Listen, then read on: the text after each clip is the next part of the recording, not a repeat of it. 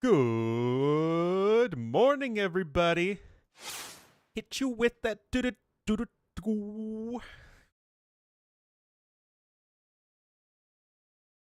Alrighty. I return. So we got ACCM versus Lyris.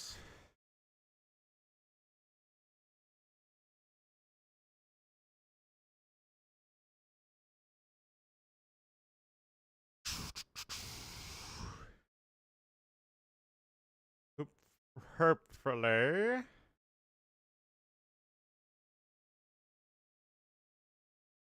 We draft.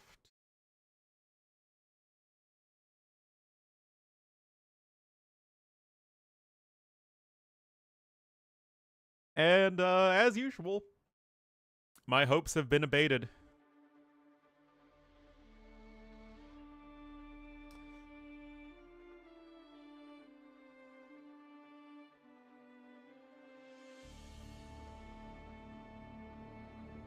Alrighty. 66 comments on the YouTube video already. Oh my goodness. Drafts down. I mean, Bozzy Random is guaranteed map number 1, but it's still worth putting up, I suppose.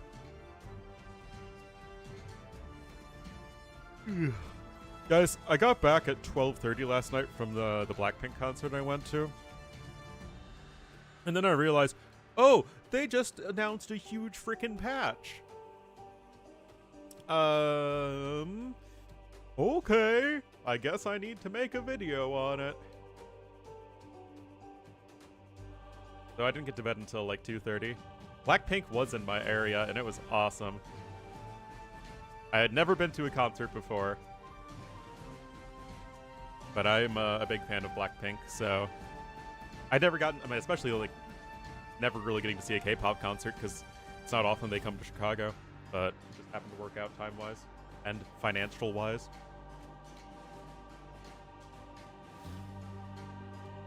No freaking Beast G, very sad.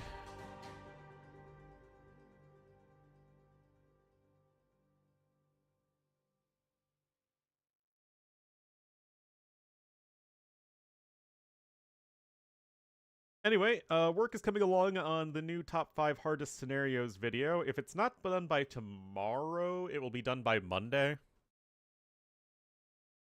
And then the day after I have that video, I'll, the next 6 days in a row should be the 6 scenarios of Barbarossa AOC. So, that's what I've been working on. That's been the agenda. But I will be not streaming next week, Monday through Friday, as I will be on family vacation. Why I'm trying to set up all the YouTube stuff so that the content must flow. Content is much like spice. It must flow.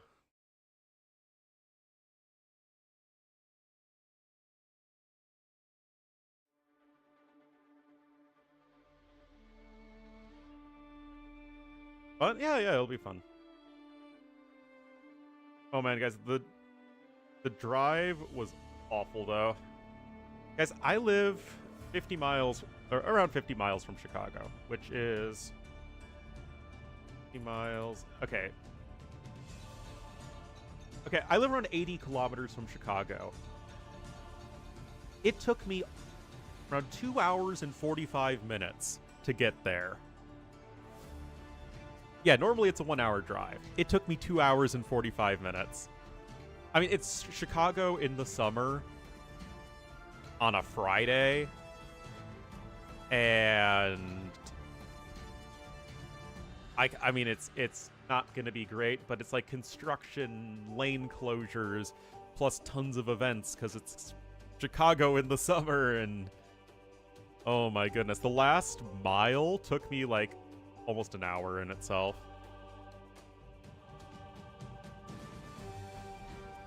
No, Chicago in the summer doesn't mean like it's a super hot thing. It means that it's like the time of the year when Chicago is like the most active.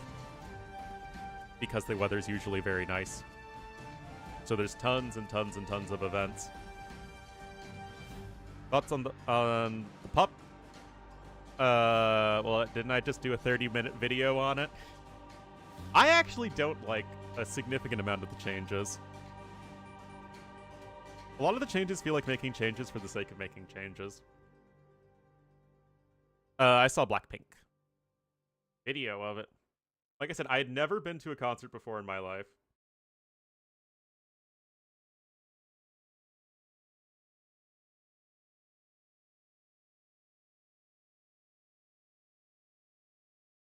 It was a lot of fun. I got ground level seats.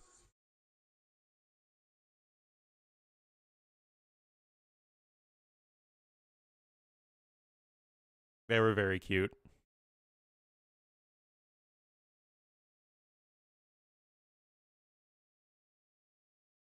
Well, I went to like a Elton John concert with my parents when I was younger, but I don't really think that counts.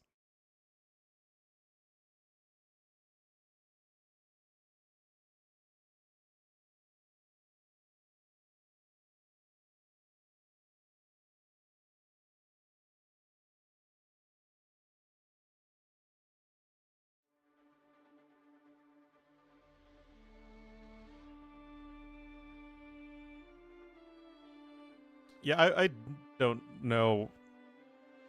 Like, I mean, there were a few of the changes I liked.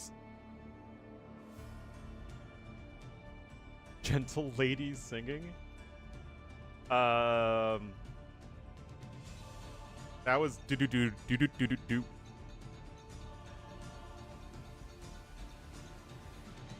Not so much. Well, considering my one ticket was like $340, I mean, I don't think most people can afford to do that on a regular basis.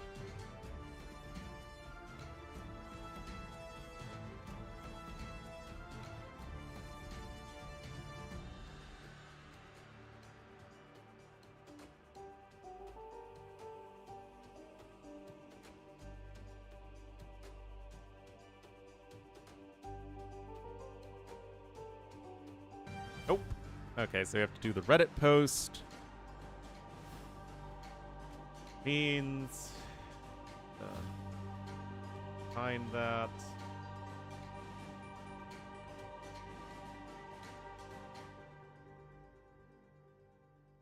That's in here somewhere. Ah, my voice. Scary.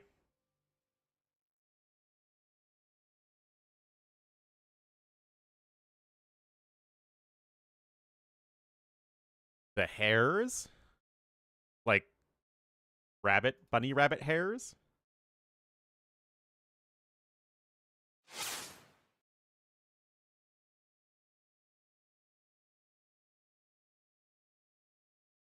My favorite Blackpink member?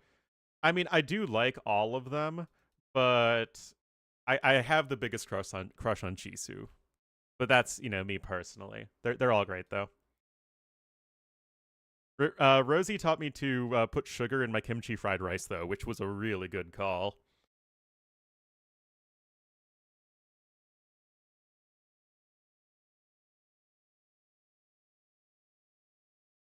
But yeah, no, it's sad. It's sad because you can't even go to a concert and like I thought it would just be a bunch of people having fun and it'd be like a big party, but no. Can't go in. With that, they check your bags, they make you to empty out all your water bottles and whatnot. Freaking safety issues. Read the patch notes. Dude, the patch notes are insanely long. And I got back home at 12:30 at night. Where are the bunny rabbits?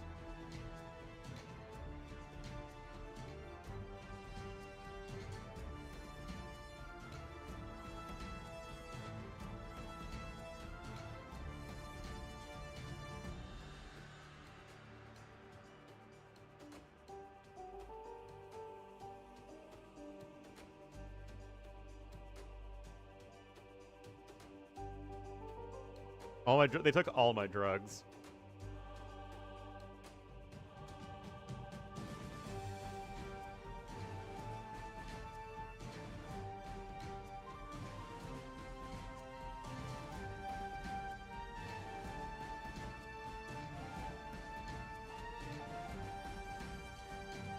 Yeah, okay, so chickens. This change doesn't really matter that much. They made all the other Gaia animals.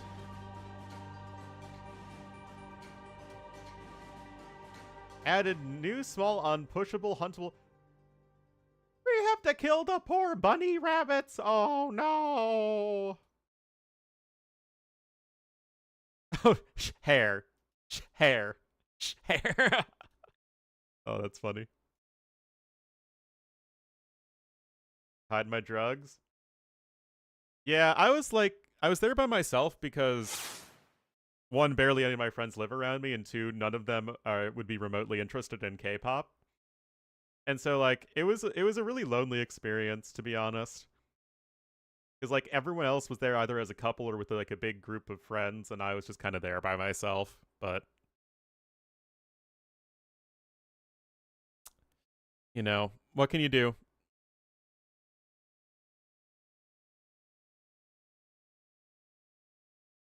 Mutton stew?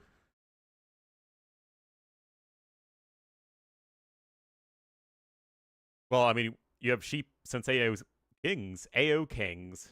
Mm-hmm.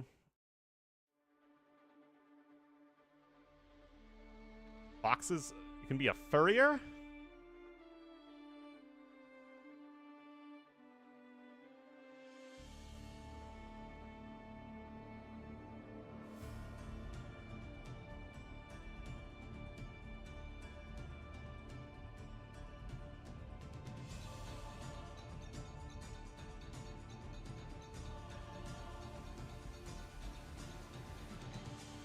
Lambing? It just feels like why do we need to change to AoE in that way?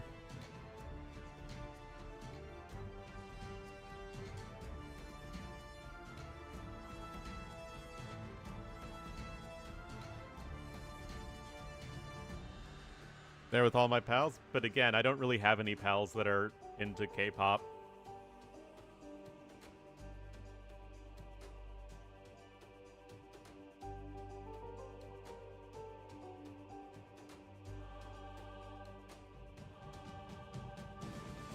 Like, it was fun, but I felt really sad afterwards, to be honest.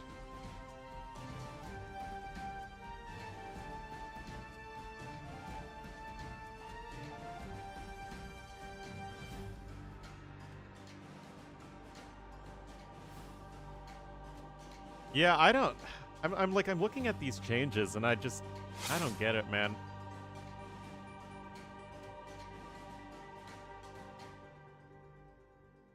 Stick it out?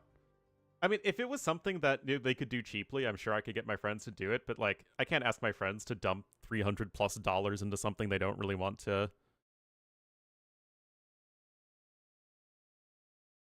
You know, wouldn't want to do in the first place.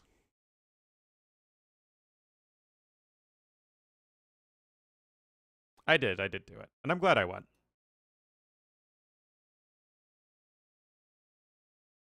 Yeah, like...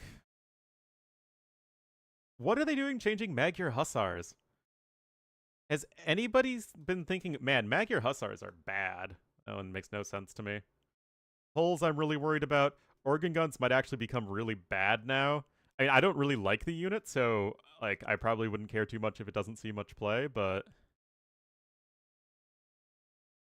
Scanning to... Oh, boy.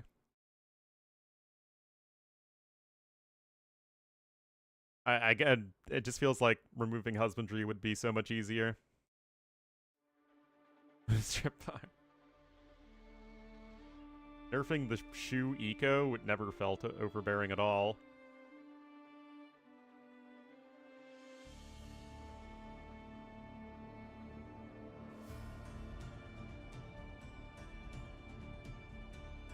Yeah. Changing treadmill crane feels weird. And then I do not get this change. They start yet? Nope.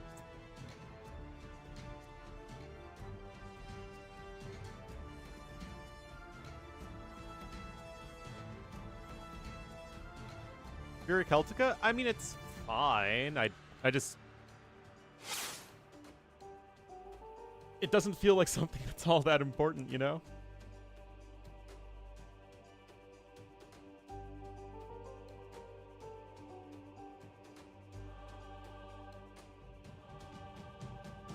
Stop Goth slamming? Eh. Yeah, TCs can shoot 4 again. But like, if they did that change before, and then they decided to go against it, and now they're doing it again?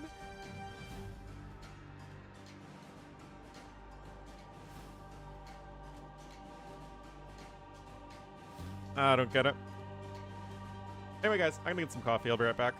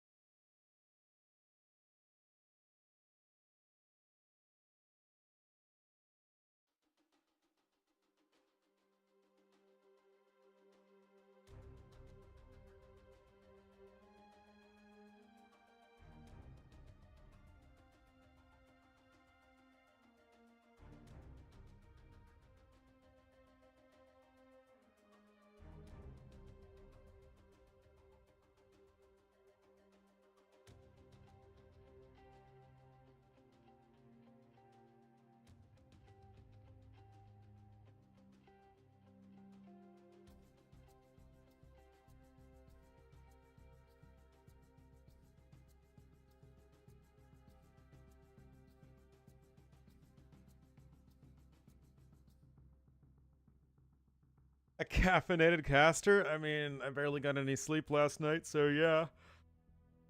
That'd be a good thing.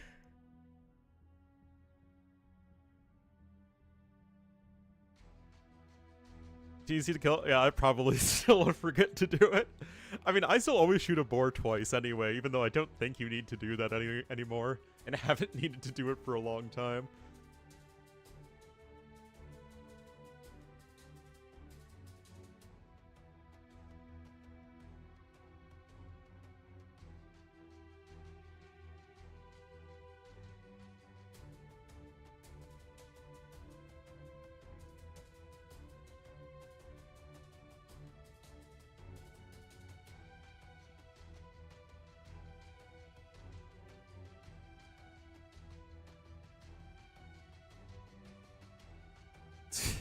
Maybe I should dose something up.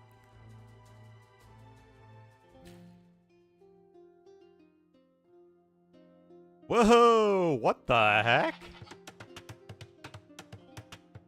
Oh my goodness. Paddington? I have not seen Paddington.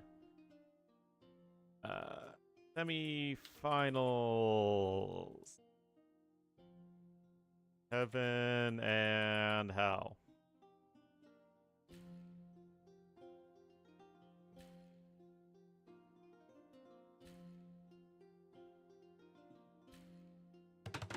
All right, guys. This is going to be a very fast game. Guys, they start with 3 Jean de Lorenz? 3? What? Jean de Lorraine is a super bombard cannon.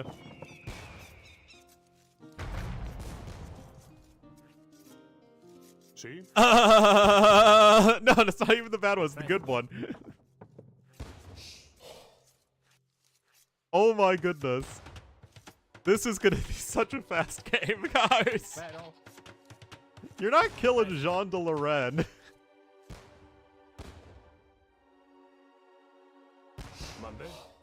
Oh my goodness, guys.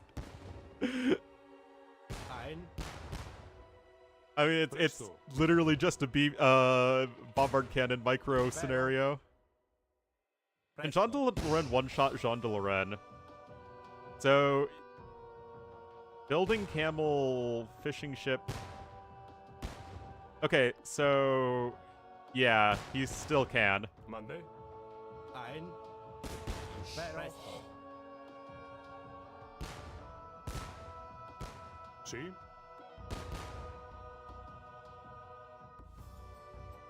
I guess he's Welsh. I think he's English. Presto. Ein. See? Monday. Wait, does he not have blast damage?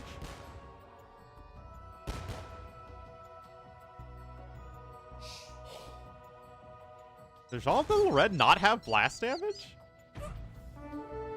He doesn't! Also, rip one, Jean.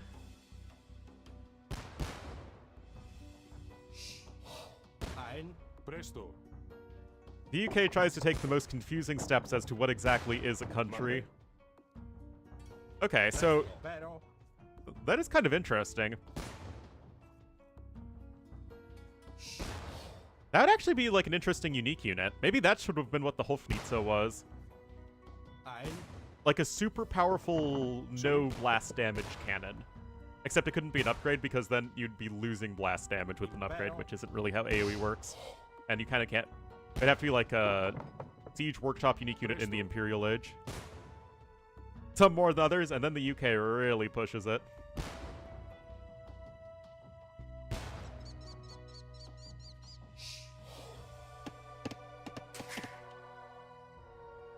Wait a minute, hold on. See? Lewis, Press ein. does he get a... Okay, apparently Jean de Lorraine doesn't benefit from the faster fire speed for Spanish.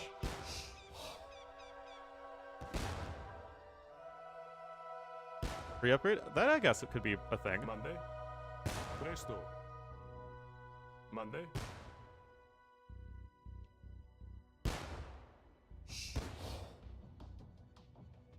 Hmm.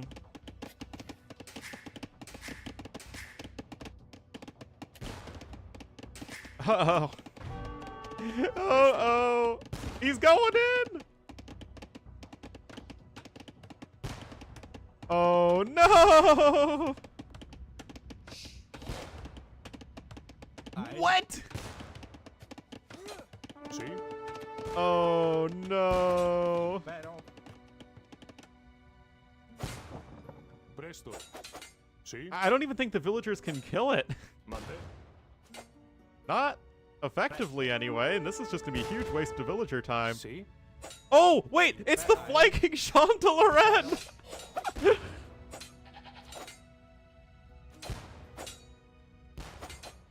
See? Ein. Oh my goodness. You guys aren't ready for the flanking Jean de Lorraine play. Presto. I don't think it's sudden death. Monday? Impero. Presto. Presto. It's so weird to have attack round that just do no damage.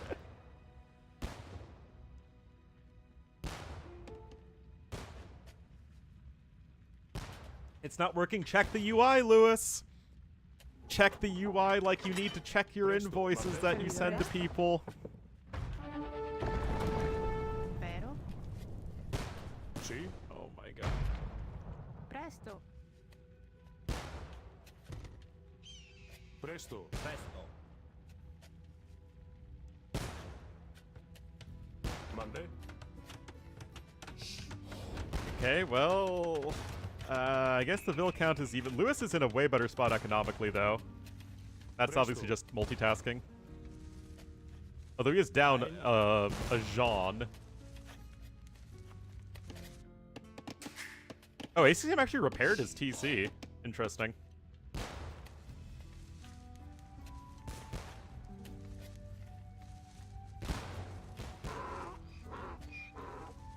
Monday.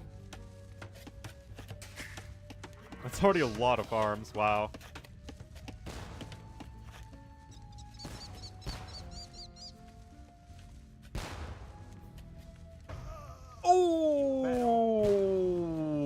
evening up the Jean de Lorenz, kids.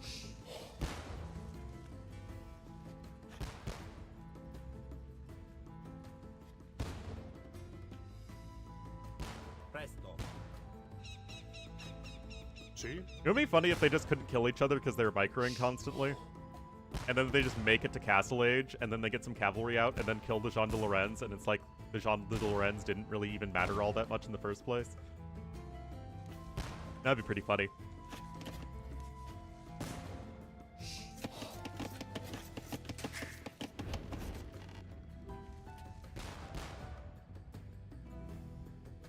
The two gritty groups. Monday.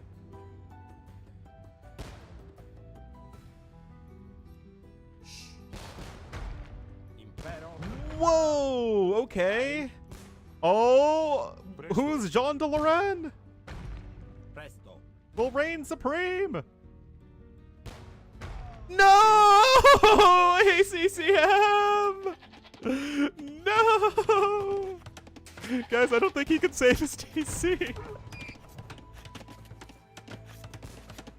Dude, don't even just right-click the TC. What are the villagers gonna do? They do 1 damage to you and you regenerate.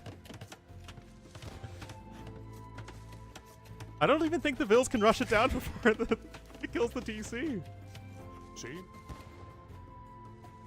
I mean, it's 200 damage to the TC. Presto. I mean, it's 30 HP a minute. Ein. The villager does 1 damage every 2 seconds. So isn't that 30 damage a minute?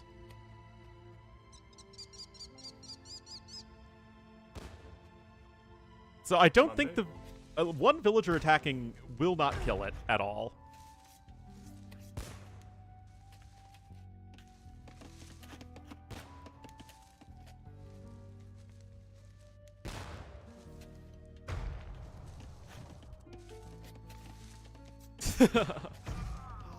Oh no.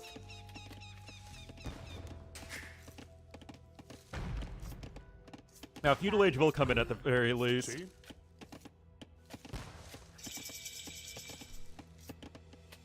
I don't see how you make it to Castle Age, though. Presto. See? Monday. Monday. Anyway, Lewis is just gonna go FC Conks and probably kill ACCM regardless at this stage. The resources collected difference is already staggering. Wait. How much? 25? That's not much gold. Do I have no gold? Oh. Rock gold. Oh, okay. This is just Bowsy random. Okay, we got a blacksmith coming in too, but ACCM is just stuck in the feudal age.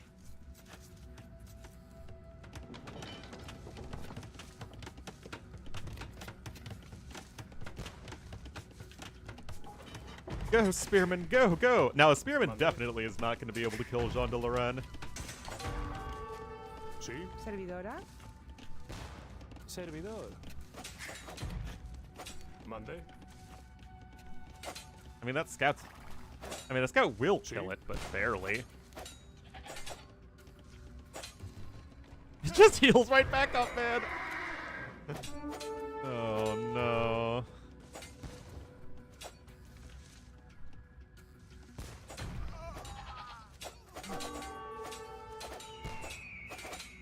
Presto.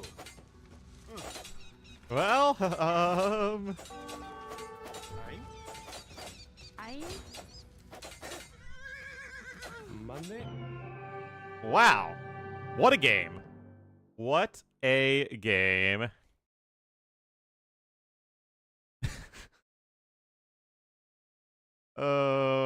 He started down, 0-1 in the Jean de Lorenz off, but I was still able to pull that back and win.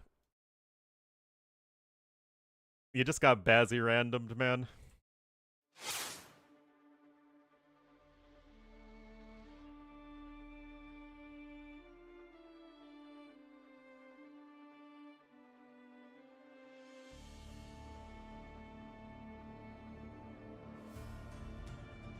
As winning with Spanish over Italian. So that was actually the #1 non-sniped pick for each player. Interesting.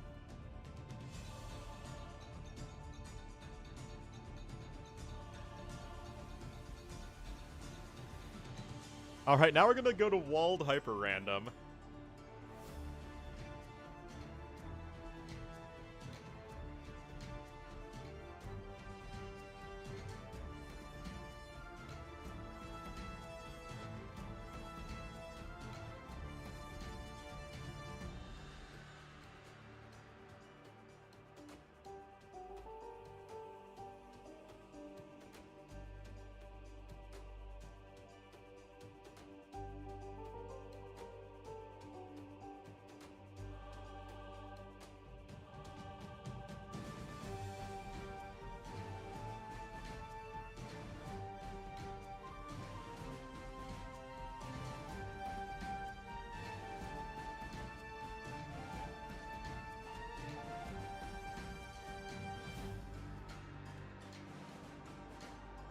Alright, so I have no idea what civ's even good for Walled Hyper Random, man.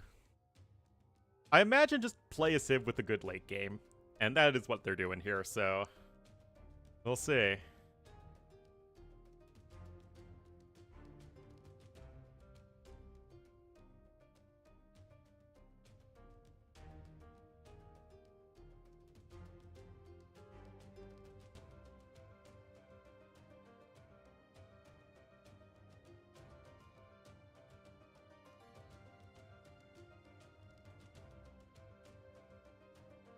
Arena civs? I don't know. Maybe.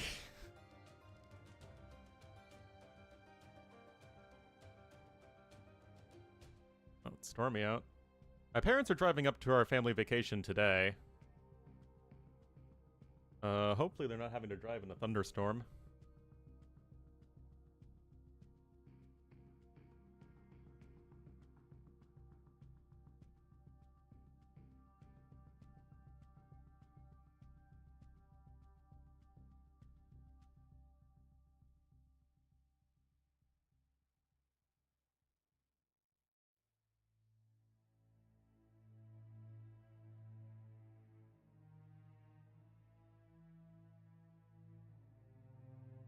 Oh yeah, ACCM joined Wonders. I did see that announcement. I still have no idea what this means. Guys, there has to be something about AoE team economics and logistics that I just don't understand. I really don't. I wish I did, but I just don't, man. Alrighty, we are here on a hyper-random walled version. So these are regular stone walls, nothing special about them. And we'll have Lewis here in the blue as the Turks to the west, and ACCM in the cyan as the Koreans to the east. Man, these AOC Civ matchups are gonna get so rare now that we're gonna freaking get Achaemenids and Athenians and Spartans in rank.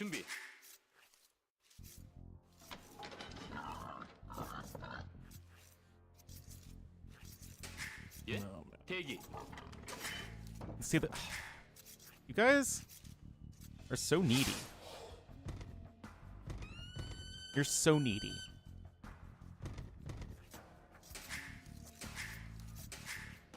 Literally so needy. It's not announced yet, but does anyone else... Can anyone else think of a reason why they'd add a ton of changes to the Chronicle civs if they weren't putting them in ranked?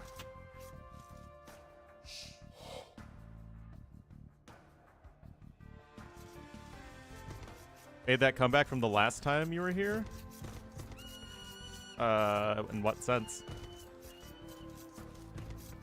I mean, you lost the first game.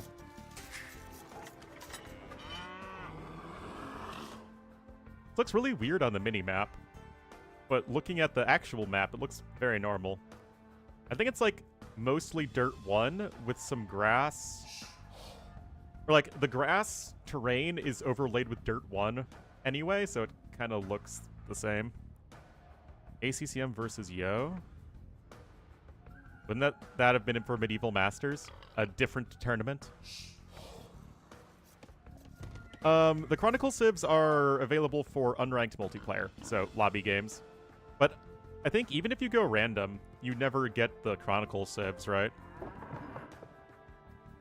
Red and blue, but that would be boring. And I'm not boring. 저요? Doyle? 대기. Anyway, as far as resources on the map goes, got 50,000 gold, pretty normal, and a lot of stone. So these are two of the most stone-happy civs in the game, so they're going to be happy about that. What would be the most stone-intensive civs in AoE 2? These two for sure. Georgians I'd put up there as well. Are there any other civs that like having access to so much stone? Bulgarians, yeah, for sure. 준비.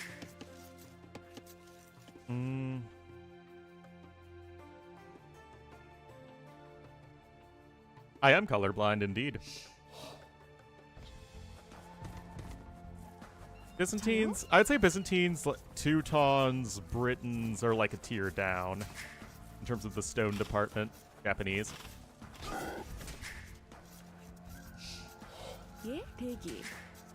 But like cyan and blue, it's like it's light versus dark. I don't know. Dude, that many people really have issues with cyan and blue? Like, I don't do blue versus purple, because those are very hard to tell apart. Green and gray is also something I wouldn't do. Also, yellow and orange is not something I would do. 저요? Here, we'll compromise. We'll make Lewis red. That should be plenty of distinction. I just don't like doing red versus blue all the time. 준비. I'll keep it red versus blue if people pick red versus blue. But, you know, I like to mix things up, man.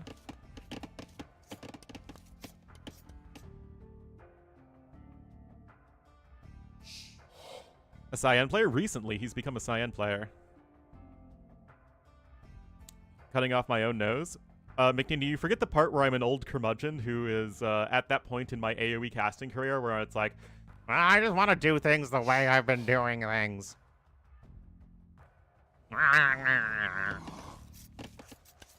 Evet. I'm like those old guys on the Muppets. hazır. That's basically me.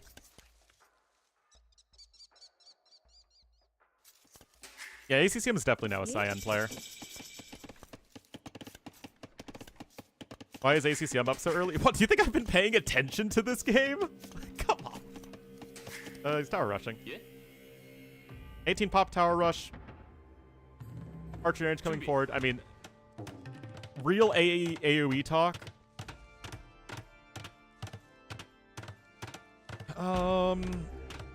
I like this versus Turks with Koreans. Now, the thing with Koreans is that, like, you can use guard towers to defend against Turk Castle Age aggression really well, but where Koreans really struggle is dealing with pressure, like tech-based pressure. Koreans are really bad if they're an age behind their opponent, because their stone defenses really don't scale well to the next stage. So, like, Feudal Age towers are very bad against Castle Age units, of course, and then the Castle Age towers and whatnot and War Wagons are really bad against Imperial Age units. So trying to keep in a bit of a mud fight and keeping Turks in Feudal Age for maybe a little bit longer would be a big help. Yeah, Statler and Waldorf, those are the Muppet guys.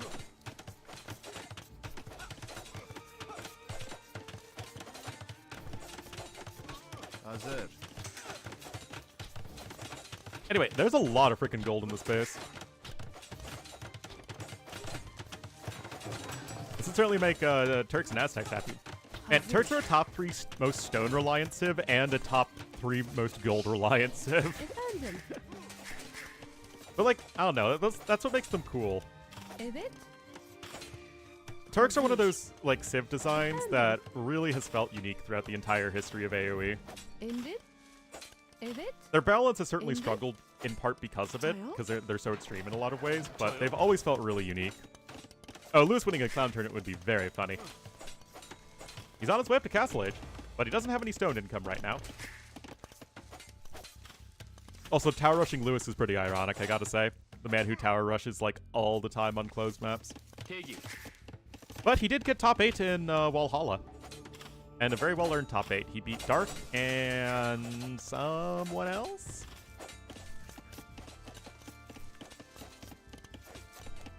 Would do all that well on Emperor Stone is incredibly scarce. Yeah, that's what I'm saying, is that Turks are both very stone-reliant and very gold-reliant.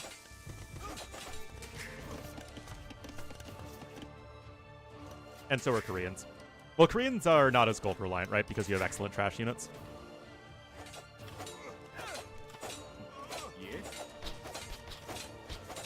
Efendim? Emrin? I really don't like the terrain layering with unbuildable terrain, though. I find that very confusing. Because if the whole thing with rocky terrain is that you can't build on it, overlaying it over terrain that you can build on it just feels like... It just looks weird to me. Anyway, Tower Rush is continuing. Good defense so far from Lewis. Players are getting very good at defending Tower Rushes.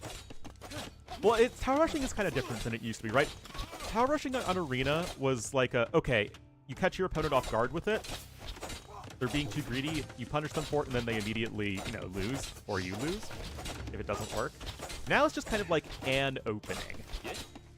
That you still need to play it right, your opponent needs to defend against it properly, but it's much more of a back and forth dance where players generally know what they're doing than it used to be. Lost to Viper? Yeah, that makes sense. I didn't have the heart to message Lewis before this game that I think he might have screwed up his invoice for Valhalla. I wasn't good. Yes, good old Dak Prescott. Who's not bad? Nope, not at all. Evet. I wouldn't want to message him something like that before he's even, right before he's about to play a tournament game. Hazır. Emrin? Alright, second TC coming in. So, I mean, defensive Mangonel, add second TC. Perfect reaction here from Lewis. Stable coming in here for ACCM. Got a Monastery too. Efendim. Nothing wrong so far. You can also start gathering stone there to the northwest if you really want to. Which he has scouted.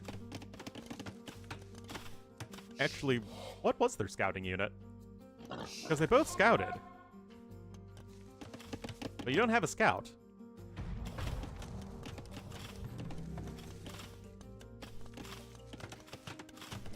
Oh man, freaking YouTube not updating quickly.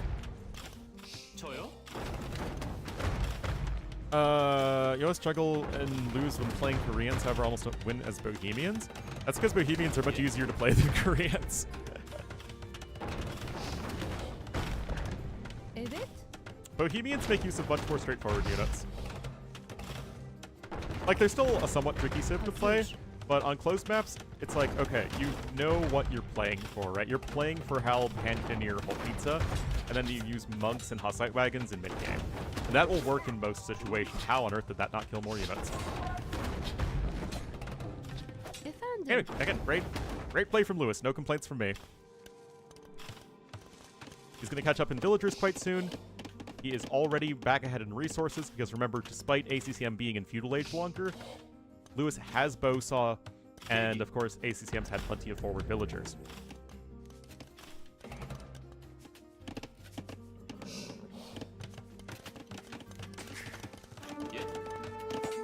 Evet.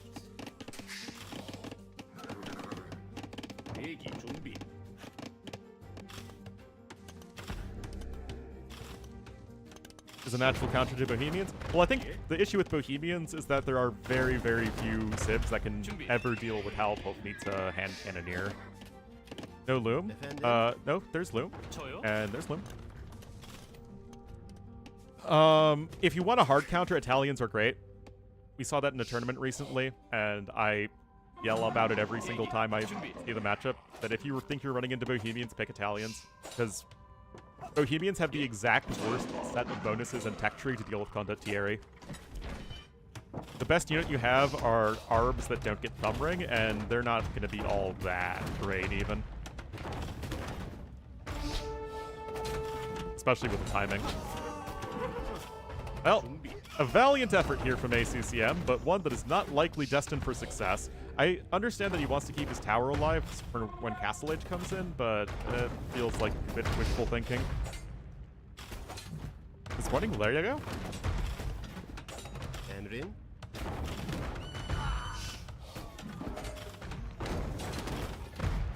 Piggy. Ooh.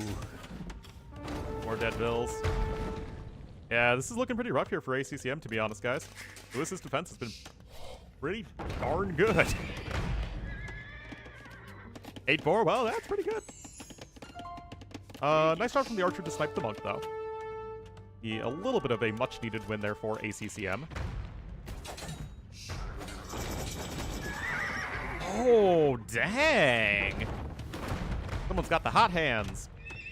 Anyway, Knight's going to be much more difficult to take out unless you have the monk on standby, and lo and behold. Well, I mean, it is 53 vills to 37. So, you know, it's not great, I'll be honest, and that's not going to work either.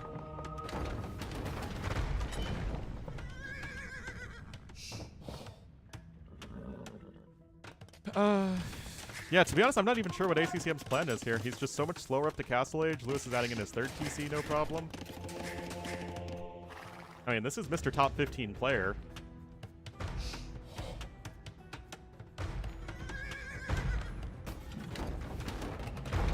But yeah, the only civs that can deal with Bohemians and like Imperial Age and feel like they're on either even footing or even slightly ahead are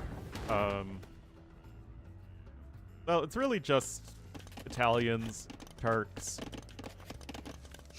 Some civs can work like Mongols, but you still need to be so careful with the to deal with the Hofnitsa.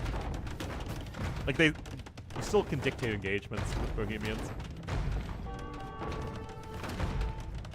Don't do well in age behind their competition. I was very honest when I said that. Mongols will be good. Mongols can work, right? But you still have to be so careful of the Hofnitsa. Anyway, the towers are annoying. I love that. Love it, love it.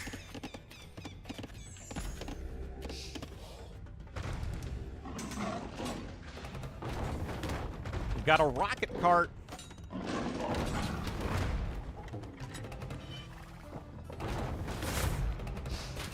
Oh! Oh, go for it! YOLO! No! The knight veered off in the wrong direction. Oh, it was a valiant effort. Yeah? Guys, do you think ACCM can research Blackpink? And if he researches Blackpink, you get a little Ornlu the wolf with hearts for eyes. And just follows it around. I think that's pretty fair. Oh, you bet it's castle dropping time. Now remember, 1, Red is fairly close to a castle himself. 2, you can also access stone over there. So I think that this still should be okay for Lewis to defend against this, and in fact he's buying the resources, so he seems to have a good inkling of what's happening anyway.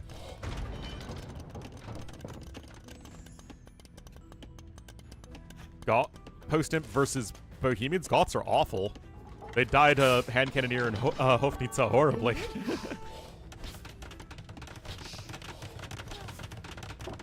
Like, I mean, there's like the thing. Woo! The thing with Goth spam is like you can sometimes just find a way to make it work. If you can like take a good fight and snowball it. But generally speaking, it's gonna be very difficult to take a good engagement.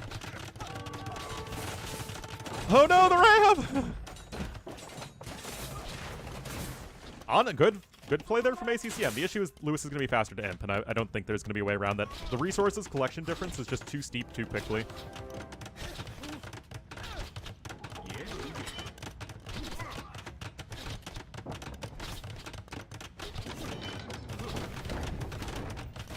Oh, that's rough. Uh-oh, guys. This could be a quick 2-0 for Lewis. With ACCM basically spending 100% of the series behind in Castle Age. But how are Goths going to push in Castle Age against Bohemian Hand Cannoneers?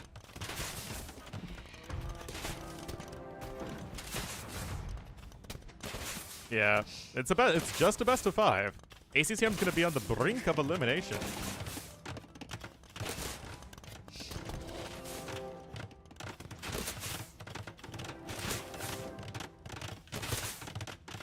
With more genes? What? Efendim.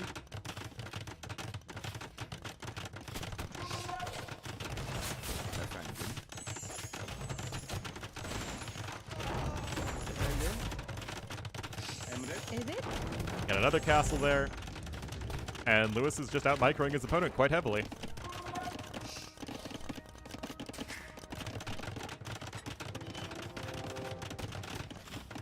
Oh, I thought you were talking about, like, jeans, the pants.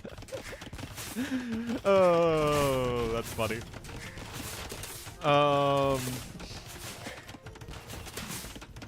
Yeah. No, they both spawned with 3. ACCM just got an early kill. Anyway, this honestly should just be GG as soon as Imp comes in. Huskarls and Lycavs? That's not an affordable army composition in mid-game. Way too much food.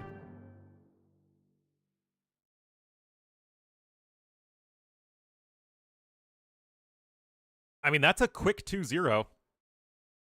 Honestly, Lewis just kind of slapping down ACCM this series.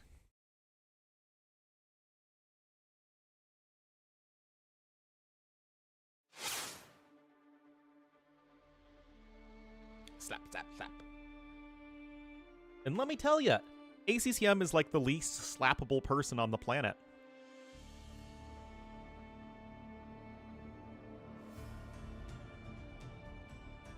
Turks over Koreans.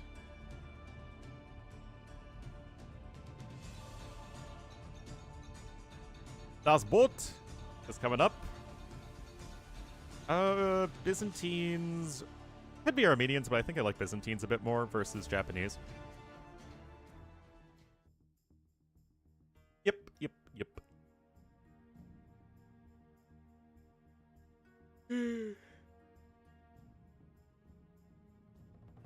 More AOC matchups as it should be.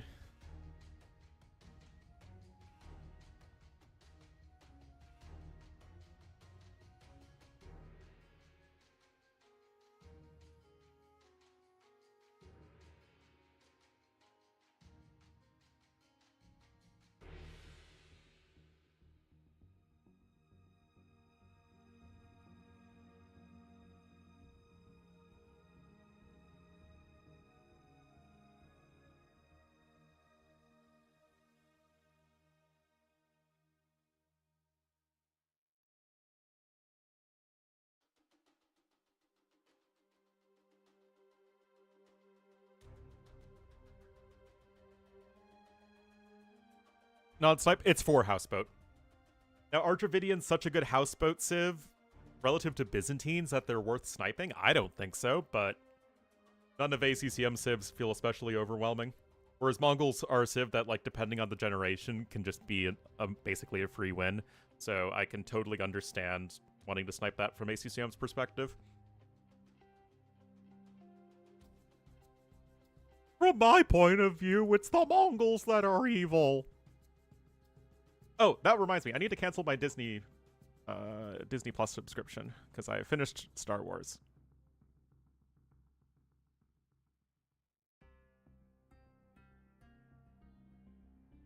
Ornlu ain't paying for Disney Plus any longer. But I don't want to get the app. I canceled my subscription.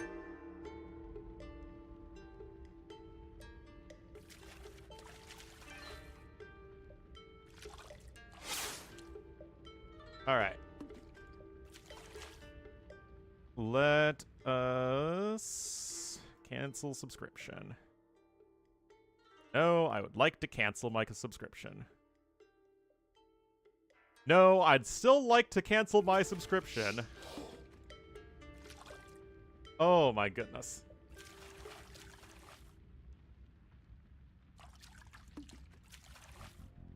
Also at work, again, I feel like you're asking too much of me. What? Am I gonna be all like, oh, guys, you missed something so important. Lewis is the red Japanese to the west of Houseboat, and ACCM is the cyan Byzantines. Pero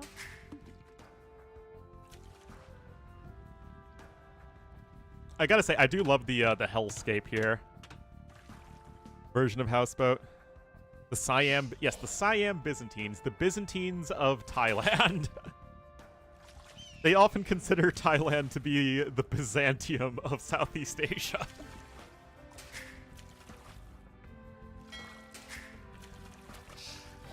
Alrighty, so it is Houseboat. It's not the even worse version of Houseboat that T-West made me play. Well, I think it was called Lifeboat. That one was awful. It was 4v4, but instead of giving your own transport in the pond, you had an ally's transport in the pond. So you had to transport your ally over, and you had to rely on your ally transporting you over. watashi? It was quite rough. From probably Butter.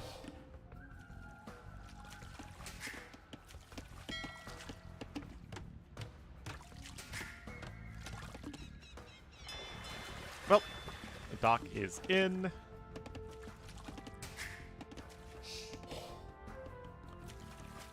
Now, as far as like civs go, I don't really see a ton of daylight between Japanese and Byzantines.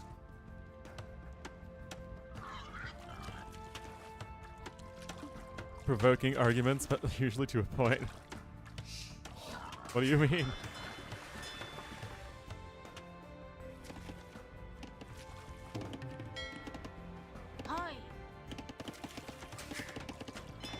Right, dock coming in here from ACCM, so obviously later than for Lewis. Oh, the ally houseboat? Yeah, that was rough. Well, the worst part was that, you know, TOS and I are duking it out with, you know, the forward dock and aggression on the flank, and then freaking Turs as Bohemian's Pocket, and then goes Castle Drop Hussite Wagons against me. And my own poor pocket's like a 1400 player as Incas. And he is just sort of sitting there booming, and then he goes Eagle Warriors, and Turs already has like 30 hand cannoneers. It was a rough game, let me tell you. Also, I was 2 Tons against Valians. Watashi? Real fun game of AoE, let me tell you. Anyway, you're going to be basically a fishing ship-ish ahead here as Lewis, although he did have to get Loom. No? Didn't. Just a little bit of idle time.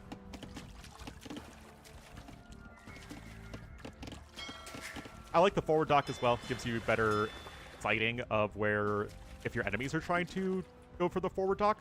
Also, what it sort of necessarily does is it means you take the fish that are further forward first. That if you dock in the back, then it's a little bit safer if you're getting rushed. Salve? It's one of those things that people kind of figured out once Houseboat was in TTL. Oh my goodness.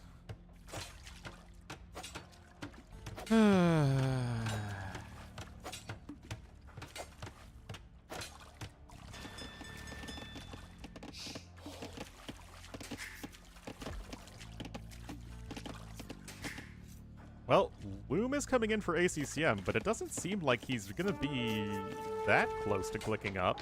Iya? Oh, the what? Oh, wait, hold on. Oh, come on, man. Oh, that is nonsense, I tell ya. Nani? How did the scout escape in the first place? Wait, the Vil walked in? Hai. Hawk. Nani?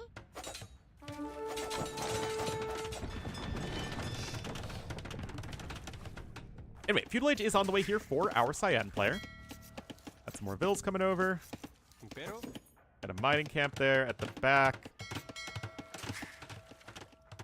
salve.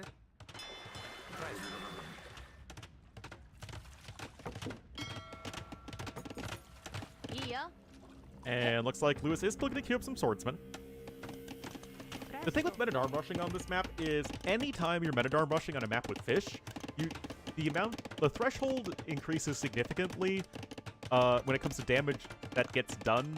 That's enough value. That was a terrible way of wording it. Basically, you need to get more damage done when opening meta-darms on a map with fish. And if you look at the way that ACCM has set up his eco, it is very, very safe. Even on some hybrid maps, you can go like meta-darm opening plus a fire ship. But you obviously can't do that if you don't have a forward dock. Damage done to justify aggression needs to be higher? Yeah, that. ChatGPT can help. Again, I am proud to say that I have never used ChatGPT. My inherent mistrust of AI is has not waned.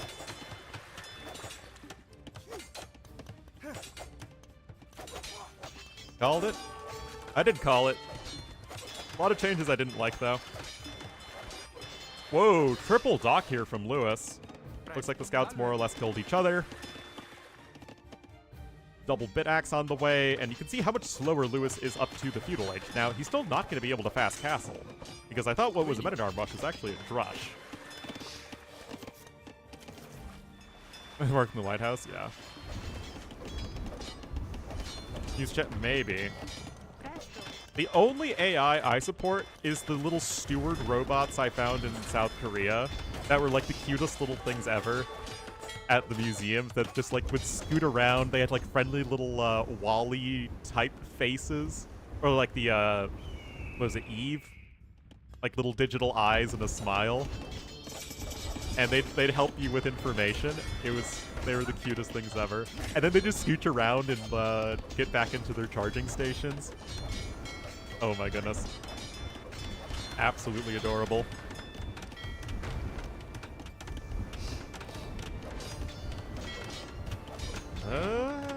Militia are back here, but honestly, nice escape there from ACCM.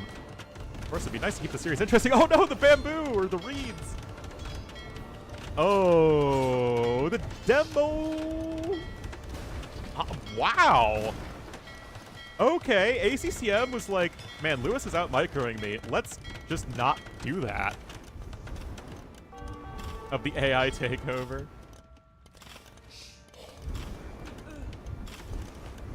Oh, the tower killed the Like, how the Bill died. Okay, tower's good there from Lewis. Bills are nevertheless trapped here. And yet, that's going to be another dead fire galley. Because remember, guys, towers do have bonus damage versus ships greater than the ships have armor, or the fire ships. The 6 ship armor versus 7 damage. You do get essentially 1 extra attack, although most of it is indeed mitigated. And ACCM with another dock coming in. I mean, this is just all ACCM. Very, very well played from him.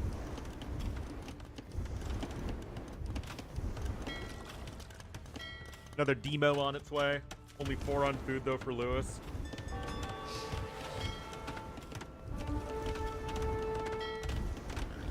And these are Byzantine fires, of course, but still, you can't fight them 1v2. That's not how that works. And yet, so long as our Cyan player doesn't take, you know, a horrendous engagement, I find it difficult to see how ACCM loses this game. Because remember, Red's stuck. The Vils can't get anywhere. There's no transport.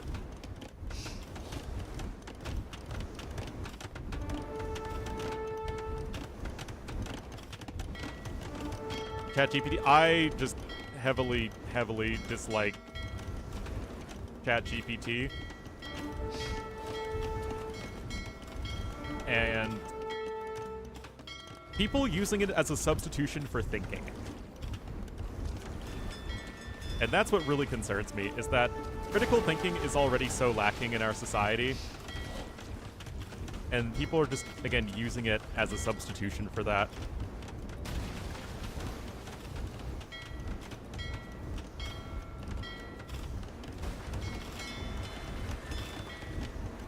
I think we might need a Butlerian Jihad, guys. Salve. Who's with me? What, you want me to talk about fire ships fire shipping each other? When ACCM is going to click up to Castle Age and Lewis has 2 bills on food? Because, to reiterate, guys, he essentially is stuck with the villagers he has because these ones don't do anything. 私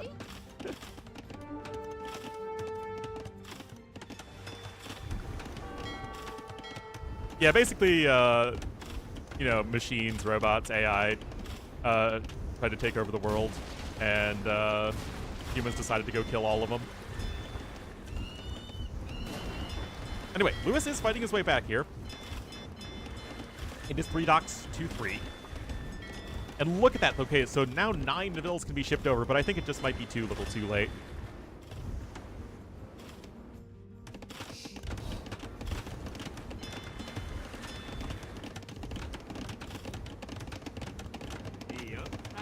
Well, specifically machines in the image of the human mind.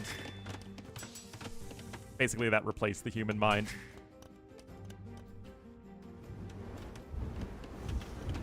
Society, yeah.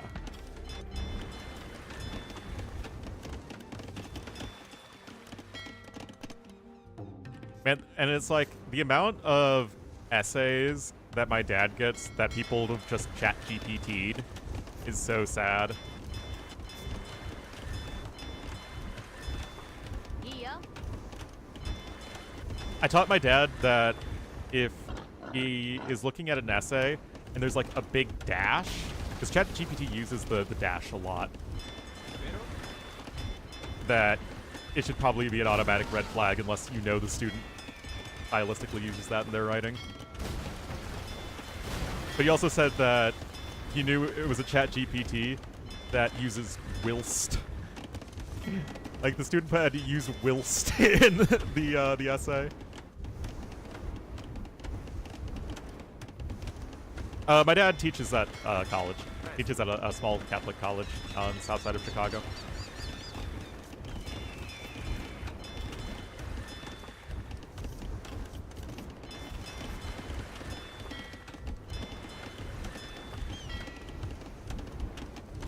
Big dash?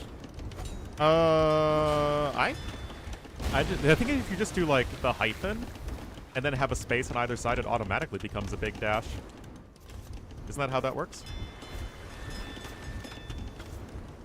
Anyway, you're still probably going to be fine. Remember, you can just research War Galley at the dock at home, and then you can still keep producing fire ships and demo ships from your own dock here. And I think that is exactly what ACCM is doing, of course, because ACCM is a good player. Who would have thought? Giant chat.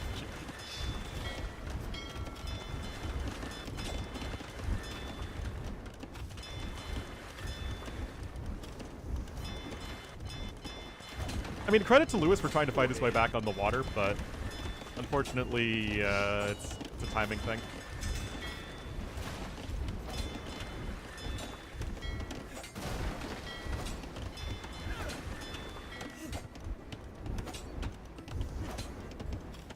I mean, it's still 8 fire galleys to only 3. There's also going to be a demo ship out here in just a moment, though.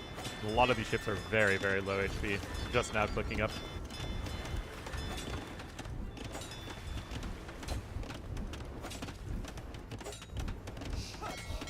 Everyone uses hyphens?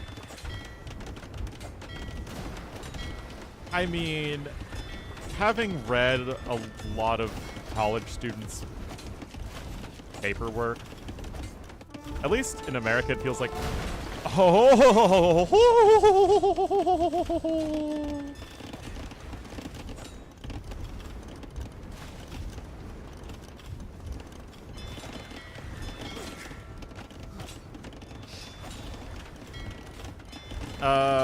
guys, I'm not sold on this for Lewis, I'll be honest. I need a siege monk push set up here. Guys, we're legit killing the TC. But yeah, having read a lot of college students' work, people don't write very well.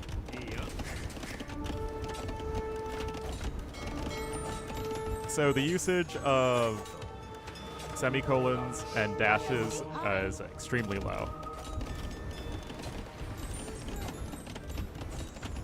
When it wouldn't be the other. Oh no! Oh no! The toxicity! The toxicity. He typed GG, don't worry. The his Castle Age was cancelled right at the last minute. I mean, that was pretty darn brutal. Very dominant game so far, just in different directions.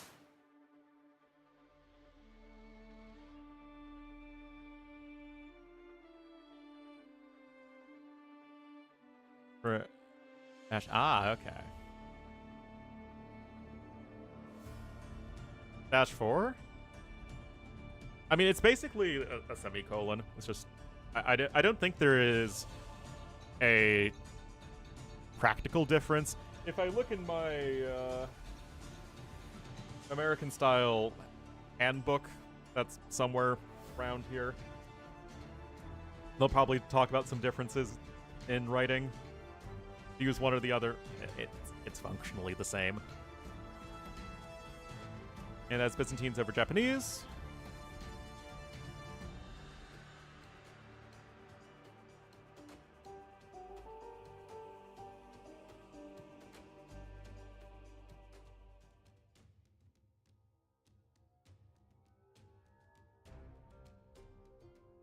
And now we're going to Bosmo. Whoa, look at this.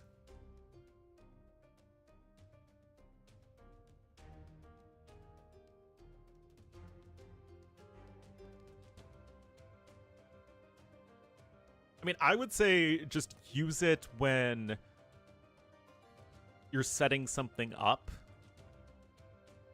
So, like, if your first clause has to do with, okay, here is, like, the cause and then the effect, I think that's definitely a good instance you use the dash. Or you have a detailed explanation in the second clause for the first clause.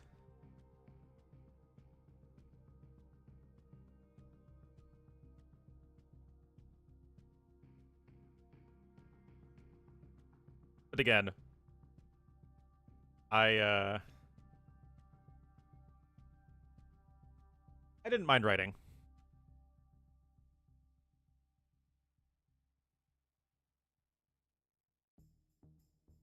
Five minutes, yeah.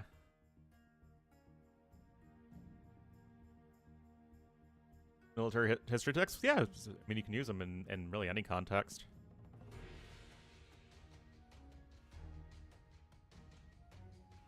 Again, why does YouTube not update the chat constantly? It's so weird. Yeah, I'm pretty much a grammar nihilist in that, you know, so long as you're getting the point across, it works.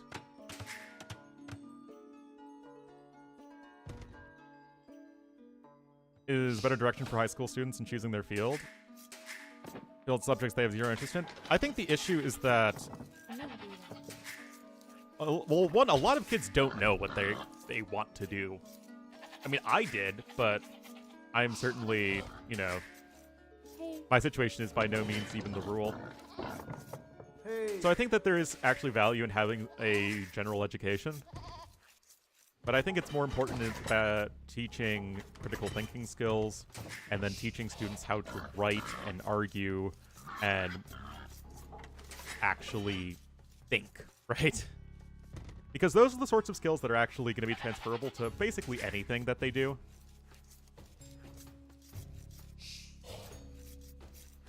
5 on language? Yeah, there you go.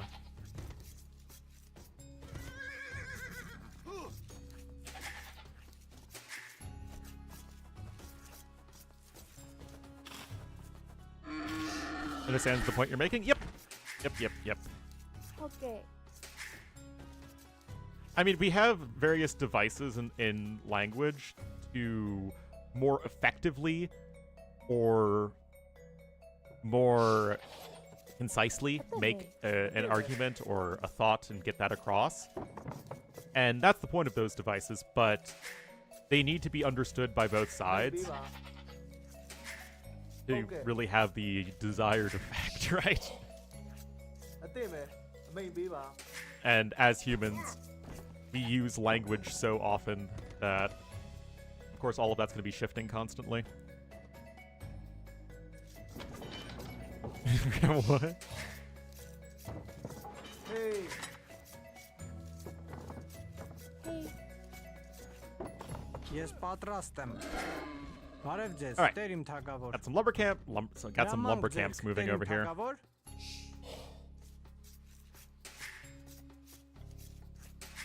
Anyway, Cyan Armenians here to the east.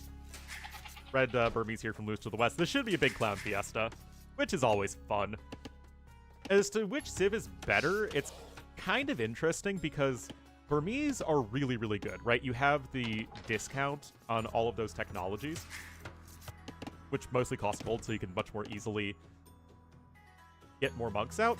And again, that's great, but you don't have heresy. Armenians, meanwhile, don't have a direct bonus for their monks.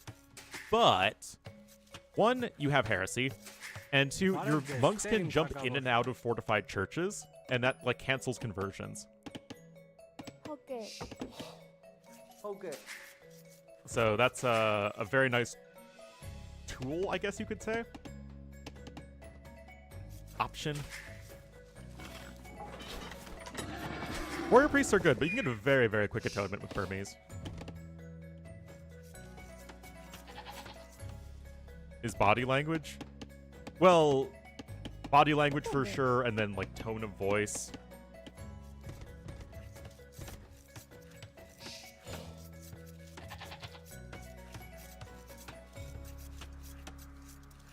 Prefer descriptive emotionally, which is the idea that words should be pronounced and used as they are defined. Of rules that value correctness. Pronouncing things correctly. Well, I think that just has to go with humans constantly trying to like sort of group and box things and arrange things in a way that is going to be easy to remember and make sense. I mean, I don't know the specific terminology. It's not my field at all. Այո, Տեր իմ թագավոր։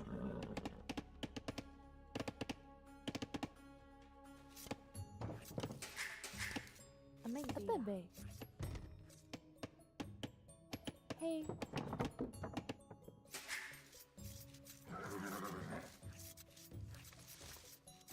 Հրամանք ձերք, Տեր իմ թագավոր։ But of course, like any system you use to create, you know, box up and group different ideas together always runs the risk of oversimplifying something or creating a correlation, or rather asserting a correlation that doesn't necessarily exist. Բարև ձեզ։ Which is why I get so annoyed in my international affairs classes when you have a bunch of Washington-type academics who think that the entire world runs on these,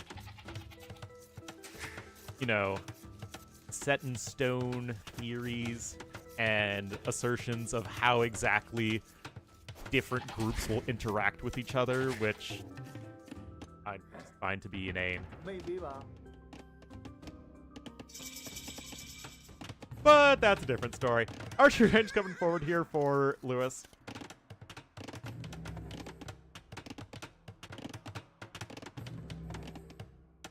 Of elitism and ego.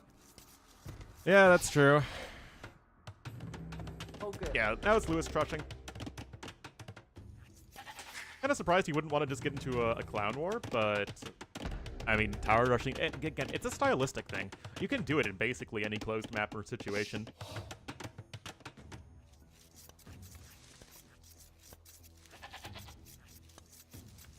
In descriptive sense.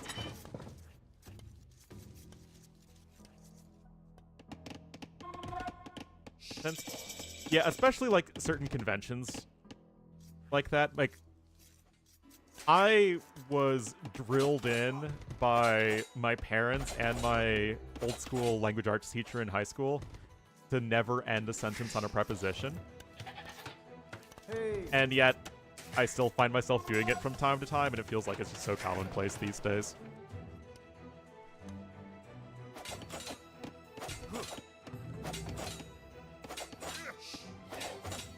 Այո, տեր իմ թագավոր։ Well, gonna break in.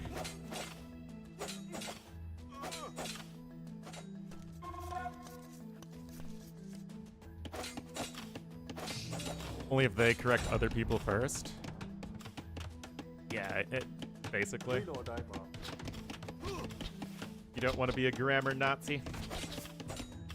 Բարև ձեզ, տեր իմ թագավոր։ Alright, Castle Age is on its way.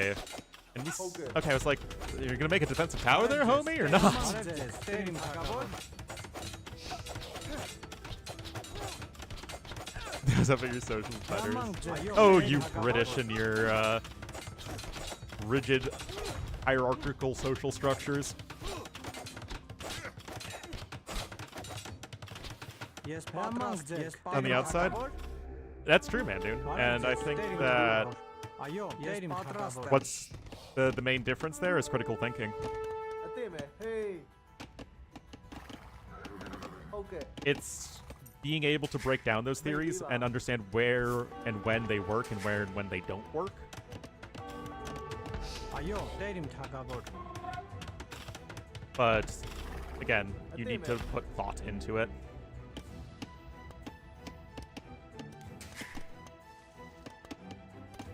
Okay. Academia is the devil. Again, like, I literally grew up around academics. Amazing beaver. မိတ်ပေးပါ Anyway, Castle Age is almost in here for ACCM. He hasn't really been able to mine any additional stone at this point. But, on the other hand, he's still ahead in resources. Is he going to go for the fortified churches here in the middle? I was thinking maybe he'd try and add eco behind it, but it looks like he still wants to go aggression.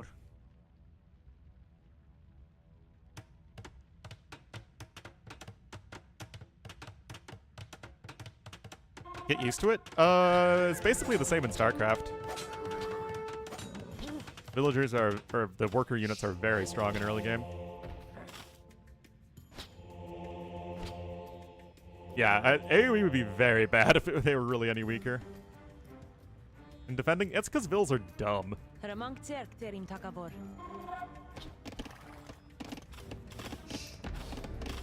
Okay, so we have a little bit of stone income right now, but note that Lewis is still stuck in Feudal Age. Oh, show. Yet again, there is no Siege Workshop component here for ACCM, so he is just working with monks right now to deal with archers, which is going to be very difficult. Anyway, she's going to try and go for a conversion here. It's Loom, yeah. ဟုတ်ကဲ့ Still, Lewis is ahead by 4 Vills, and ACCM doesn't even have double bid axe yet, which is very painful for sure. Got a couple warrior priests on their way. Այո, տեր իմ թագավոր։ But that tower is certainly going to be annoying, and it's going to prevent any further stone collection. Հրամանք ձեր, տեր ինձ պարապետ։ Այո, տեր ինձ պարապետ։ဟုတ်ကဲ့မိတ်ပေးပါ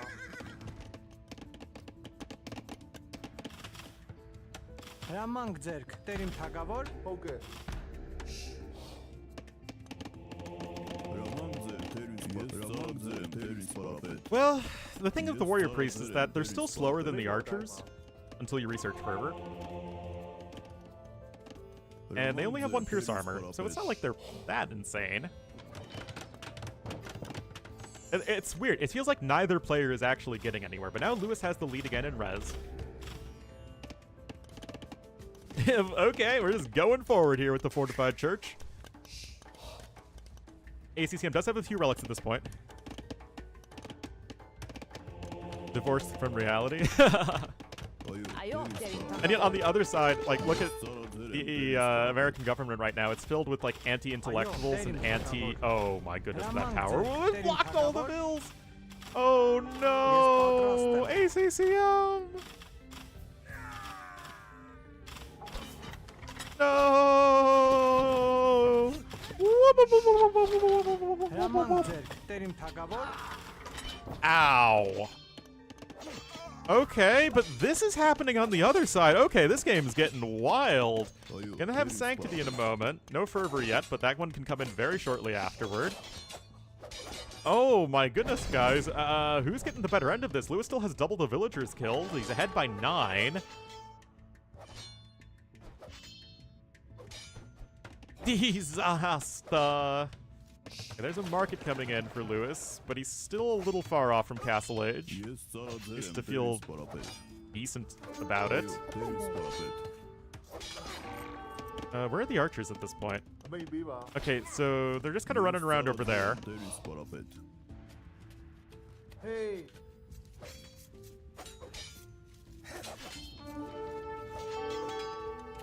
Irrelevant ruling class of the actual ruling class. Oh man, that's basically this stream. Like a long statement about, you know, government theory, and then a short sentence summing up the game. That's about as Ornlu chat as gets. Okay, so Lewis is on his way up to Castle Age, and the villager count will more or less even out by the time that Lewis will get there. I mean, the house does block. Okay, so you got Vills going over to the forage bushes. That's going to provide some valuable food income, and the archers are coming back.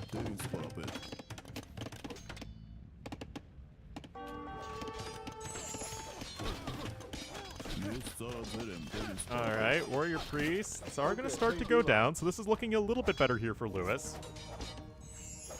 I hear converting-y sounds. Okay, looks like the scout cavalry was converted, but the archers are here. Uh-oh. Uh-oh. Spaghetti-o. Okay, there's going to be another conversion attempted right there. Another fortified church incoming. And I don't think the archers are going to be... What was that lack of insta? What? Yes, patrastem. Oh my goodness.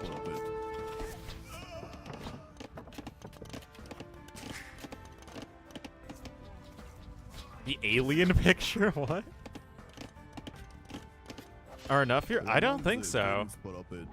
Lewis is going to hit Castle Age in just a moment. He's going to get Bodkin and Crossbow, or at least as soon as possible. I mean, yeah, Burmese crossbowmen aren't super exciting, but they should be good enough to kill the warrior priests.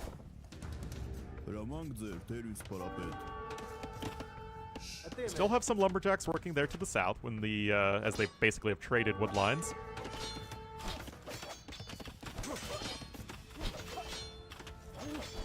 Twitch chance max word count? Of course it is. That's kind of been the whole point of what we've been talking about.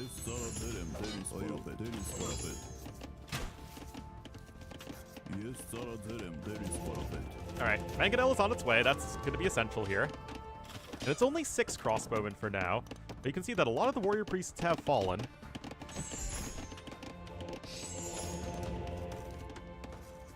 Hey.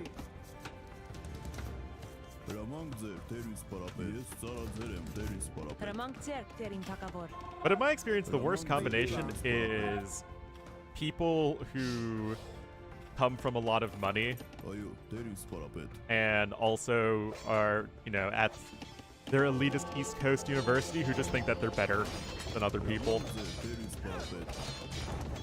Who think they're smarter and better and more talented. Or that being in such a position makes them somehow a wiser person.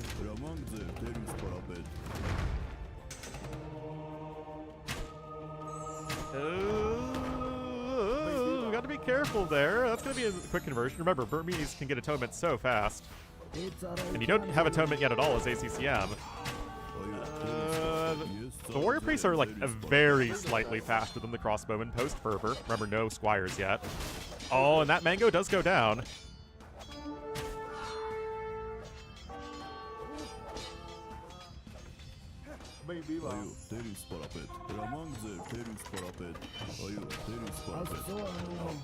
Burn Rich Kid? Well, the problem is I ran into a lot of them. Okay. I ran into a lot of them. Now, we're on 5 relics at this point as ACCM, and the last one's right over there. Both players still on the 1 TC for now. Are you Teris parapet? Yes, Zara Zerem, Teris parapet.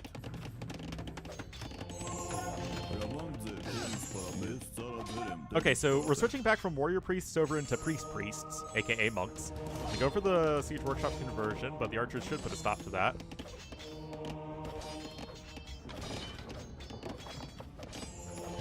In a rich idiom.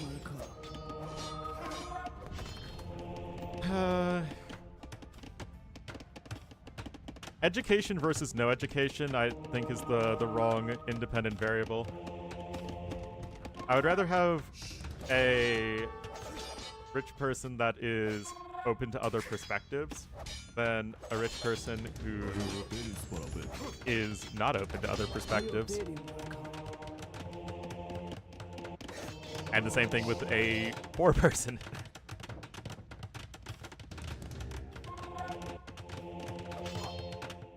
Anyway, second TC there, going to be accessing plenty of stone. That's going to be huge, of course. I mean, Lewis could do the same thing. I mean, he has access to the stone as well. But he doesn't have that many villagers over there.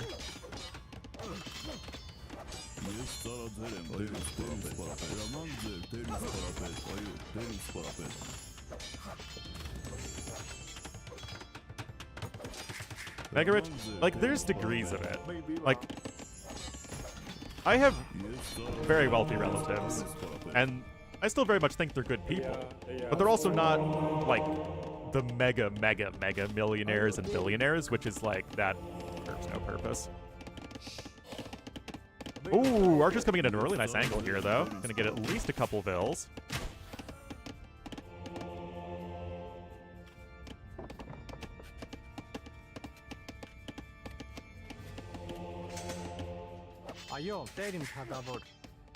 Yes, Not possible? Yes, Yeah, probably.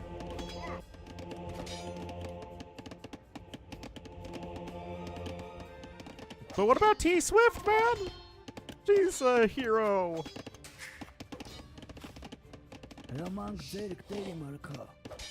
Maybe, but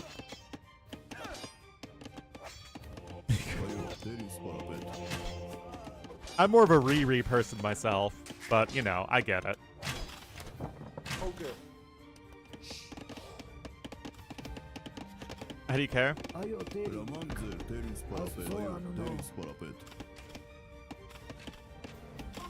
Good to get there? Yeah, I mean, I think that there's a lot of ambiguity and ambivalence because, of course, there are plenty of extremely rich people who do a lot of very good things. But does it make up for the fact of anything and the many likely, let's just say, anti-societal things that they did? Wait, please tell me HCCM has atonement at this point. Okay, he does. But this is what I'm talking about. Like, you can just enter the fortified church and immediately stop all the conversions.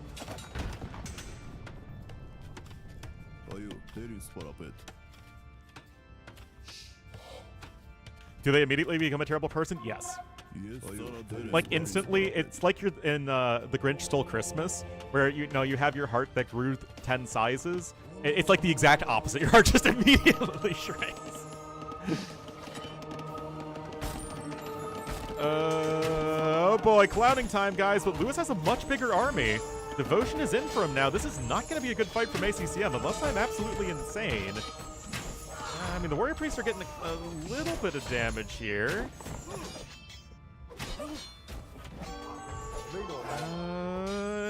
ACCM trying to make it work. A lot of vills are being pulled. And remember, ACCM is way ahead in resources.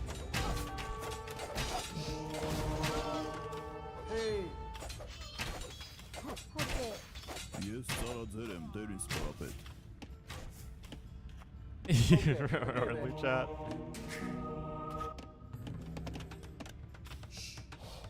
Oh no. Alright, we're still on, actually, technically 4 fortified churches. And now you're on all 6 relics here as ACCM. 20. You don't need 24 vills on gold at this point if you have all the relics.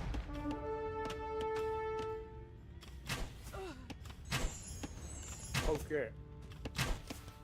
Maybe. Got a few vills on stone there. ACCM is going to be working towards a castle faster. Oh, Lewis is going to click up to Imp, selling the stone. Okay. That's certainly a way back into this game. Maybe lah. Come from pull? Yeah, it actually comes from the Obuk. And its ability to swing a large hammer. And the symbolism of that hammer as swinging the levers of justice and legitimacy over a group of people.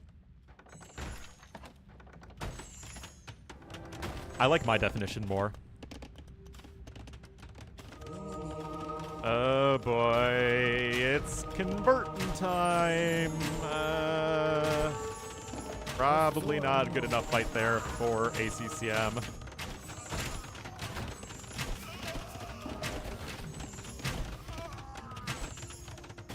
I mean, Imp is coming closer and closer, and of course block printing is big if true.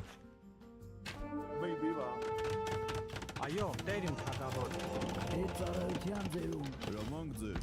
Got a couple rams here, but villagers can punch those guys down quite quickly. And ACCM is also selling... oh no, it's not selling. It's selling. We're talking about a castle right there.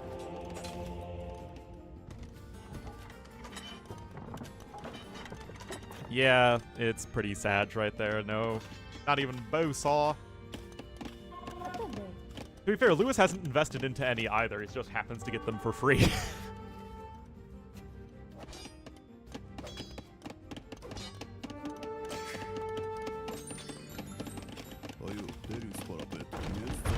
Alright, well, those towers are starting to go down. And the thing is, you can still buy time at this point as ACCM, because Lewis doesn't have a castle, so he has no means of actually pushing buildings. I mean, he's got one mangonel. Okay.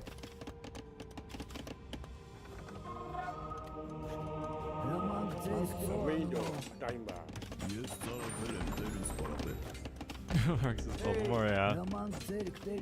We're all in our bubbles.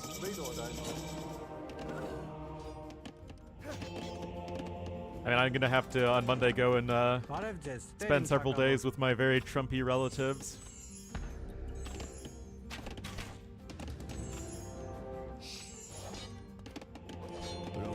Like,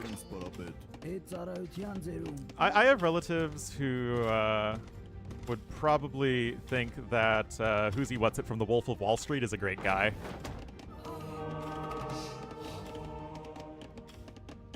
And like that's the ideal of what you should be doing.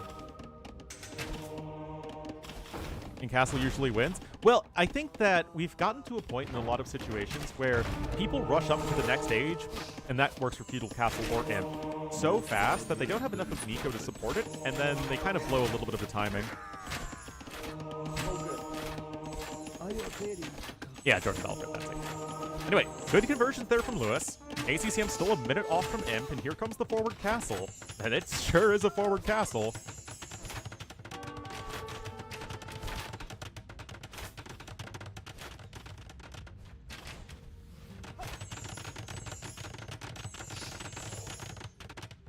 And not what they think. Hey.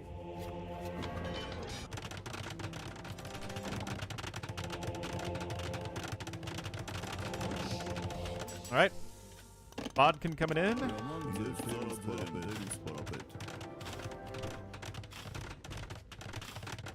In the movie and gets rich. Yep.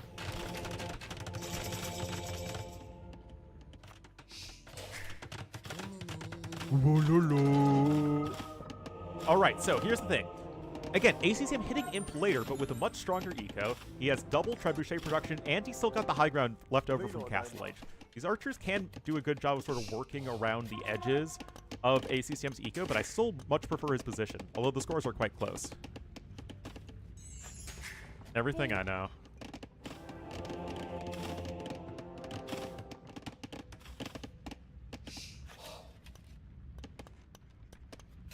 Let's see, one trebuchet out for each player. Do I like this? Remember, ACCM isn't really using food for a whole lot, except making more. Oh, this is nice. Yes, Patrick Bateman from American Psycho. ACCM. ACCM. ACCM.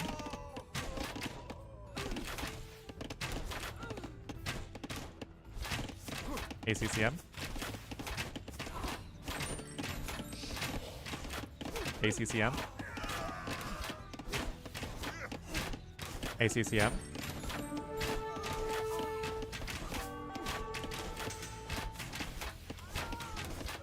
ACCM.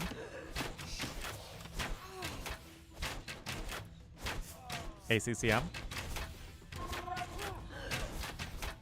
Mấy đồ đại mà.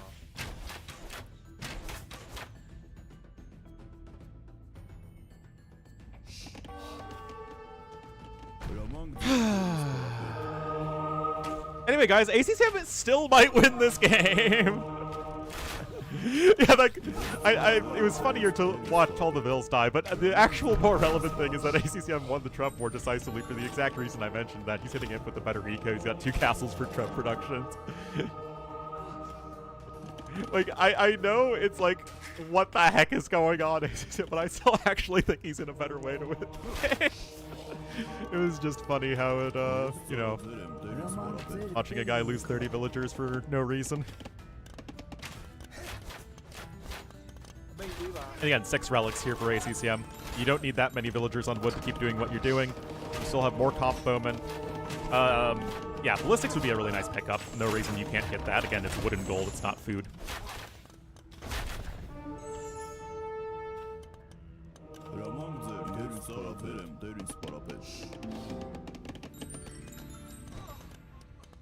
A couple more conversions over there.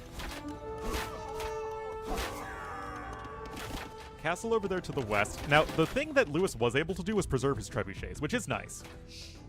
Although we do have these composite bowmen hot on their heels. Got B Racer coming in. Yeah, res collected difference is enormous.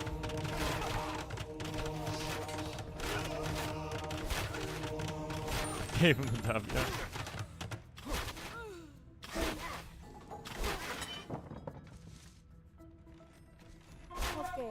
It's amazing how ACCM lost 30 villagers for free and is still winning so hard.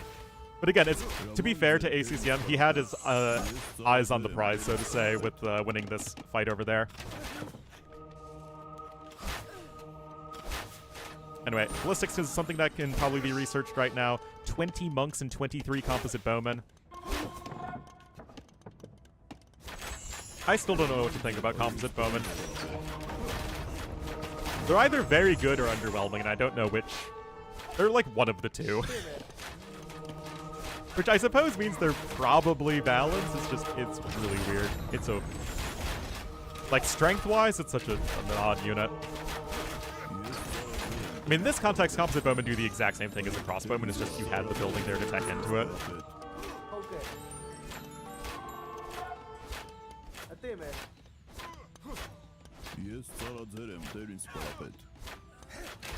Lewis losing those bills over there. Lewis about to be a 0 TC gamer, and we're going to go to a game number 5, guys.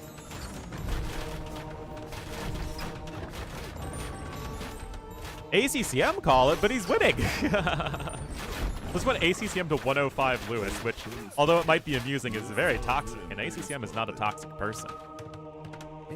That's a lie. ACCM is actually the most toxic human being.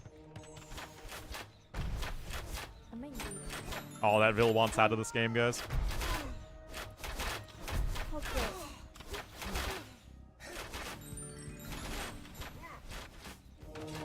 Doing it more often? I don't know. I really don't know. G to the G, ACCM with a nice win there on Bosmo. Bosmo once again showing that it is a great map and making me look like even more of a fool for thinking that it wouldn't play out very well at all when I was doing the Walhalla judging. Which is another great example of why you have multiple contest judges and different perspectives looking into it, because sometimes you miss the big stuff.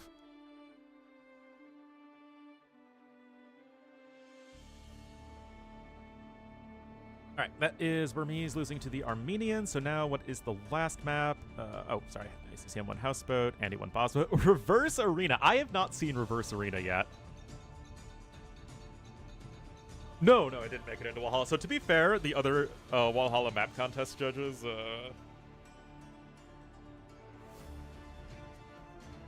you know, they're as much to blame as I am, but I definitely rated it fairly low.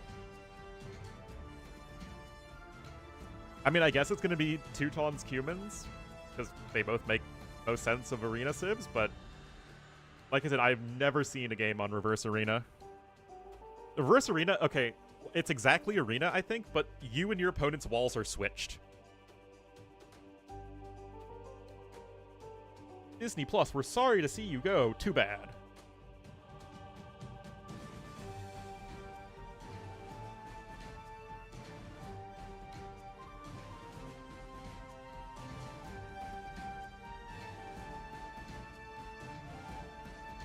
Alright, guys, I'm gonna get the rest of my coffee. I'll be right back.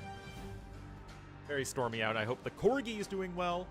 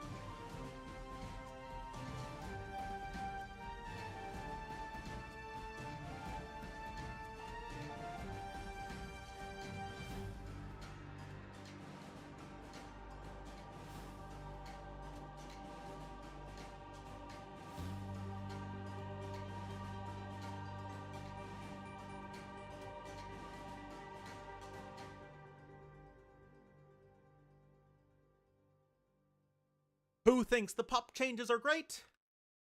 Who thinks they're great?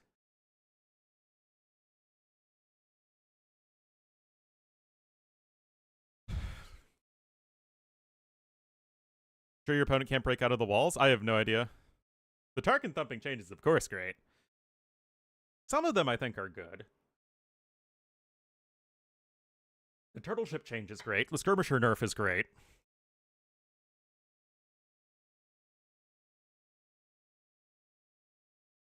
Oh, okay.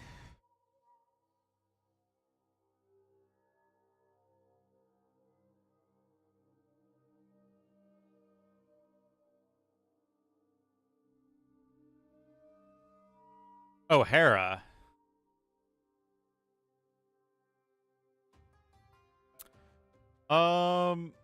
Honestly, that much better? Yes. Versus Fires. Not versus galleys.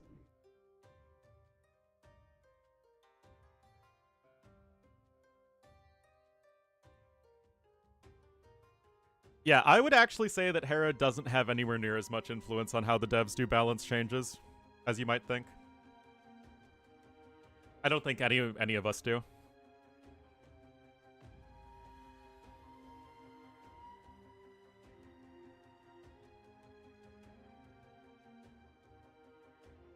Pup's got a ton of stuff, man.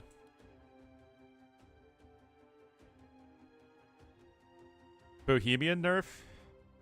Yeah, I feel like it just doesn't address the core problem. And to be honest, I feel like not anymore. I don't think Hera ever had that much influence. Again, I don't think any one person ever had that much influence that isn't a dev.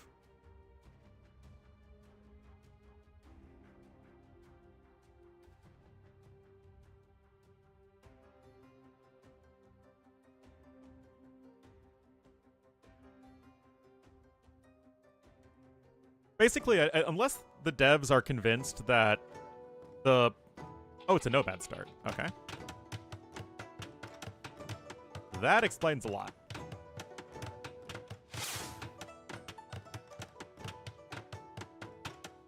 It's sort of.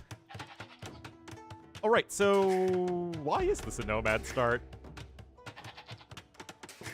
Maybe that's just how the map scripting has to work? I have no idea, to be honest. Also, they're missing the small forests in the middle of arena. They mostly don't matter. Unless you like have 4 villagers and need to chop wood with them. But it just feels so naked in the middle of the map without it. Gets spread around a lot. Grayton? I think that Hera has the most impact on what the community feels are balanced nerfs, just because he's the content creator who talks with the biggest influence, who talks about balance the most.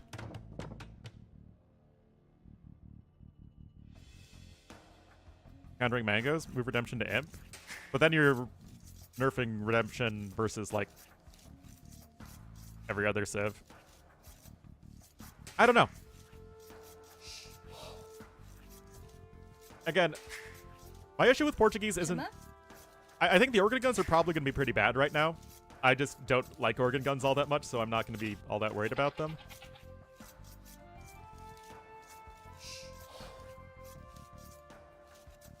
Bohemians, I don't think the change is going to do all that much.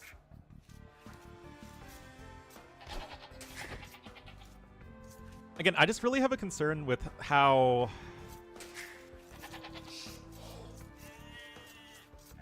A lot of these changes just don't feel like they're necessarily addressing the issues I see with the civs, but also, again, I don't have all the answers.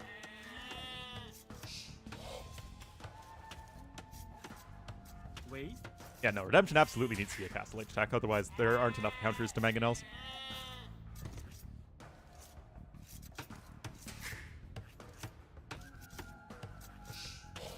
Anyway, very, very good start from Lewis.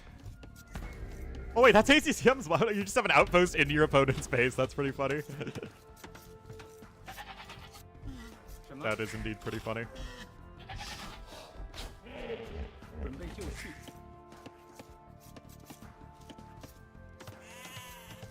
You can already see the wall starting to come in over there. We're Bulgarians. Yeah, I think the change probably started with let the Sicilians research the unit upgrades at the donjon, and then they probably figured, well, we might as well do the same thing for Bulgarians and Krepos. I did see one YouTube comment that was pointing out that you can now make trebuchets and research Elite Konik at the same time, which is certainly a thing. Is that really where Bulgarians struggled the most, I guess, is my question.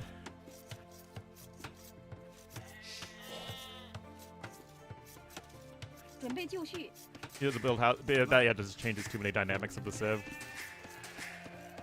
Well, pastures, it's just a matter of balancing, but not needing to build houses is something that's very iconic with the Huns, exactly. The conic masses we see, yeah.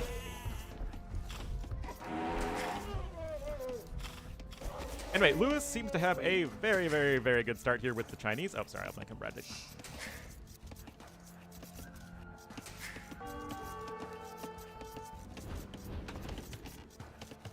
He did random Britons. Britons are a good arena civ, but not like, they're not a very meta arena civ. I don't even know why. There isn't really anything about Britons that's bad for arena, right? They've always been a good arena civ. But clearly something aggressive is coming in here for ACCM.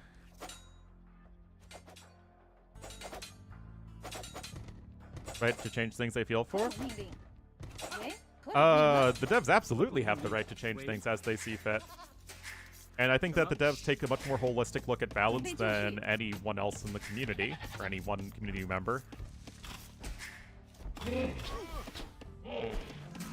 Wins this map? Is that the case? I really don't know.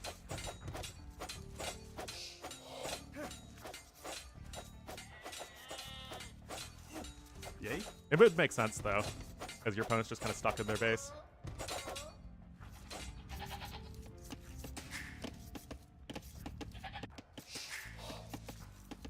Ready. But is Lewis breaking out so much faster that he can get to the other side of the map before ACCM also breaks out? I don't necessarily think so. Also, these absolutely switched. Don't hiss at me, crocodile! Greeting. Jeez!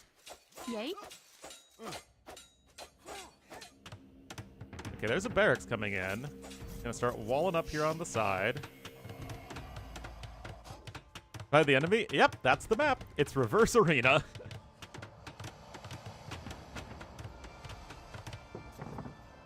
Stop hissing at me!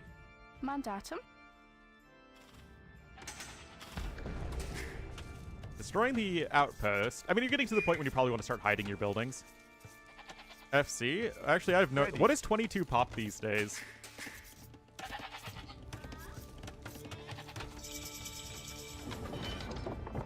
Guys, can't you just build around this?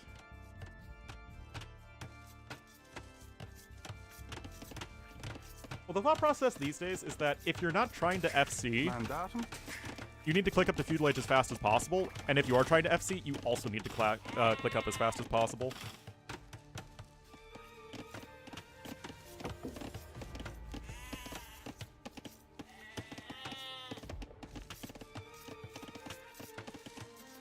Yeah. I really don't know. Oh, I do like the TC changes too. That was a good change. Double range already for Lewis. Remember, Lewis can just walk in.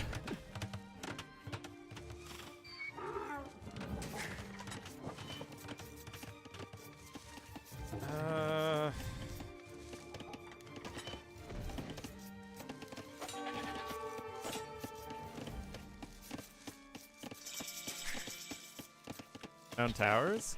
I mean, it makes sense. Okay, range coming in now for ACCM, but... I mean, I know Britons have the faster working ranges, but it's only 10% these days. Yay. I am really not sold on this game at all for ACCM. Lewis is nicely ahead in resources collected, as you would expect. Nice kill there on the scout cavalry, though.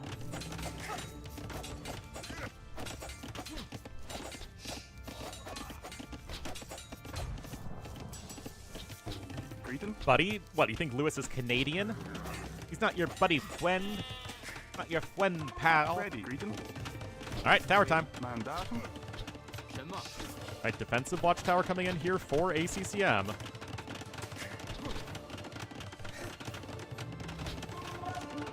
Is ACCM going to show us the might of the one-range skirmisher play? Wait. What?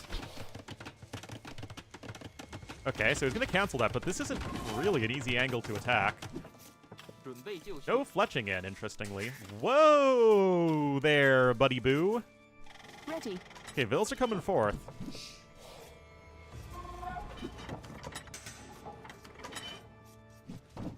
But...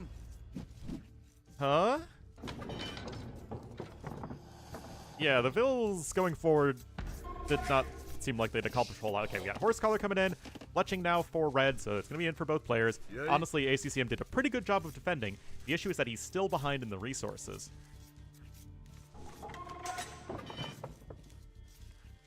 Ready. Yay. Ready. Farm count? Oh, you know I love counting farms. We're at 4. Wait. That has a lot of forages left. Forage bushes left, though. He's got 6. All right, another tower coming in from this angle. Yay. But these forage bushes are much closer to getting depleted. Stone is something that is now being accessed by ACCM, however. That gold is going to get denied, though. And the other gold is also forward, so... Well, I mean, this isn't really forward, but... That is certainly very relevant. Yay. All right. Archers garrison inside the watchtower. Ready. There's padded archer armor, indeed. You can build a tower like over here, though, and take the secondary gold. It is possible. That's a lot of ills wandering around back and forth, which I don't like. Okay, so they come in with a defensive tower there. That's okay. Huh. I mean, this is an interesting map. It is... Yay. I thought it would play out at least relatively similar to Arena, but now that I actually see it, yeah, it's very different. Oh, man, it's actually robot fighting time. Can this tower range this tower, then? Okay, that's a dead build now for ACCM. Ready. Lewis should be losing some as well. That villager is surviving on very low HP. Remember, you can escape from here. Yay. Ready. What? 何种命令？ Okay, archers are coming in. That Bill's probably going to have a very bad day. No, he could have shanked her! 什么？ Okay, I mean, the tower's going to go down, but these are some hefty, hefty losses. Like, if I could compare ACCM's losses to a garbage bag brand, it would be hefty. 准备就绪。 Lewis now 5 villagers ahead. And remember, ACCM spent a lot of time wandering around. He's now 1,000 resources behind. Holy cow. Red just getting his farming down.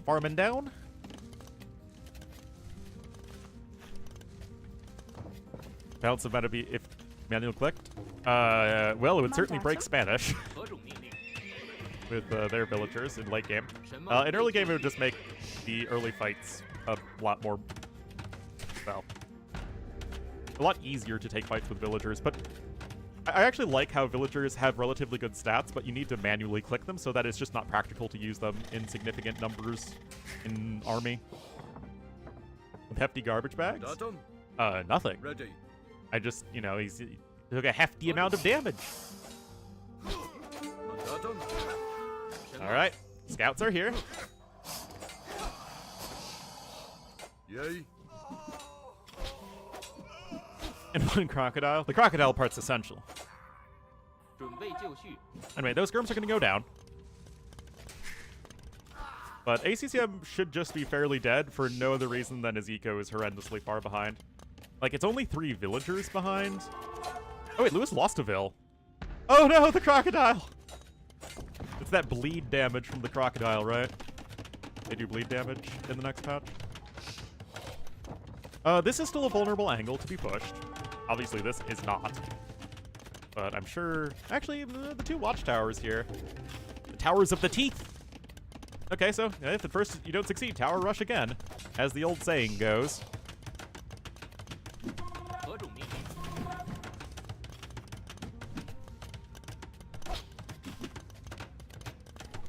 Very exposed? It does feel very exposed. Okay, so... Looks like ACCM's just going to cut his losses and accept that that tower will go up. Gonna have to add some more farms in the back. We'll likely need a mill there, so his farms are even remotely efficient. Doing the charge attack? You might be right. I have no idea. Still, this is a lot of Vills punching. And yet, that is to say, Lewis is still getting so far ahead in resources. Okay, yeah. 何 This 种 is 命令？ gonna be pretty wild. I don't think ACCM should be able to survive this, and which would mean Lewis makes it to the semifinals.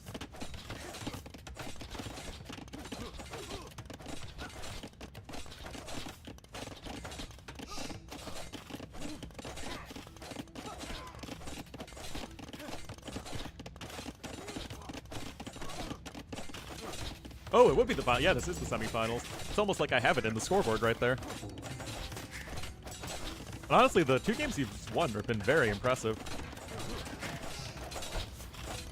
And this one also seems like it's obviously working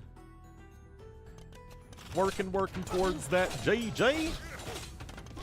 The other semifinals happening after this. It is Running versus Barles, I want to say. Impressive. Well, I mean, he outmicroed his opponent. He did the thing. All right. ACCM can click up as soon as he wants. ACCM can click up as soon as he wants. There you go. There you go. And another tower coming in. So I guess the next question is, what does Lewis want to do with Castle Age? Because you know ACCM's not going to resign in this situation. Crossbow and Bodkin, of course, that's a no-brainer. Another tower coming in, but this is going to be quite slow.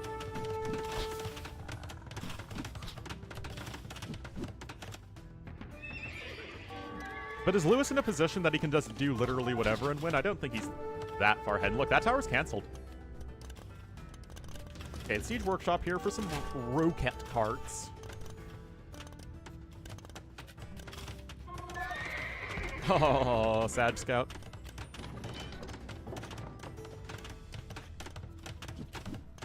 Again, it just feels like the eco-efficiency being so much better for Lewis is probably just going to be game-winning. Well, he's not dropping a castle yet. Oh my god, we're punching at archery range right underneath the TC guys. That was not the smartest move I've ever seen from Lewis. I must confess. Again, Lewis should easily win this game. But I don't like this early Castle Age at all. It feels very indecisive. Okay, he's adding a TC there at the back, but now ACCM himself is in Castle Age and will likely come in here with a defensive castle. Guard tower? I mean, that is an option.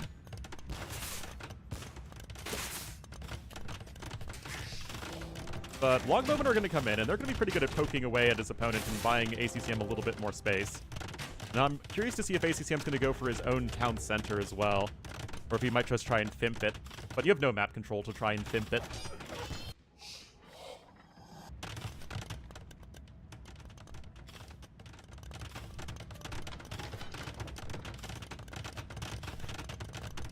Get 2,000 resources difference with having a very similar villager count is wild. Okay, we got some elbows on the way. No bodkin even. Where are the vills? Okay, they're coming forward. You can't just buy half a castle. How does that do you any good? The enemy just walks in on the other side. Okay, there's bodkin.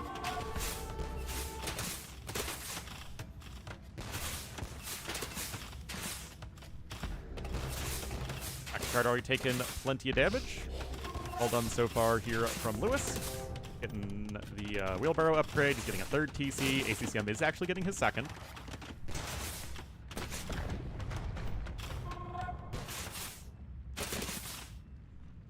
Oh boy.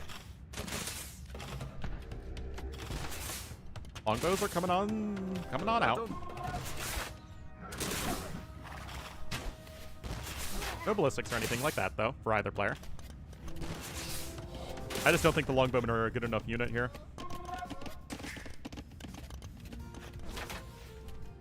Again, this eco-efficiency difference is staggering.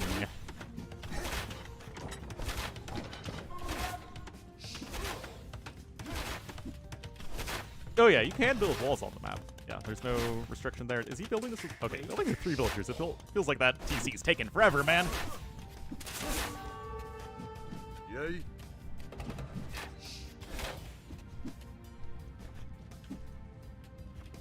Yeah, they eat TC. Pelt rocket carts eat TCs. Is that the saying?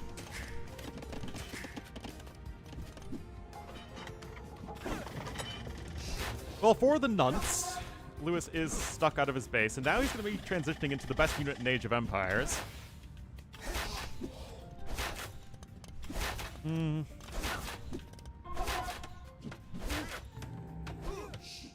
the one hand, Lewis put himself what should be irrevocably far ahead, and he still, I think, is probably guaranteed, not guaranteed, but almost guaranteed to win the game. Yet, I think you guys would probably agree with me in saying that ACCM has actually played better in Castle Age. Or ever since Lewis got to Castle Age, ACCM has played better. So the question is he really so far ahead that there's nothing ACCM can do?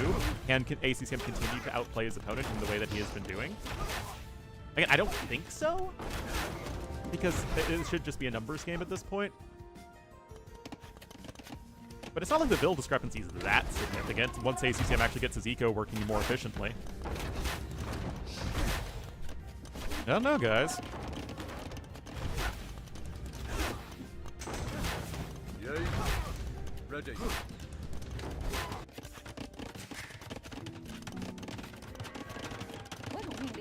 University now on its way. Yay. And of course, the skirms don't really help you get to the Imperial Age any faster either, so... Guys, can ACCM just click up to Imp on 2 TCs and continue to press with the Longbowman?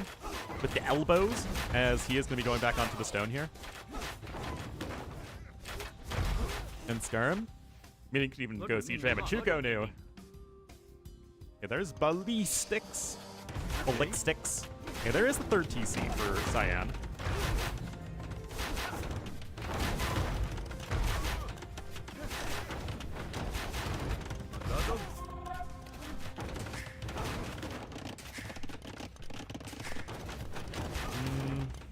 Yeah, there's Imp, guys.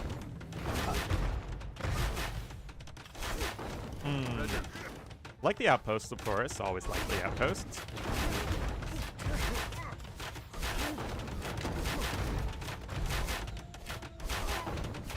On the way to Imp we go. I like the rhyming there, Puppy Saturation. Got Ballistics coming in as well. Yay.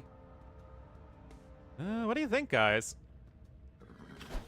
Did Lewis truly get irrevocably far ahead from his fantastic early game? He's still far, far away from Imperial Age. Gainsay, that is true. It's always wise to never gainsay the power of the almighty skirmisher. And, okay, so Lewis is cutting his production, which makes me think he's going to click up.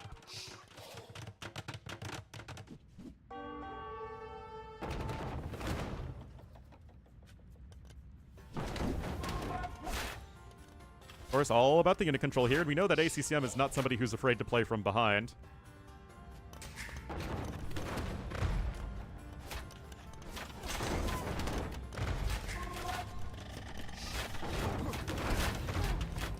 Mandatum.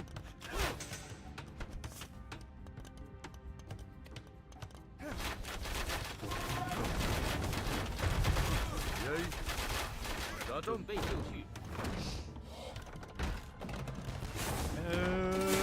Oh!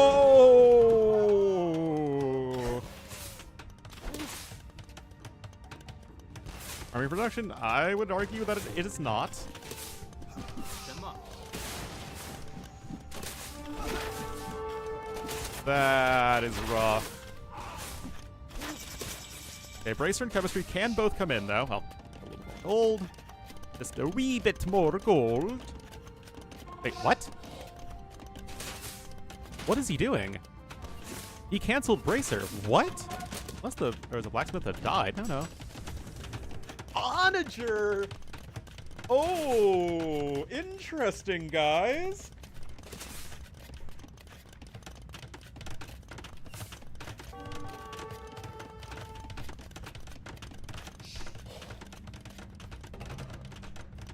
2-0 mango fights, yeah. But that's 多 AoE. 种命令， It feels like with each passing month, AoE becomes more of a micro-intensive game.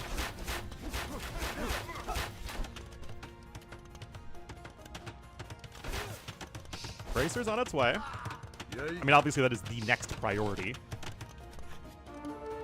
Whoa, whoa, whoa, whoa, whoa. Those are some nice trades there for Lewis. Oh, Archer's gonna pepper those villagers. ACCM, pay freaking attention, man! Jeez! Holy cow, man.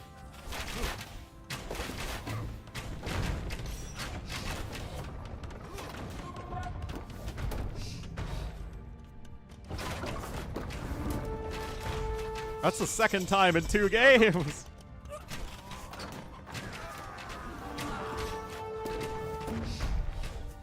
All right, castle number 2 coming in over here.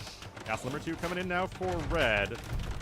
Do I love the fact that he isn't prioritizing any trebs or even conscription? No, I don't at all. He doesn't need to take any fights at all right now. Just all back. 什么 Get your trebs going. Okay, there's his first treb on the way. Trebuchet on the Trebu way.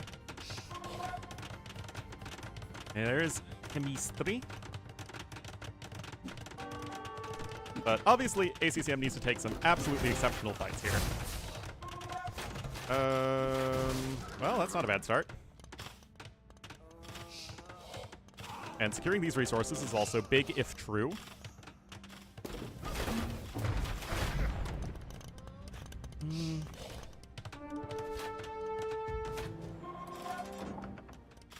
Here's the thing, though, guys. ACCM... Actually, he knows about that castle, interestingly. Got 1 treb here for each player. Ready. And longbowmen are basically as good as an Imperial Age archer unit. And Lewis is going light cav, which I really don't understand. I mean, I guess he's not a very good eco. But why not go for Cavalier? I do not think that would be too cavalier of a decision. Okay, second treb's out. Oh, that was kind of weird. Lewis doesn't have much stone, though. Okay, repairs. And those trebs are not consistently really attacking anything, whereas these trebs obviously are, and that, again, that's gonna go away pretty soon. I'm really not sold on any of this play here for Lewis, guys. Repairs are coming in. Yay.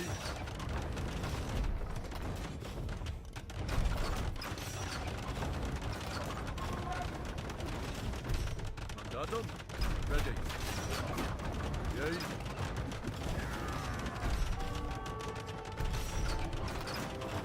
Mandatum. Okay, we've got 3 trebs here per player. But remember that ACCM's trebs are always doing something useful, as in damaging the castle, whereas Lewis's trebs are spending a lot of time missing. Especially whenever he targets the auditors, and ACCM, via, of course, good micro, is able to largely deflect that. Okay, there's 1 auditor down at the very least, but again, Lewis' castle's taken 10,000 damage already.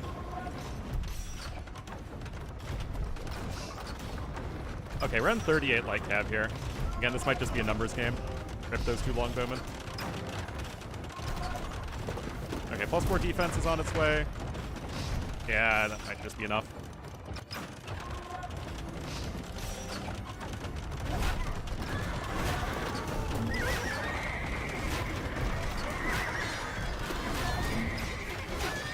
Yeah.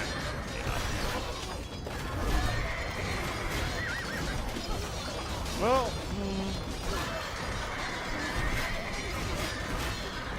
yeah.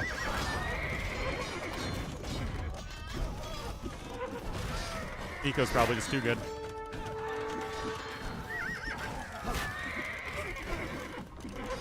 Should be Lewis's game.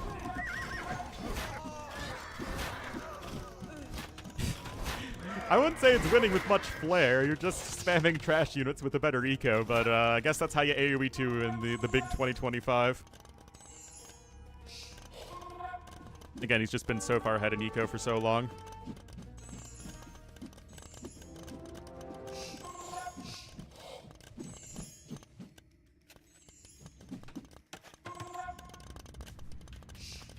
ACCM's macro really hasn't been that good behind it. Lewis also has 5 relics.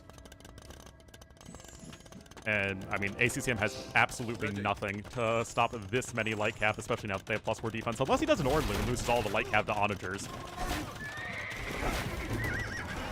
I mean, those are decent hits. Yeah, now the Trebouille has commenced. Lewis just keeps spamming stuff here to be smooth sailing for him. Waited.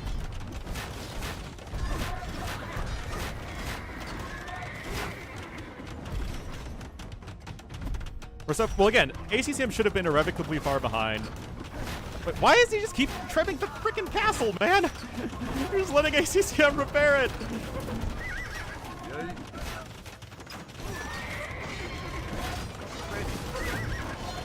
Especially with the light cap coming in. Okay, whatever. The game should be over. Lewis should be able to make his first tournament finals, I think.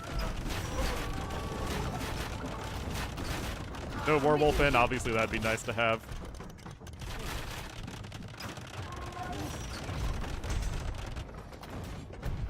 Now, of course, ACCM's out of stone. This castle already taken 9,000 damage from all the Trebouille. It feels like ACCM should actually be on 140 villagers himself at this point. But yeah, the onagers have not really done all that much damage whatsoever. Oh, I say that and they just did a couple nice hits, but even so.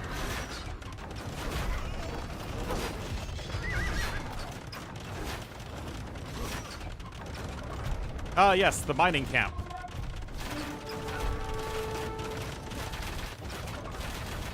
Guys, why isn't Lewis making any gold units? He's got 5 relics and he has a lot of map control.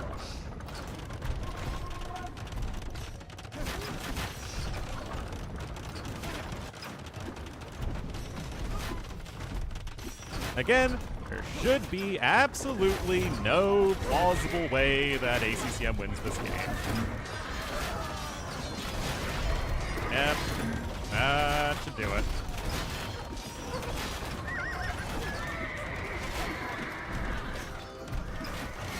$17,000 damage.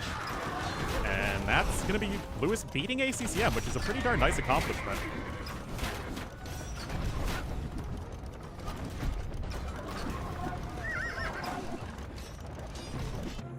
GG, well played. Lewis was simply too far ahead in eco. Learned from watching Hera, I guess.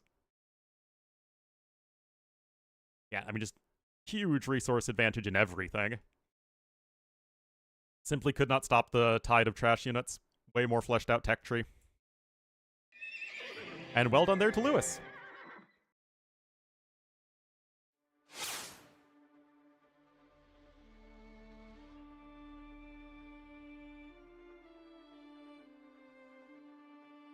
Well deserved. I think the other set's Barles versus running. I'm like kinda sure it is. Let's double check. That's because it's not. It's Barles versus Ganji. Why did I think it was running?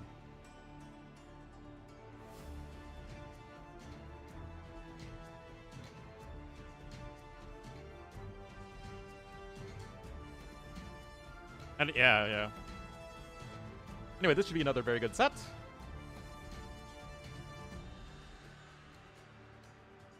I hope it involves Beast Chi, though, because that previous set really did lack Beast Chi.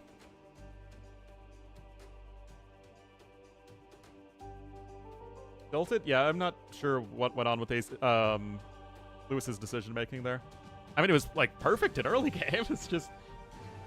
Yeah, I don't understand what happened late game.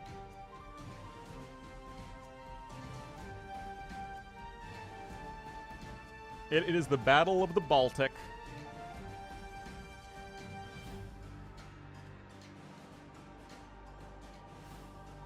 Durmov?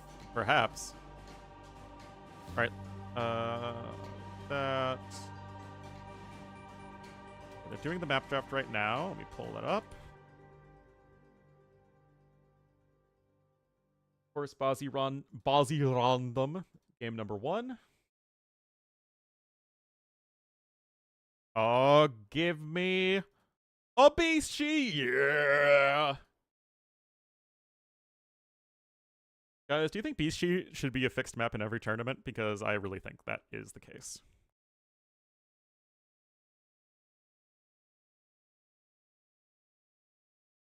In early castle? I mean, he did, for sure.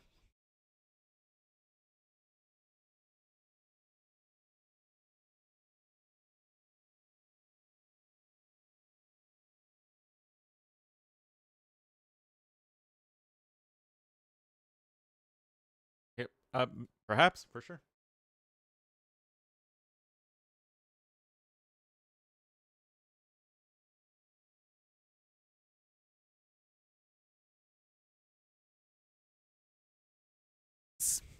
Oh yes, my soothing stream. The perfect yoga.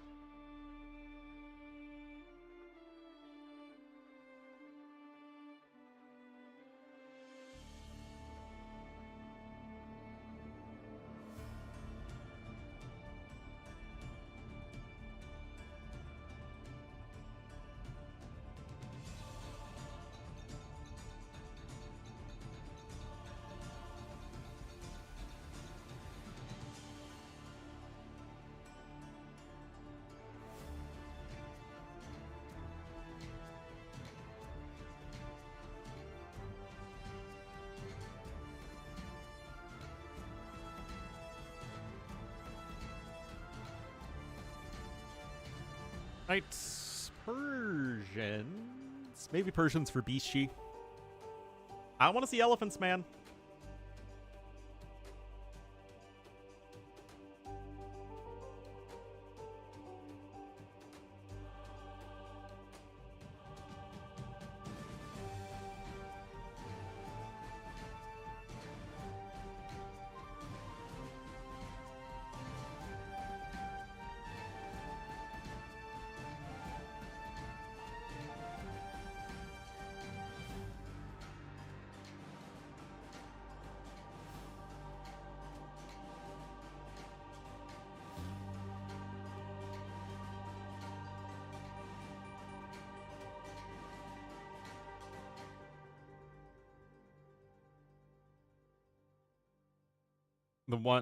The only game I've seen on Bishi with Persians was versus Hindustanis, and Hindustanis were able to win. Although I thought that the elephant switch was way too late in that particular game.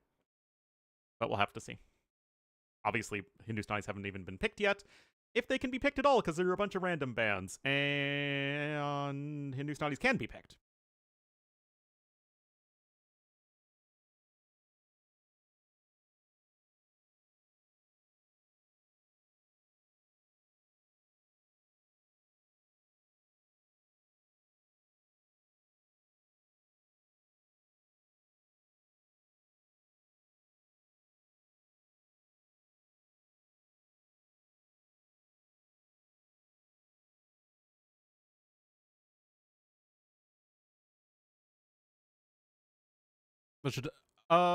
Didn't I mention it in the video?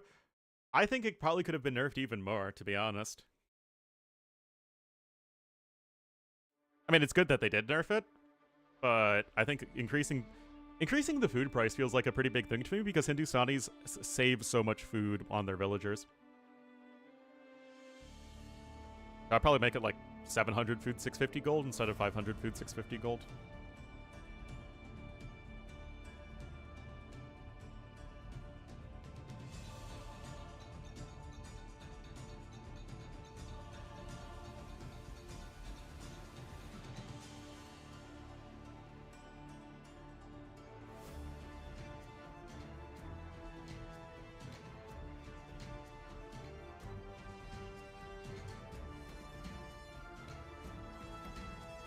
Yes, no, the gold price did go up. I thought it should have been food and gold.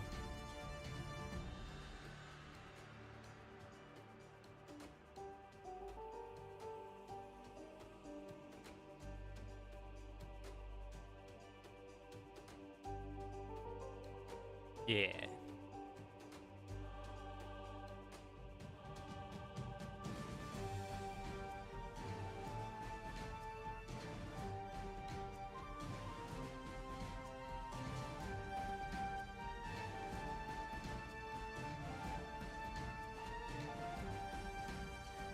And Hindustanis were actually picked by Ganji, so we are going to be getting a different matchup on Beast Chi, if indeed we go to Beast Chi, and I assume Bohemians are going to get sniped. The Barles has Mongols too, which, like, that can also be a really tough civ to deal with.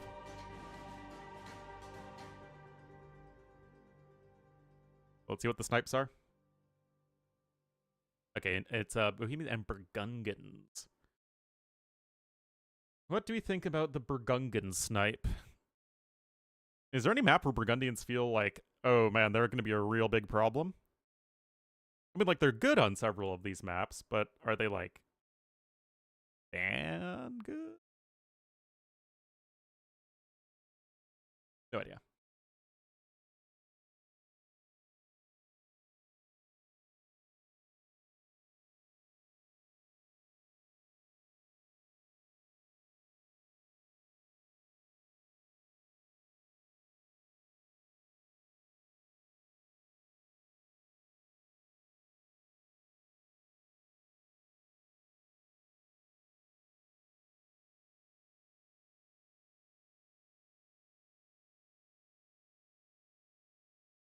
Here's the timing on Bishi. Yeah, that could. It certainly could be a thing. It's what makes them good on Arena. Or close maps in general. It's just that early Imperial Age. They're like one of the best.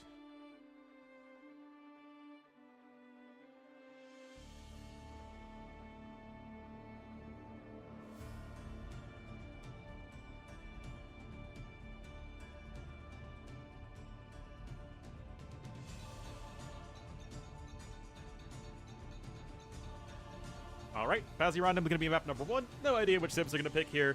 Mongols and Portuguese and Saracens are all great on a huge variety of settings, so one of those 3 for Barles. And then Ganji...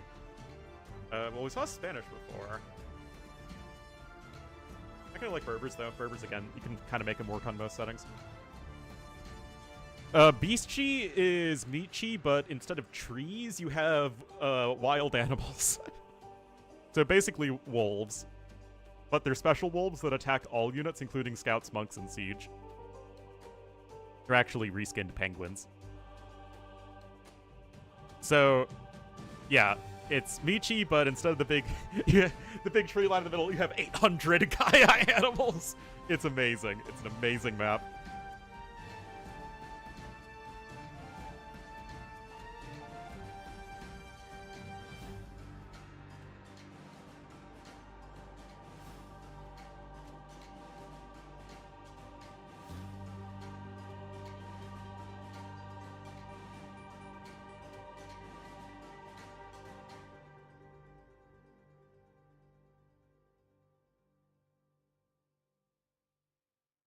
All right, I'll be right back, guys. The Blurgungans and Burbgungans.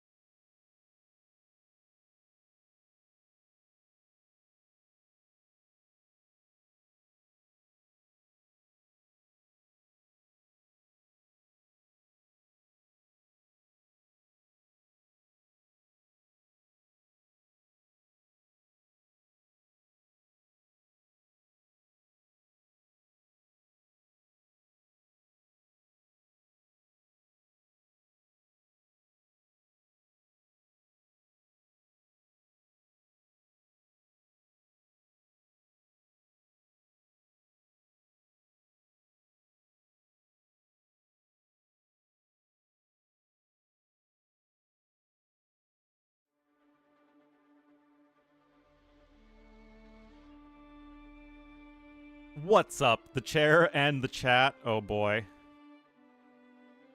Am I ruining AoE again?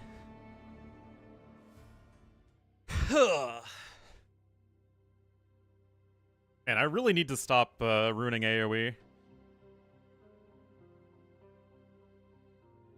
Failed to download match content.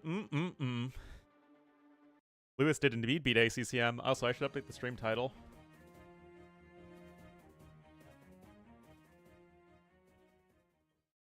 Hello Mr. Furry, like your morning video. Why, thank you. I thought my video was quite bad, actually. I didn't think I was particularly coherent, and I didn't even edit out all my ums and ahs.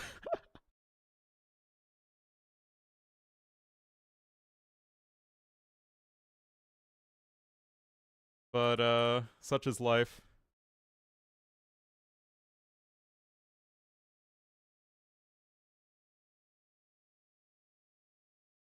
Alright, hopefully we are good to go now.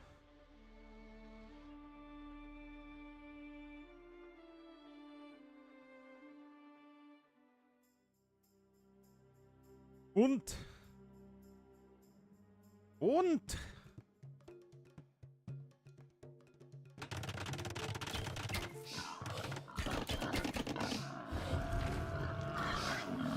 Oh my goodness, guys. What the heck? What is this?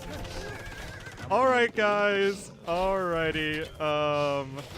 Let me get the scoreboard.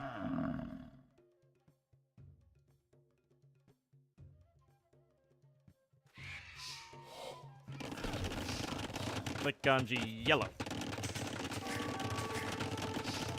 Alright, so this is interesting. In the yellow... Okay, this is a shrine. It's not a monastery. So it doesn't do anything. Does the Tamerlane of Barles fire faster? Yes, it does! The Tamerlane is basically a super tanky Cav Archer. Well, I mean, he's basically a Mangudai. But he's not Genghis Khan. He has more HP, but his stats are nowhere near as good. Meme of non... What do you mean? I mean, they're two amigos. So, yellow Berbers here for Ganji on what is essentially BF-ish, but it has a huge hill in the middle with a neutral market that you can trade with, although to be honest, I think taking control of this area is probably going to be game-winning anyway.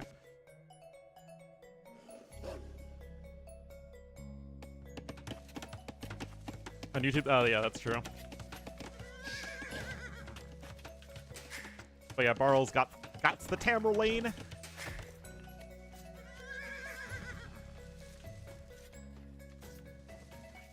Yeah, so 3 damage against Siege, just like a Castle Edge Mangudai.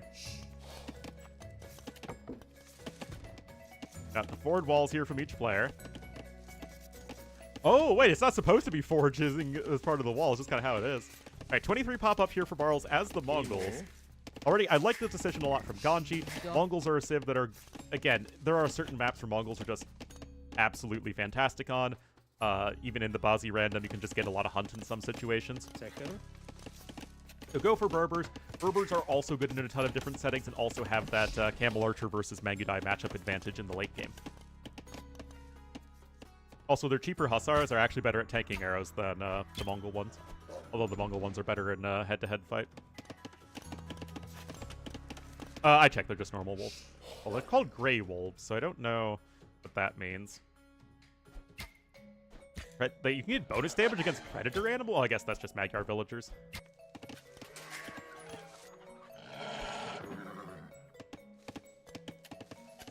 The slopes everywhere? Oh yeah, it's gonna be really annoying to play stuff. Wait, is there not much gold on the map?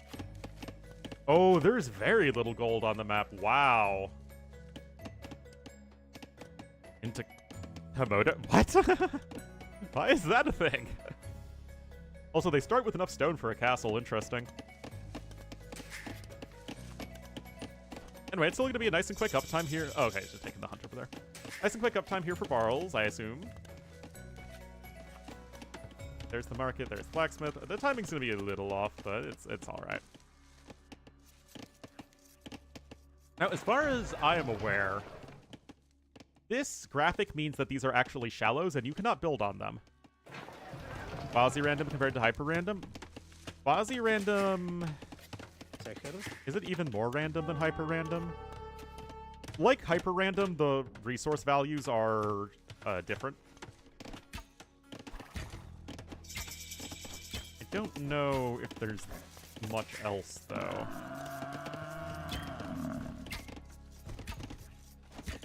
I mean, it's very, very similar to hyper-random. No, units are all still the same prices, but there are tournament versions of hyper-random where it only changes the resource values, and obviously the maps are wild. Whereas there are, like, community game versions of hyper-random that units do cost randomized resources. Anyway, uptime is going to be nice and quick here for Barles with the Mongols. Resources collected count is catching up, though. Here? Good.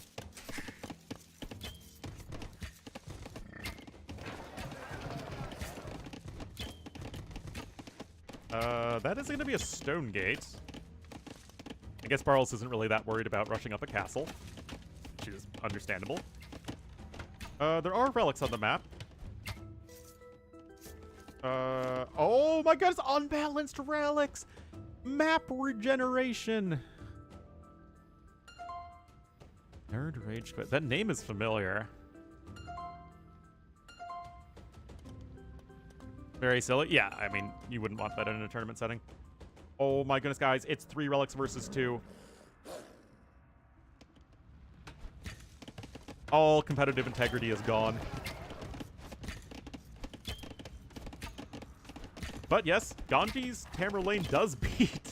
sorry, Ganji's Tamerlane loses to Barles' Tamerlane, and here's a monk coming in. That should be a conversion, yeah. Honestly, this could be getting kind of awkward. Oh wait, the shrines can train monks? What? They didn't used to be able to do that. Big and bad. Whoa, okay.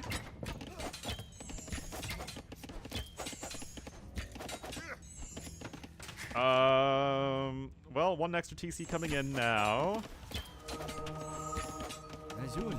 This is kind of bad, though, for Ganji, guys. He's gonna need to get a Castle Pronto status. Okay. Also, it removes the regional... Oh, wait. What? Look at these monks. 70 HP. 2 pierce armor. HP regeneration. Huh. Anyway, Barles is getting a bunch of extra TCs. Convert heroes? No. Only in Age of Kings. When you can convert Fastolf and Kushluk, and it is very amusing. Are now in favor instead of hating it. The king running fix? Probably very happy.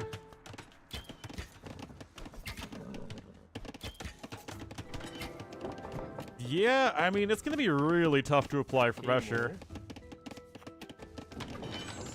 We have full stone walls in for Barles. Ganji is going to be falling very far behind in Ika, unless he can start trading with the middle of the map. That's a thing you can do. Again, there's very little gold on this map. I mean, how much do you even have?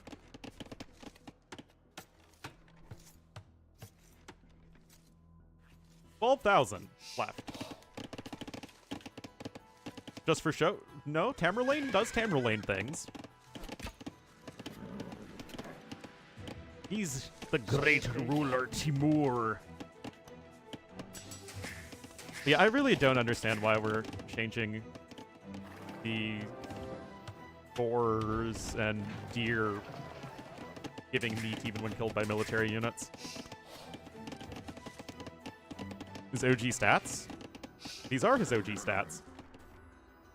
I don't think Tamerlane's stats have ever been changed since Age of Conquerors. I think he was added in AOC. He's basically a Mangudai, with, I guess, a little bit more armor.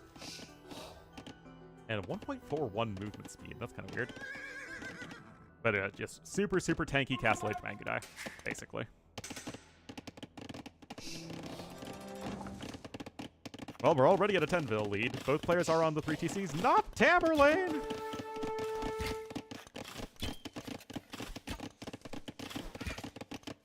TCs in Dark Age. Well, some things are for the better.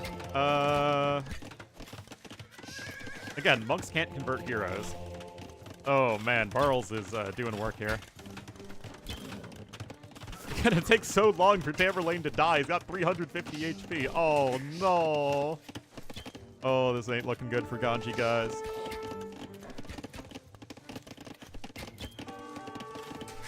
Add in a 4th TC even, but the build discrepancy is already enormous. Same with the resources collected. And the Tamerlane just runs out. A ladder? I've never experienced that. Still has over 200 HP left. Gonna get healed up by the monks. Yeah, no camel archers. And considering how far behind Ganji is in eco, which he might not even realize, to be honest, considering that the monks came in feudal age. Cool. Okay, that's definitely a little surprising. Got wheelbarrow on its way. Now, again, in theory, Berbers are going to be having the advantage in post-dam. And if you can't build any buildings in the middle, it's all going to be about army. Even a 5th TC coming in here from Barles.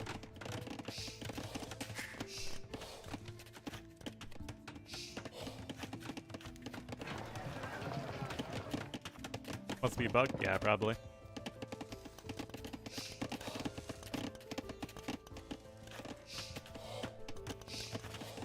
Mangudai and an elephant archer had a child, basically.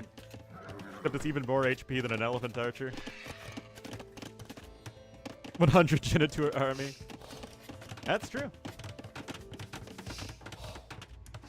Look at those houses here on the side. I wonder if you can put relics in the shrines. Again, shrines used to not do anything in at DE launch anyway. Because you could get them in the Kotion campaign and the Ivelo campaign. Or Ivelo. I forget how you pronounce it.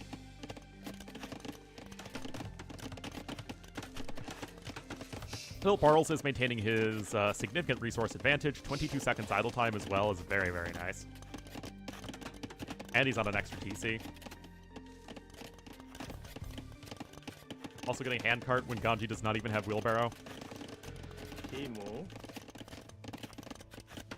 5k res. I would consider that very significant. For this point in the game. Do I need to start trading Ganji, man?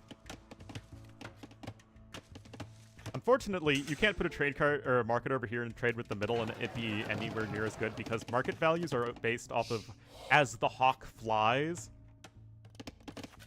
Wait, what gives passive res? Archbishops? They give you passive res what?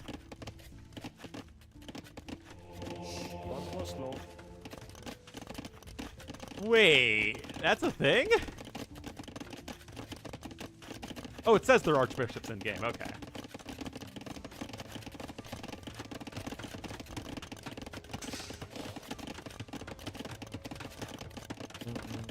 What? I didn't even know the archbishop did that. I kind of want to... How much does the archbishop cost? Well, who knows? I guess they probably wouldn't have changed it.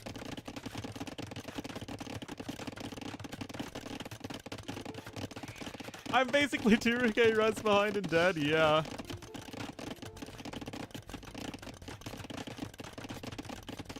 Oh no.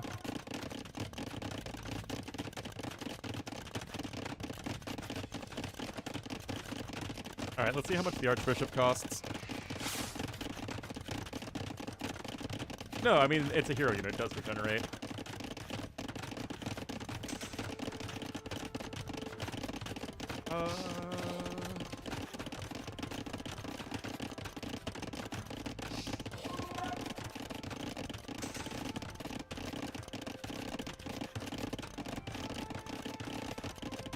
21. Okay, that's the same as a monk. Okay, they cost as much as a monk. Resources decay. Yeah, I'm not entirely sure what that means. 25 resource capacity, 25 resource decay, work rate 1.25. I'm sure that has to do with the resources generated, but I don't know for sure. I feel like that... I just don't remember that ever being a thing. I mean, I'm sure that's like how they generate resources, but I just don't know how that works. I'll test that in the editor after this game, though. Anyway, Barles is going to come in with a bunch of onagers and probably kill everything. Again, 4,000 resources lead, thanks to the archbishops.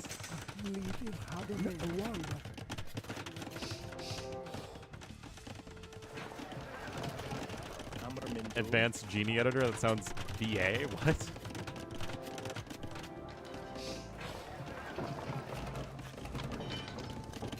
Well, there's gonna be a lot of drill onagers in the near future, guys. Got Casbah on the way. Also, why does the market have a villager icon?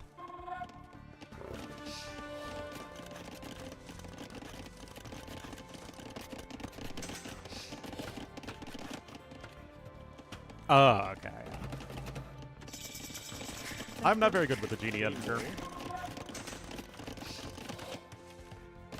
Alright.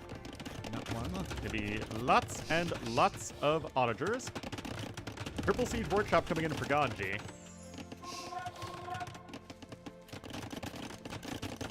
But even without the Archbishops, Barles' eco is still so much better.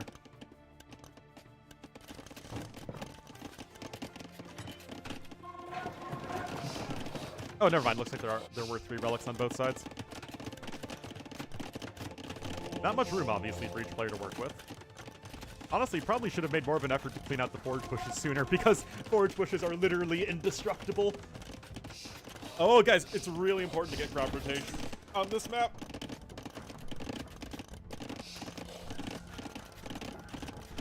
I love it.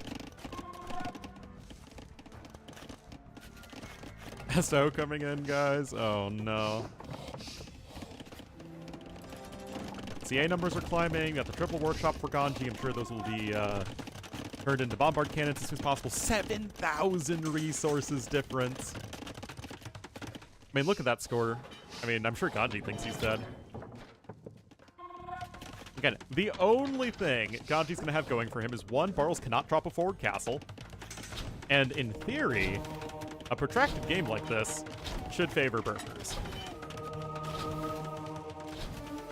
Gonna be a wood game? I mean, it is still just efficient in the late game. Over time, you are saving more wood over time, but it is, of course, most useful in a wood game. Elite Mangodite coming in.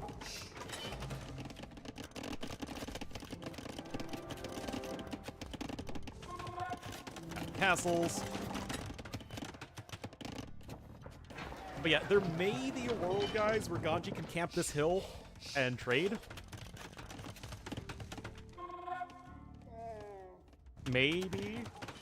He's still probably gonna die. Again, that resources collected difference is still climbing.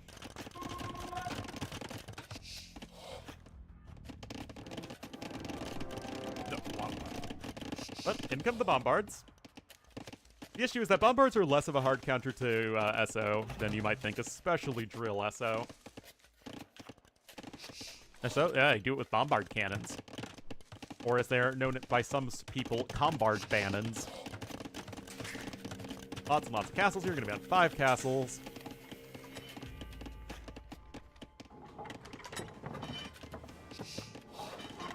Anyway, charge!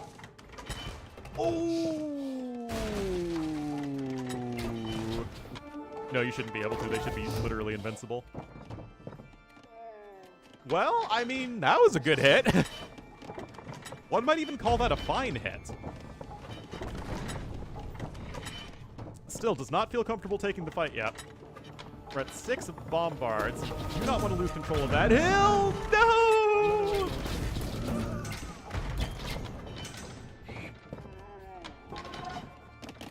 Alright, the bombards are coming around. What a bizarre game.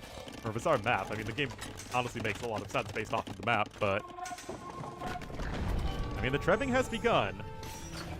Siege Engineers is on its way, and notably, it is in already for purple. Magadai pretty darn good at sniping stuff, though, as a rule.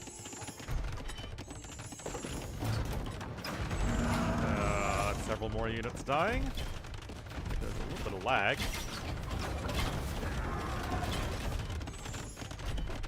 But yeah, I feel like Ganji could not afford to give up the hill. I think it's gonna be too hard to push into the bombard cannons and keep your castle alive and all that.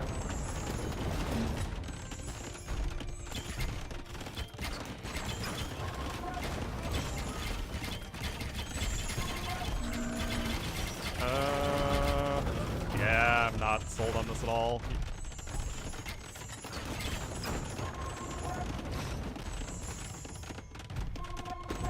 I mean, to be fair, Ganji is max pop, but its eco is also less efficient, and the SO are going to get value. That's just kind of how that works. Okay, he's going to try and go for another castle there. So 27 idle bills is not very impressive. Caravan, let's go!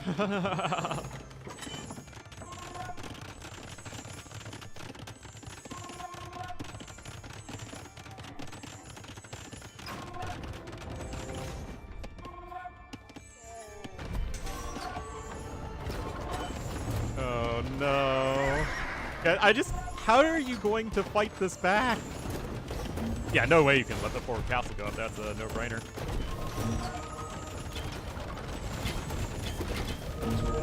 The Archbishop tanks 2 bombard cannon shots uphill.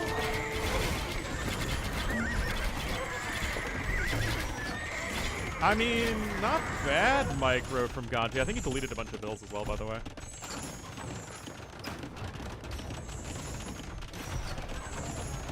The armor fate. Still, no way this works, right?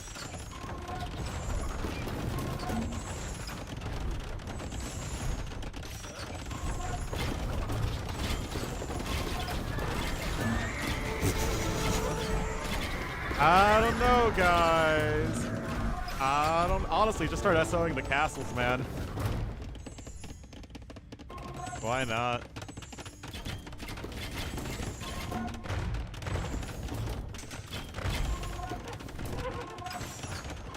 I guess I just don't think you could afford to give up the castle. You get 8 gold a trip.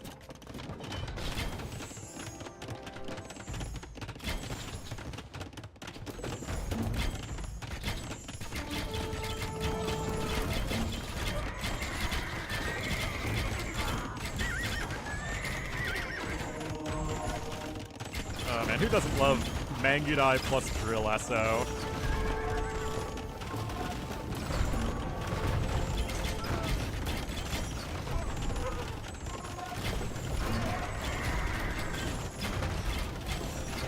No traps at all here for Ganji. And 13,000 more resources this game by Barles. And he's taking efficient fights. Like how we're going to do what they can here, but that's going to be another dead castle. And there just should not be a way to efficiently fight versus this. I mean, yes, again, cam launchers are efficient versus Mangudai, but one, the cam launchers are not fully upgraded, whereas the Mangudai are. And two, SO are kind of the big equalizer. Mangudai enjoy it? Hey, man. Gotta live up to your name.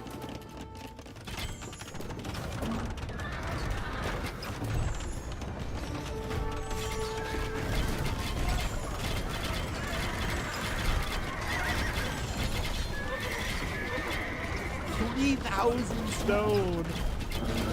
Oh no! Oh no!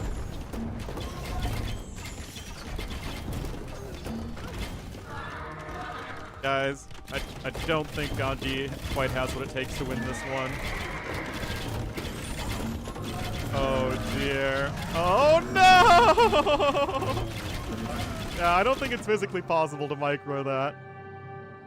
Oh my goodness, well, Barles takes game number 1 on a very bizarre map.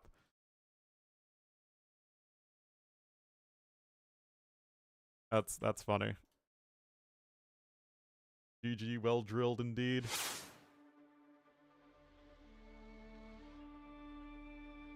All right, Bazi random going over to Barles. That is the Mongols over the Berbers.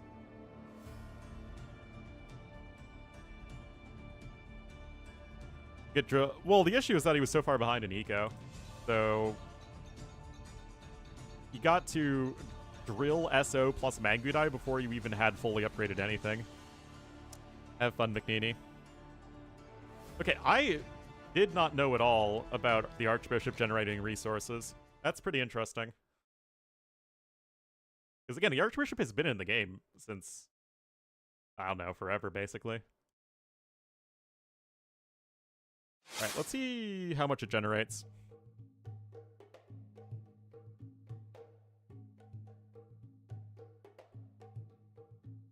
What?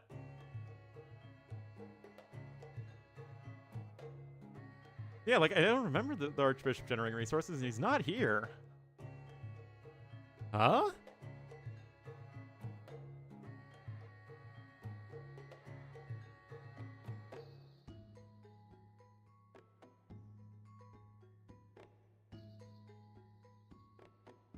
Rolling, but I saw the res go up, like tick up, as if there's something passively generating resources.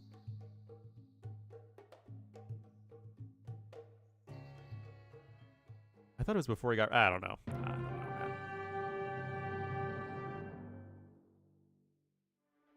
So I thought maybe it was like food and gold. Whatever. Maybe Barles was just trolling.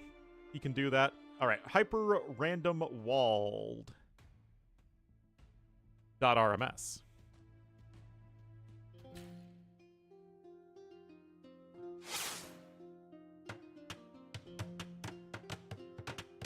Alrighty, guys. Game number 2. Barles took the first one. Oh, yeah, I have to redo the scoreboard. Fun.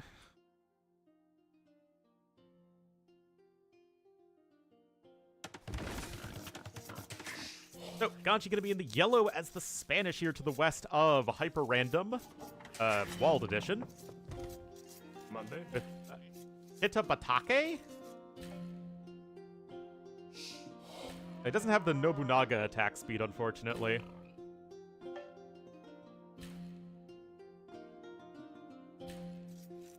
Talking nonsense? I doubt it. It's supposed to be fun, right? Yeah, I mean, just let the guys have fun, man. Evet. Alright, so Hitabatake is like a lousy samurai. He's like a samurai before all of the buffs they got over the years. Hazır ol Emret. How long has Hitabatake been in the game? Because I think the original samurai heroes were Nobunaga and Minamoto. I think Minamoto was Age of Kings, and then they added Nobunaga in AOC with the Kyoto scenario. I mean, Minamoto's literally on the Age of Kings cover art. The Japanese guy is supposed to be Minamoto. Samurai. Yeah, I'm not falling for that one.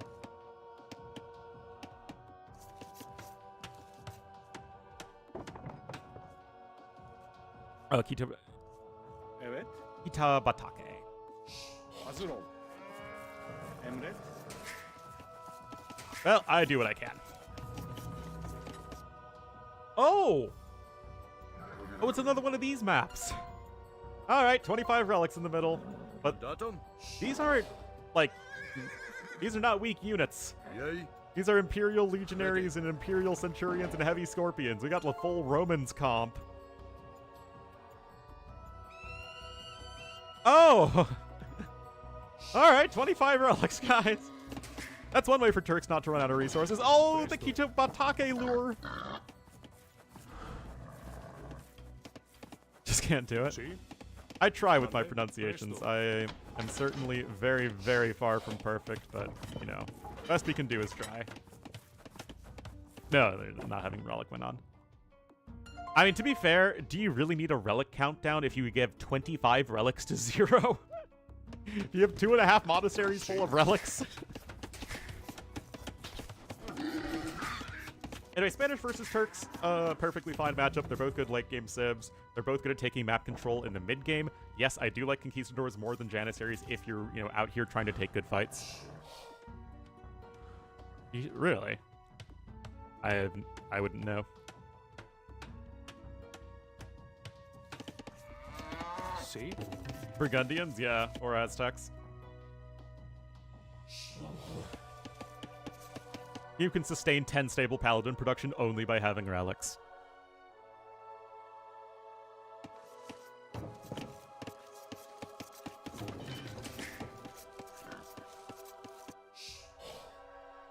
Syllable pronunciation? Ah, okay. Servidor. All I know is that knowing English did not help me very much at all with my Korean. Unless it was a loan word from English.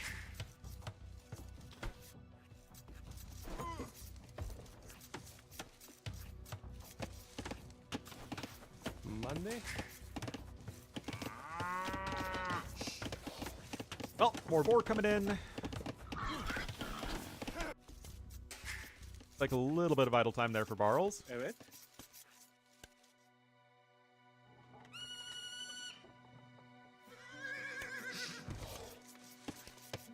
Feudal Age on the way.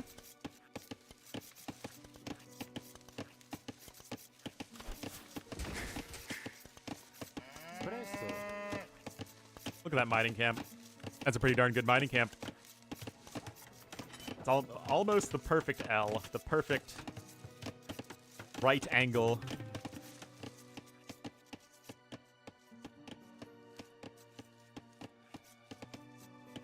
Monday? Presto.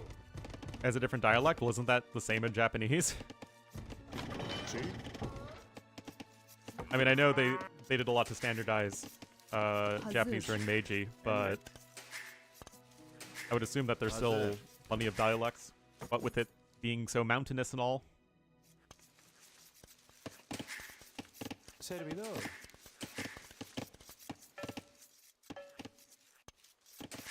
Emrin? Well, Feudal Age is on the way for both players. Ganji is going to be up a bit sooner. Like 2 villagers sooner, in fact. Wait, did Purple get Loom? Evet. Yeah, he did. Okay, Barles got Loom. Seems like he's had a much rougher early game. Didn't I struggle with that? Oh, that's fair. Monday?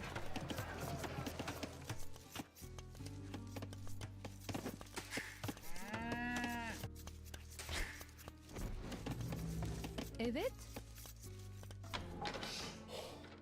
Fourth of the world, it is a very popular language worldwide. I say popular, and most of it came via the Spanish Empire, but still, it's still popular.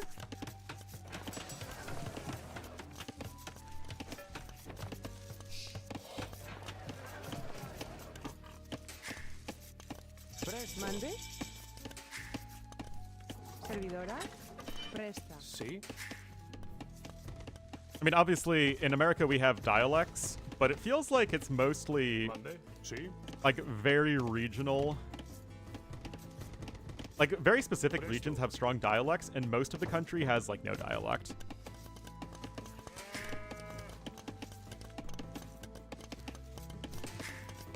Servidor. Like my accent is about as generic standard as possible.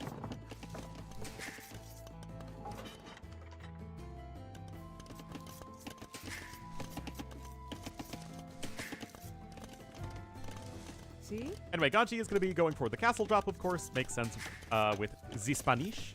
Now, does he know about all the relics? Oh, okay. It's all visible in the middle. So they both know about the relics.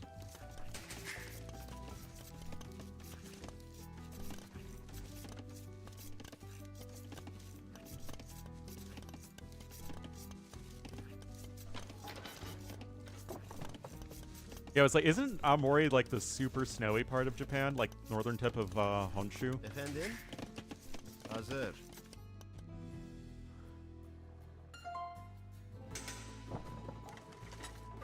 The plague of English.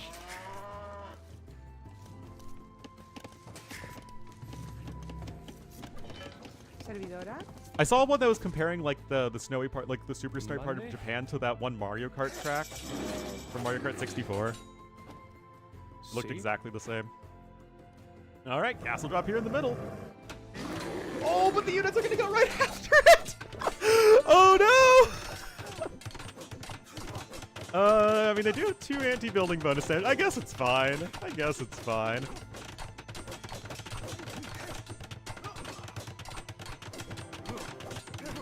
That is funny, though.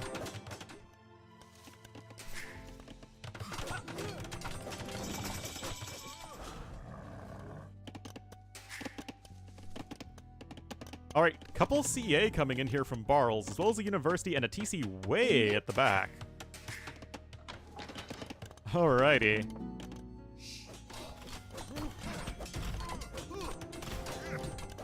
Oh,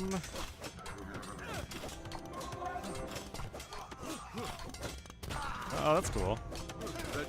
Japan's the #1 country I'd like to visit that I have not yet visited.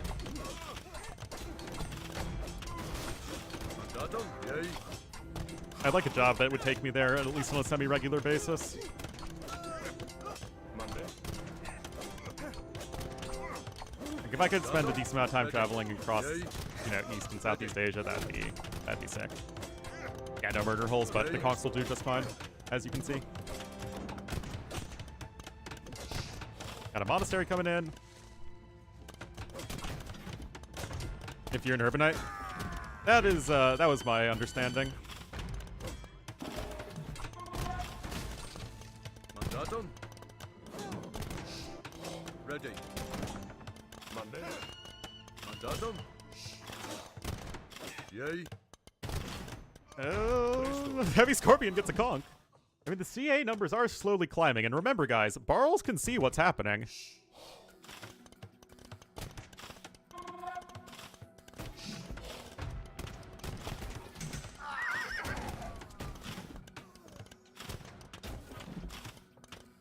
An urbanite, somebody who spent almost 3 hours driving to an area that was 80 kilometers away, aka me yesterday. Monday. Presto. See?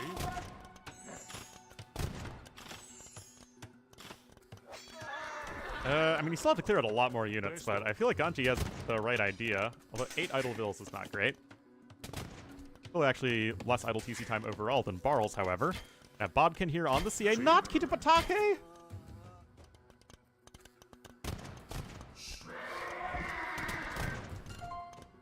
Monday.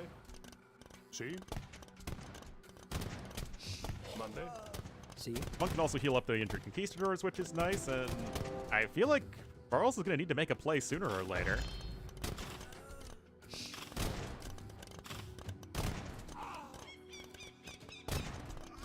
Servidor.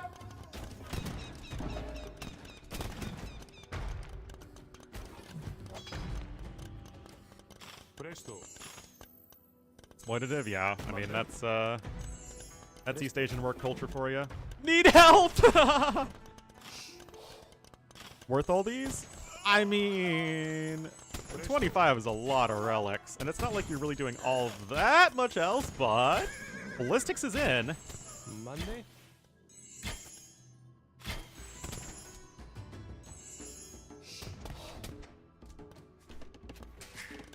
The thing is, you're really hampering your short to mid run eco, especially since you're having a lot of inefficiency because you're having to spend all this time freaking microing against the Roman legions.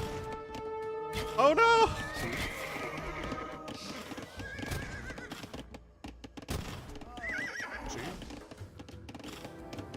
Monday. Monday. Okay, we got range number 2 and a stable on the way. Barles also has better overall eco upgrades. And yet, the relics are going to start coming in. And you're going to be on 10 relics at least before too long. Although what you should do is take all your vills off gold at that point. See? Look at this KD. That's pretty funny. Oh, the Legionary! Going ham. No, it's called the Contingency Monk. It's the monk in case your monking isn't successfully monkey enough.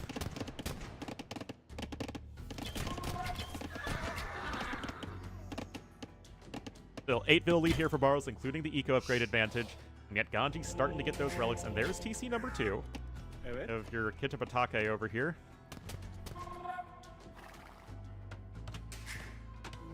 Presto. Mande. See? I mean, this tournament's just fun. Funky enough? I mean, it's a problem I run into on a daily basis.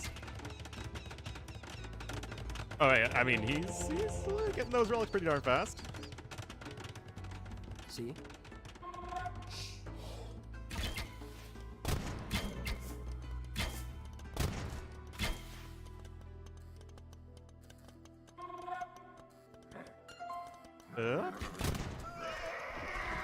Mande.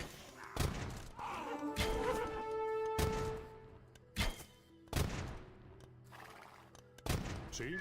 Yeah, another snipe there. I mean, it's still a 10 villager deficit.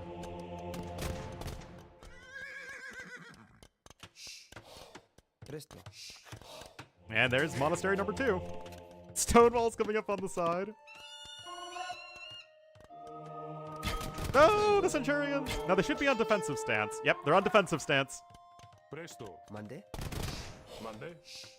Gonna get Wheelbarrow, 3rd TC coming in now for Barles. Yeah, it feels like Barles isn't... He's either committing too much or too little. Creep camps, you mean exactly this? See? Presto. Mande. Presto. Turn AoE 2 into a MOBA. See? Yeah, that's is AoE 3. Presto. Alright, we got a full up monastery, kids. But still, that's only like catching up with your opponent in terms of eco. Need help! Oh, the smack talk! Oh no! No!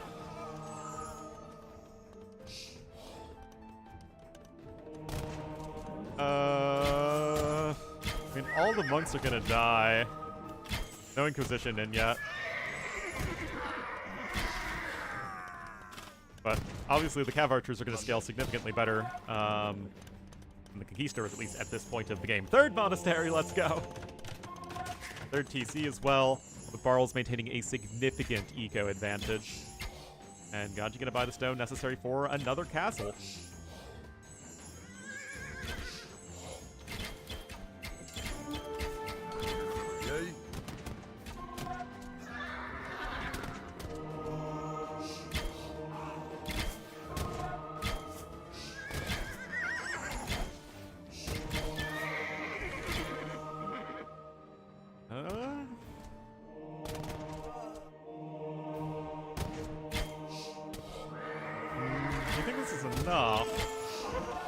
Cav Archers still have the high ground, but those were some nice conversions there.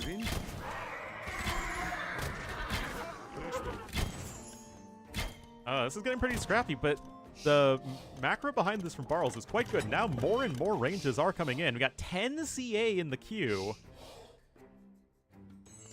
And that is for sure pretty significant. More conks are coming in. They, as of yet, only have the +1 defense upgrade, whereas the Cav Archers have Bloodlines, Husbandry, the attack upgrades, and Ballistic, so they're actually relatively well upgraded by comparison. Why do you have 16 vills on gold?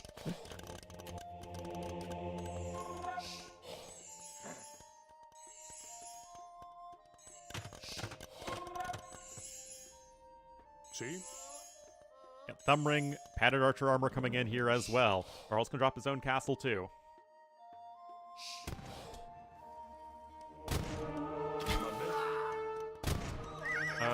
I don't think any Inquisition's in. Nope.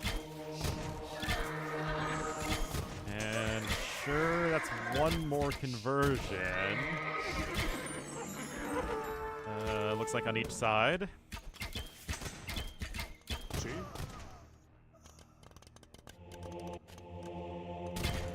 Alright, castle coming in. This would be huge for Barles. Now, notably, he's not really close to Imperial Age, as this is heavy Castle Age-based aggression.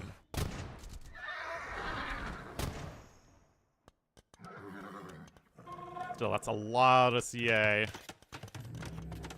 4 ranges. Gonna have relics 12 and 13 coming in. I mean, that's a lot of relic. That's a lot of relic per relic. Presto. And there's castle number 3 even. Leather archer armor is gonna be a big one, of course. Ready. Presto. Don't know what that monk's doing. Mande. Well, the issue is that Ganji's income is almost entirely in gold, right? I mean, it is a majority gold. 13 relics will do that for you. Anyway, castle attempt number 2. At the very least, Barles is closer to Imp, even if he isn't close, if that makes sense. The taunts are pretty good, guys. I didn't know if you knew this, but honks are pretty freaking good.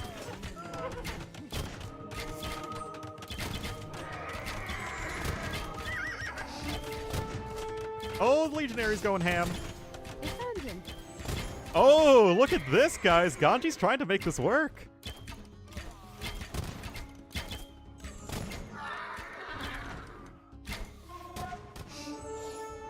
Datum. Evet.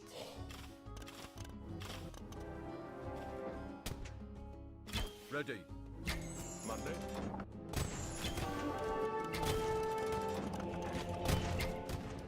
Well, here we are. Castle incoming. Mazuro. No, Kichipatake! No.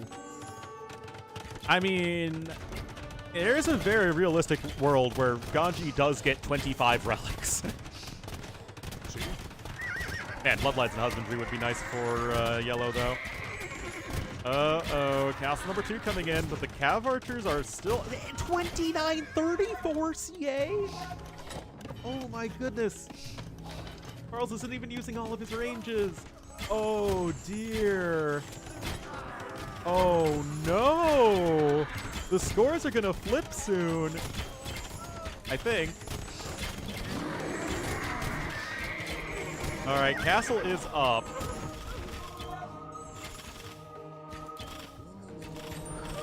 What a wild series so far. And there's Imp. Still not using one of his... Like, he has so many CA queued up, man. He has to realize that. Mande. And I got Rams coming in. Where's the Siege Workshop? Okay, it is all the way over there. There's even a second Siege Workshop incoming. How many gold bills is that? 24. Presto.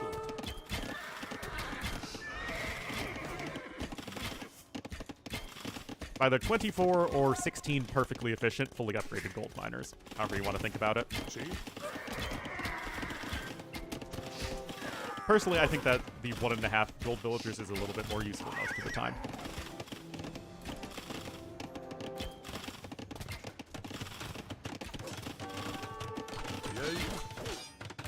Alright, another castle is coming in, but the petard numbers are slowly growing, as are the ram numbers, in fact. And yet Imp is getting closer and closer here for Barles. No Spahi yet.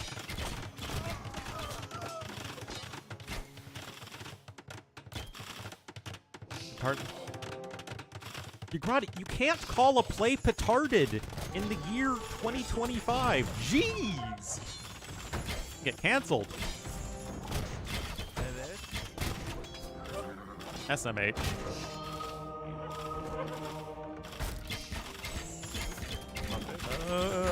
Repairs are definitely not going to be sufficient. Presto. Si. 45 Cav Archers! And this range is still not being used. Come on, man. Sapper, there we go. Alright. Significant imp timing advantage here still for Ganji, for Barles, and you can see he is ahead by 4,000 resources.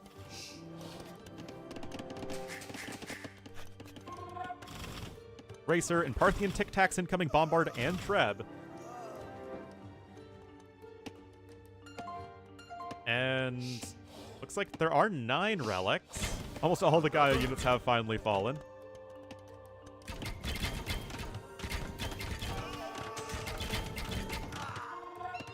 Presto.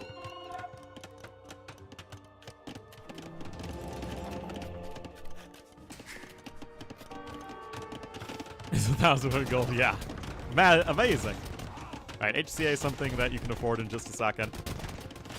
And, well, you only have the 1 castle, so you might not be able to get Spahi yet.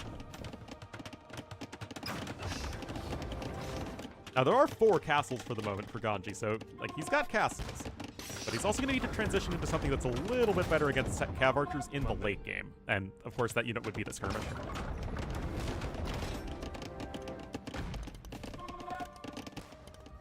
The best unit, in fact.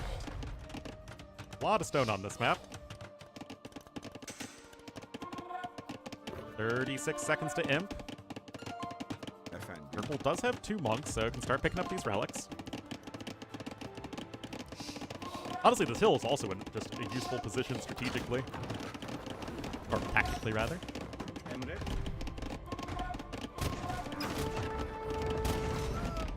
Sí.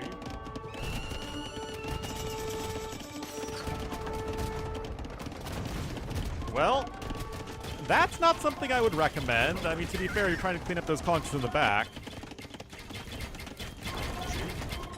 Better? Well, you don't know what the map is going to be like. It's a hyper random.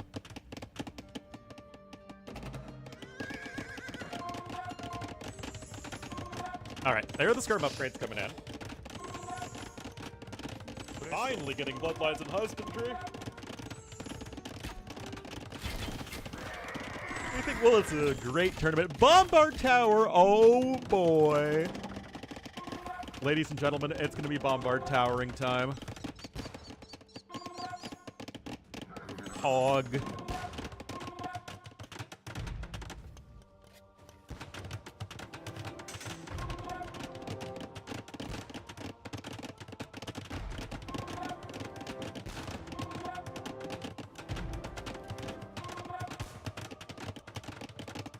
Looks of his own, he should. And there we go. First one's in. He only has almost 8,000 gold to catch up on.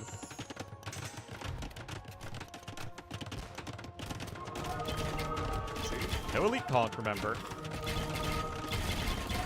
Got artillery coming in too. Monks are going to do what they can. I don't think Ganji ever got Inquisition. No, he did not. Still getting those conversions is nice. Remember, guys, Turks do have heresy.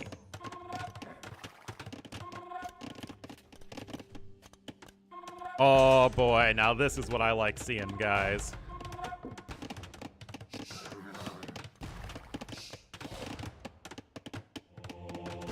Yeah, there's Inquisition. More skirm upgrades coming in, but I mean, this army from Barles might just become too powerful to stop. It might be too dangerous to be left alive. Hazır.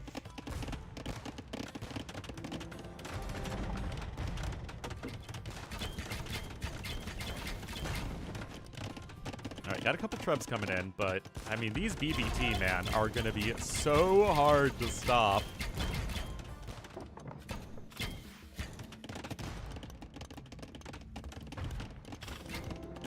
And with Barles finally having control of this hill, I feel like Ganji's going to be hard put to it to even try and dislodge his opponent from it. Little mass Nori on the way. Alright, Ganji's got great monk control though, and you do have Inquisition in versus no monk defense upgrades, as in Devotion or Faith. Or Heresy.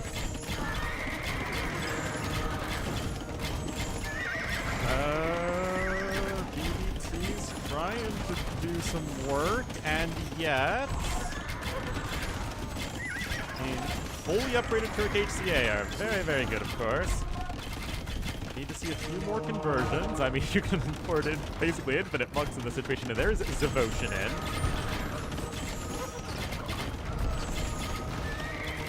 Army numbers are still comparable, guys. You're just gonna take a relic in the middle of all this, you madman.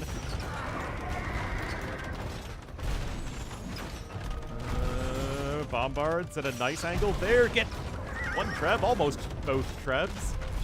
And now BBT coming in from the side, going to secure all of this stone, guys. And I think this just is going to be way too tough to ever try and dislodge here from Ganji.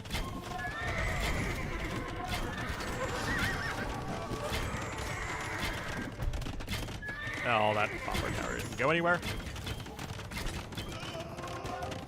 Again, numbers are still comparable, but the BBT make the difference.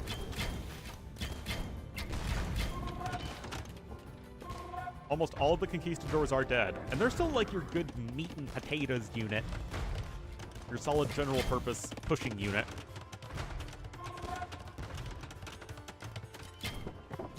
And now the gate is down! Now most of the villagers are here in the back. We do not have supremacy in.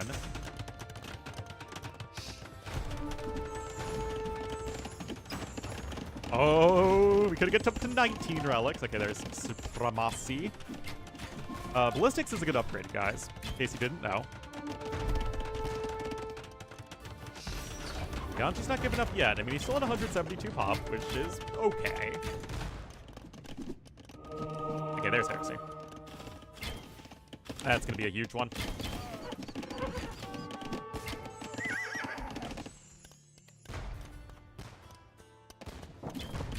Monday. More bombard towers. More, I say. With relics? I mean, it's hyper random, man. How much gold left to mine? 14,000. So we're getting there, but you still got enough to be going on. And I mean, even having 6 relics as Turks is probably very, very good. The crazy thing is that there's still 7,000 stone left to mine, especially in this area. Anyway, now we're getting to the point where this is going to be so much APM for the monks that's only going to have a semi-limited impact. That's it. Like, it's a lot of APM required to use those monks.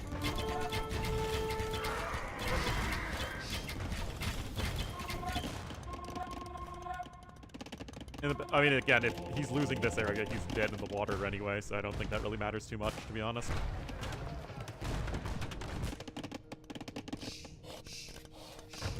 It looks like Ganji is going to completely abandon the central area for now.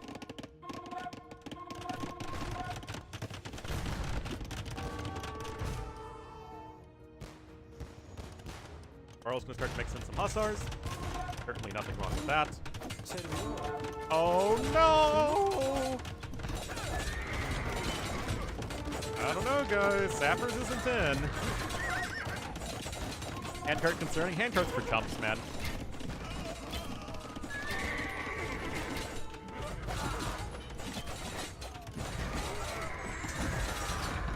Oh my goodness.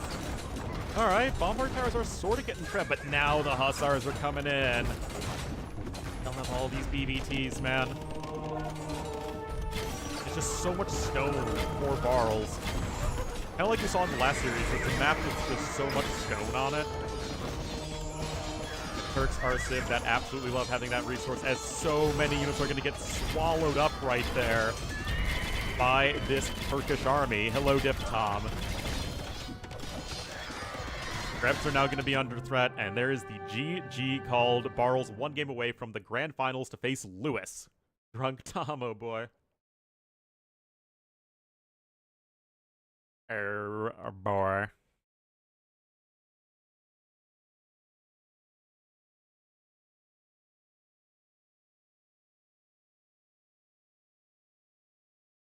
All right. Yeah, look at that. So much more stone. Even with 16 relics, guys, it is not enough to guarantee victory.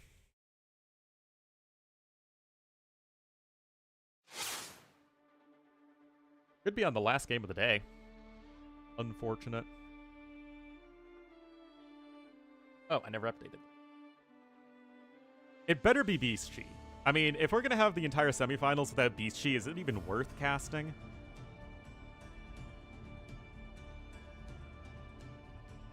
It's actually Barles' home map. Much of the game, yeah, that's what I was talking about. All right, we're going to Zeval. Jawohl.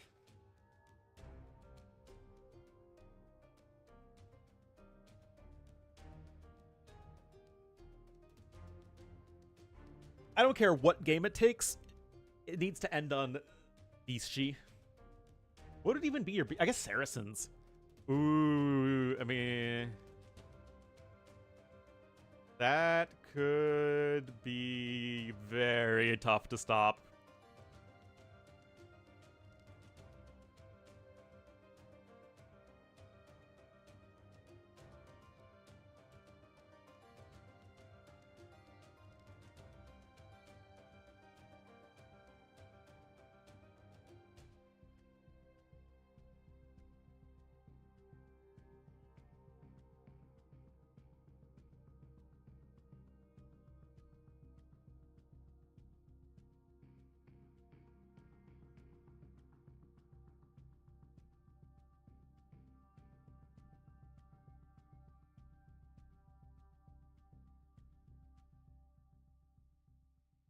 All right, 30 seconds, guys.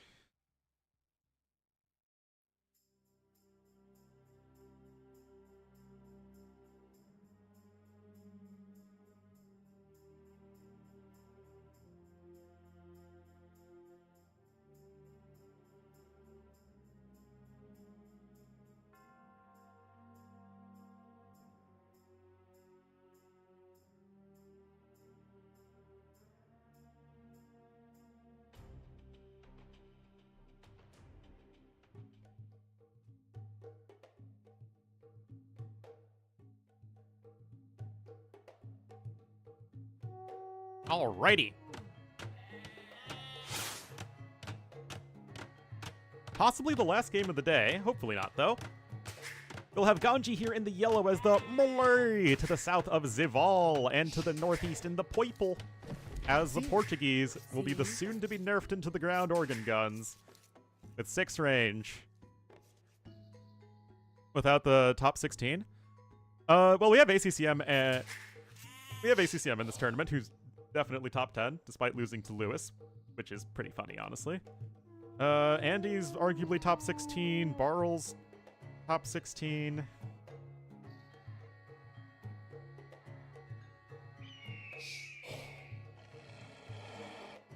On the walls? Oh, you can click on these walls just fine. It's just Gaia markets that make the game crash. Although I did do that in the last game, or the game number 1, now that I think about it. Anyway, this is just normal Zval. It is the heaven map.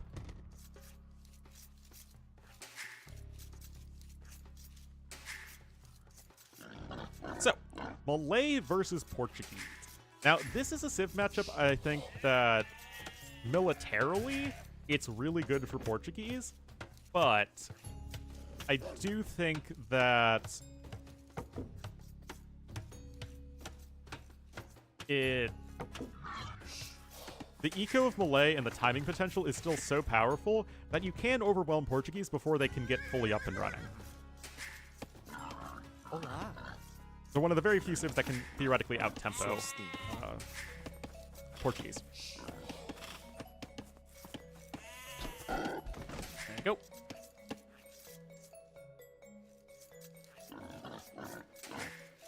Oh yay, the sun is coming out, which means that I will not have to deal with the wet corgi when I walk him after the stream. Not Hofnitsa? Yeah, there's a lot of these changes I don't really get. Like, again, I mean, I'm sure the devs have thought through all of the balance changes quite significantly, but I don't know. I feel like I have a pretty good read on AoE balance, and yet I just don't get so much of it.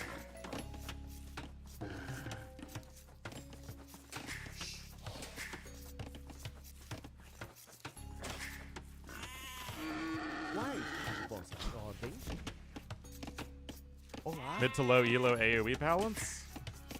I mean, I suppose not, but I mean, the game should be balanced around the top level, unless, again, there's something that is significantly wrong at you know, low levels. With Step Lancer, so 2019, a long time ago.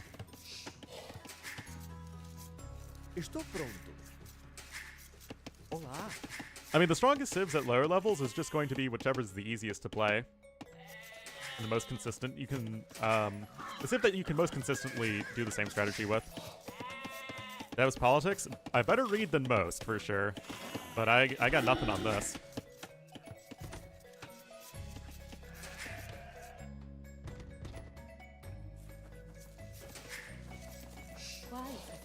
Hola. I guess none of these changes really tackle power creep, and I feel like power creep is just the biggest issue in AoE right now when it comes to really any sort of civ design and balance.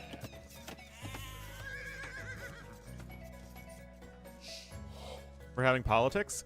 Well, remember, it's the balance between the devs, Forgotten Empires, the publishers, which is World's Edge, and then the community that you can split between sort of a triangle between the pro players, the content creators, and of course there's a lot of overlap there, and then the viewers slash player base. The AoE community at large. So there is a lot of politics that happens.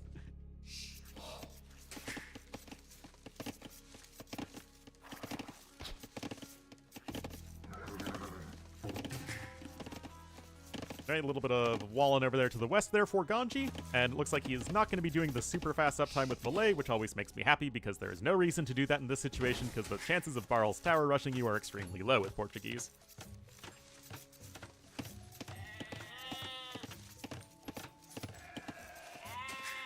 Civ is so good. Well, that's the issue, is that Portuguese are good in too many settings.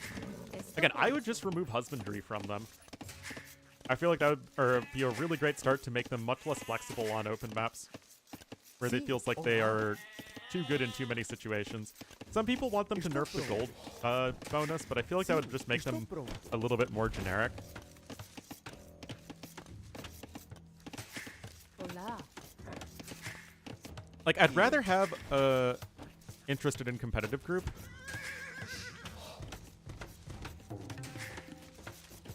Well, I don't know why the game would be balanced at all around players who... I mean, how many players actually play ranked ladder but don't consume any online content? I feel like that's not many people. I mean, there's like the pure casuals in the game, which is a significant group of people. But again, balance shouldn't really matter at all there. Look at Teutons. Yeah, and Teutons are a civ that have been completely crept over. But like, again, what I mean by that is if Portuguese and Khmer and Romans all lose husbandry, then like you don't need to do something like give Poles their old Folvarki back. You know what I mean? That's how I would address the power creep. Yeah, I mean, Machiavelli, I think I've talked about that. The two civs I think that are the big exceptions are Bulgarians and Sicilians exactly that do need buffs. Most civs don't, though. Estou pronto. Yeah, I mean, when it comes to adding and designing content, that is, of course, one of the biggest groups that you need to pay attention to is, of course, the casuals who don't even touch multiplayer, which, again, is perfectly fine. There's nothing wrong with that, but you don't really need to direct balance around that. Like, that's just not really... That shouldn't be a significant factor when it comes to balance changes.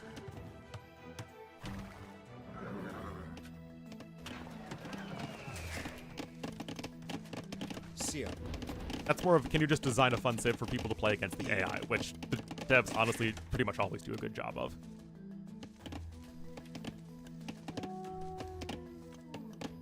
They're not unwinnable, but like that's one of the things with Teutons is they're just a slow civ. This needs a buff.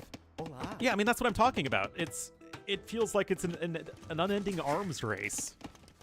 And it feels like every civ has access to way too many technologies. That a civ like Frank's just feels so uncompetitive because they have a limited tech tree. It's like every civ needs good cavalry and good ranged options to be effective. And helps.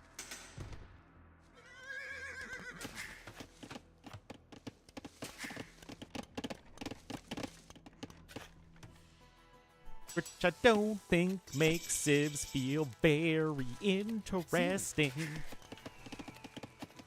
Anyway, I'm kind of curious. Barles is just going to be booming here.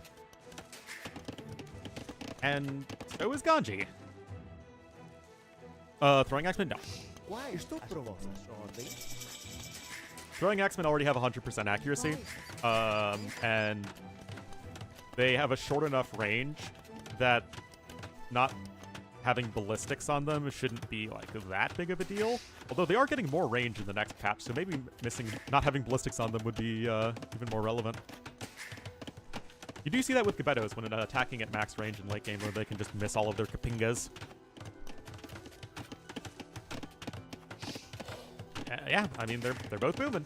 But this should be an advantage here to Melee. Again, one of the very strongest civs in the game that also, in my opinion, need a decent nerf. Esto pronto. Feels the same. Well, one, it's impossible to design. There isn't enough stuff that you can mess around with an AoE to give us 50 unique civilizations. That's just not possible.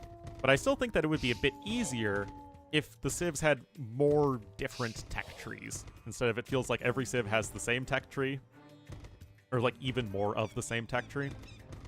Because remember, in AoE 1, that was the only way civs were differentiated, basically, was that they had wildly different tech trees.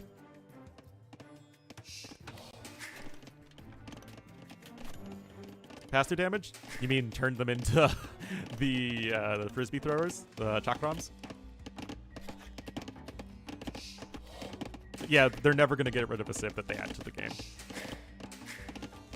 You talk about the politics of AoE, what you're going to sell people to. Okay, you have this civ that you enjoy playing. Sorry, you're now no longer allowed to play it. Like,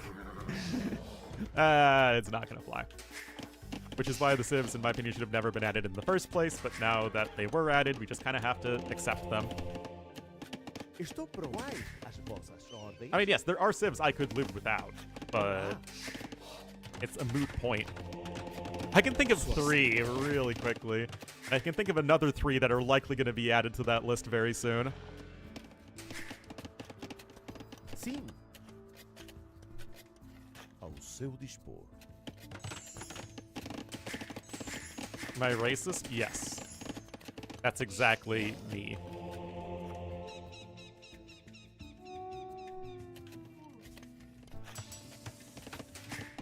Well, this is a bizarre game. No one's going aggressive. I mean, Melee have the eco advantage, as one would expect. Both getting wheelbarrow.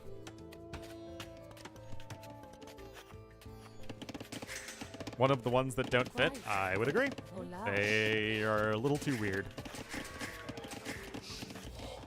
Your Jaras are another civ that feel a little too weird.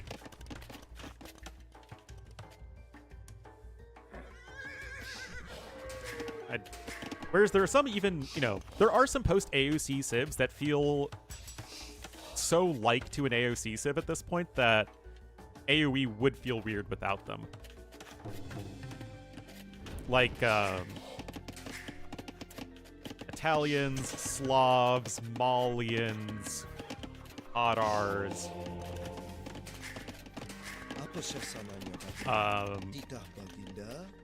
Malay, Khmer, although I think both of them need to be nerfed.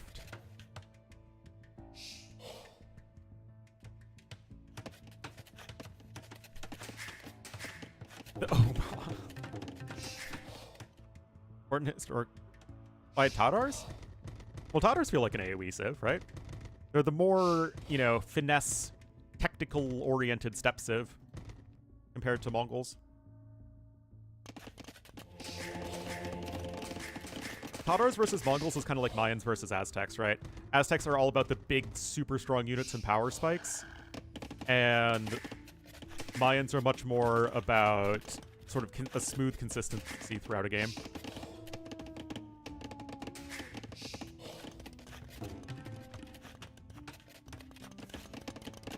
This is such a weird game.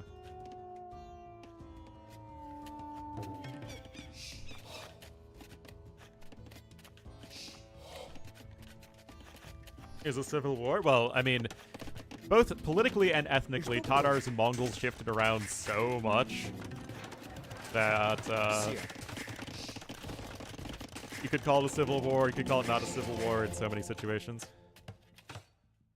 Other than Malay, unless Malay can leverage a significant eco timing advantage, which is absolutely possible, then yes. Sim. I mean, it's not even about historical baggage with Tatars.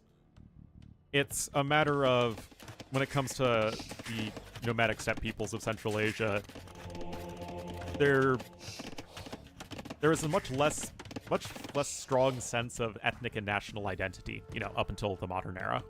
When now that's very much the case. But historically, in the ye old days, it was not the case.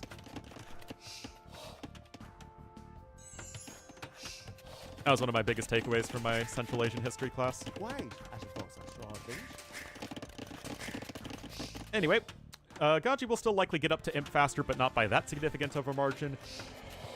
Yes, he is ahead in economy, but again, not by that significant a margin. Barles is probably just going to open Arbs, which is fine.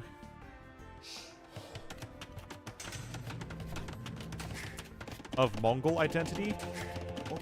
Yes, and that was true for the Mongols specifically. But then what happened is you had the Mongol Empire, you know, grow and grow and grow and grow. And it wasn't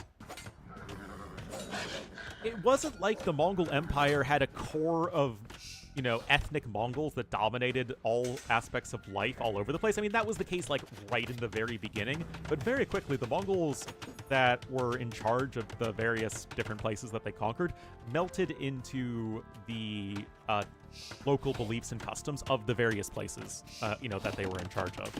That's how we got the Ilkhanate. That's how we got the Chagatai Khanate. And, of course, the Yen Dynasty. And then the Golden Horde.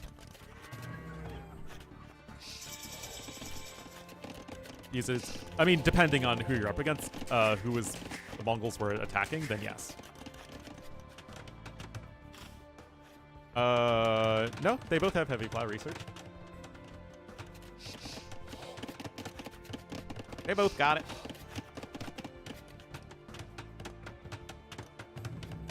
Anyway, guys, do you think Ganji's going to open skirmishers and hard count to the Arbs? Sex Mites and Incas? I agree. I think historically there are certainly plenty more people groups you could add. Although it is kind of just in like two distinct areas, right? Modern-day Mexico / Central America, and then the Andes. And the two groups didn't really have all that much interaction with each other. Okay, so both players go in Arbs. I think that a lot of the issue is that it's just hard to design a ton of American civs within the constraints of AoE 2.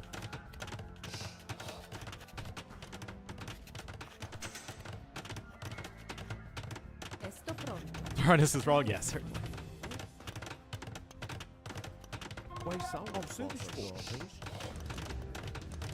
More money? Well, I mean, the game is made by and largely for people who are either European or of European ancestry, so yes.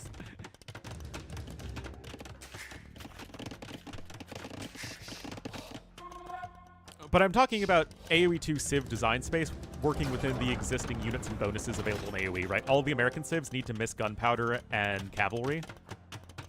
So it's just you have fewer things that you can mess around with to create unique civs, you know? Think how long it took Incas to be unique. Took a lot of iterating. I mean, now they are, but they were not in the long, long ago time. Anyway, still 2,000 more resources here for Ganji. At the first kill, 28.5 minutes into this game.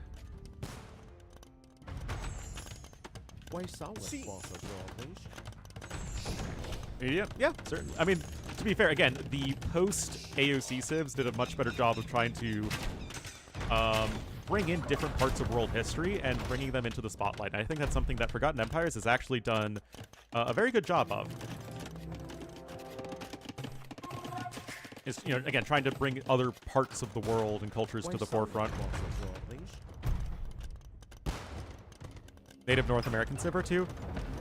The issue is, one, we don't know enough about them historically, and two, they're so isolated from the rest of the civilizations that it's like, how could you make them a compelling and memorable AoE 2 save that isn't just complete fantasy? It's a tough one.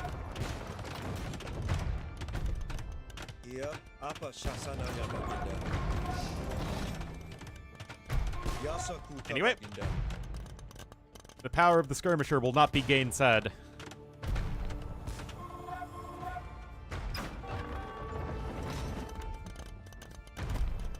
Fantasy, they're pretty close to it.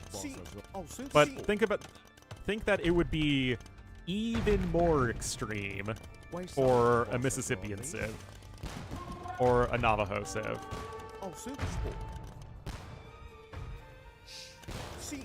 Because you know even less about them. I mean, Mayans are basically as close to pure fantasy as it gets in AoE 2. Because we just don't know much about the Mayan culture or military structure. Aztecs, at least, we know a fair bit about, and that's why Eagle Warriors and Jaguar Warriors are a thing. And of course, all the monk-based stuff.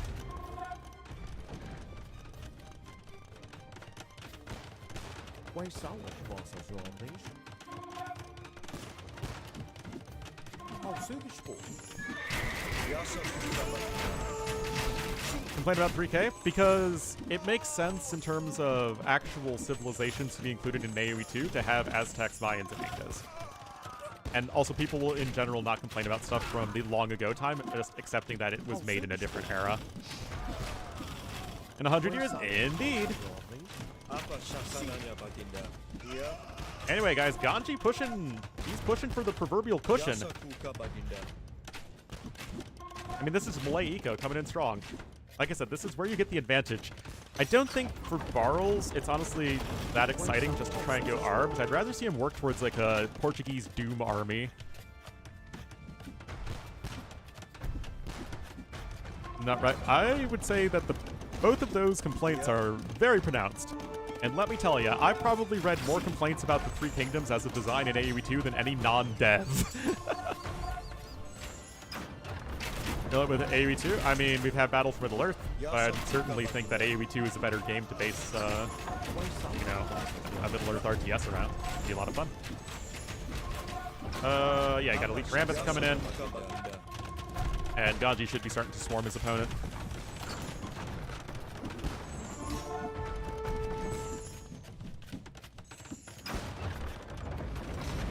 Only a... Yeah, it's only non-elite terms who are getting their production time nerfed. Oh yeah, I mean, I think that the whole Three Kingdoms stuff, again, based off of my limited understanding, is something that was exclusively from some higher up at Microsoft who thought it would be a very, very good idea and completely misread what the community response would be. But, you know, they're committed to it, so they have to make it work. From the world that I'd like to see next in AoE 2? Not really. There are always civs you could add. Like, always civs you can add to AoE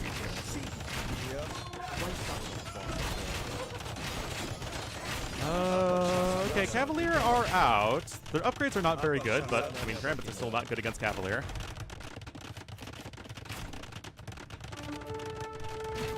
It was in the works for some time. My thought is that the Three Kingdoms aspect of it was decided relatively later on.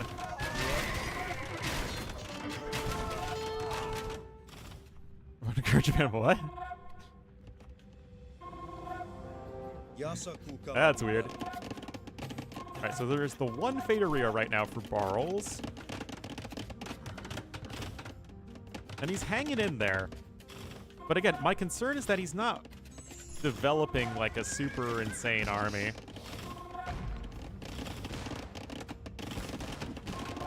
Everyone releases? Oh, again, I don't think we need to rehash that the going in the Three Kingdoms direction was not the way to go for Chinese DLC in AoE 2.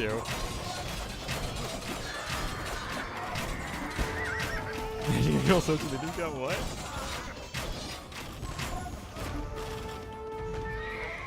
Although I am watching Apothecary Diaries right now, and that's a very fun one. Sim, ao seu dispor.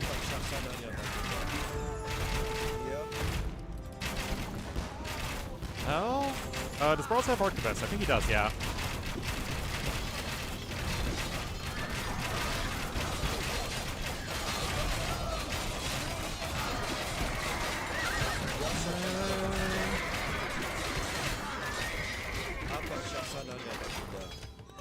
Maximum amount of upgrades a Civ has access to, but one of the ways that we design Civs is that some Civs have much broader tech trees than others, while those Civs that have less broad tech trees often have more powerful bonuses, both militarily and economically, or units that are, in general, much harder to stop.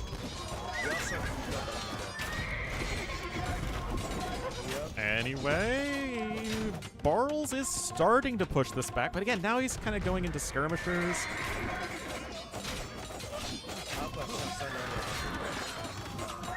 I don't know. I feel like Barles, wouldn't he want to just get to an army of a bunch of organ guns? I feel like Malay would have a terrible time dealing with that with using anything other than battle elephants. And you have Halds potentially to deal with battle elephants. So you need to be able to predict that transition, but that would make the most sense. Deal with Cavalier? Well, one, there aren't that many Cavalier because you're running out of gold. I mean, Federias are not going to be good for Cavalier production. The units don't survive long enough. Oh, they're going to go for the Bombards.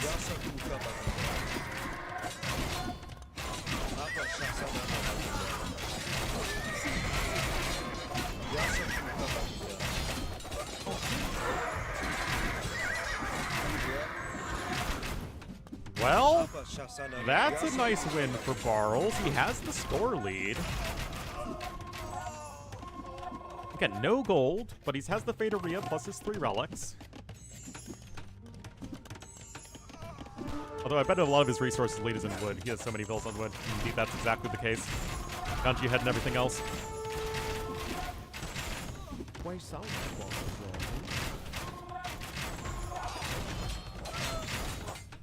Something issue? Well, yeah, that's definitely a thing. Ao seu dispor.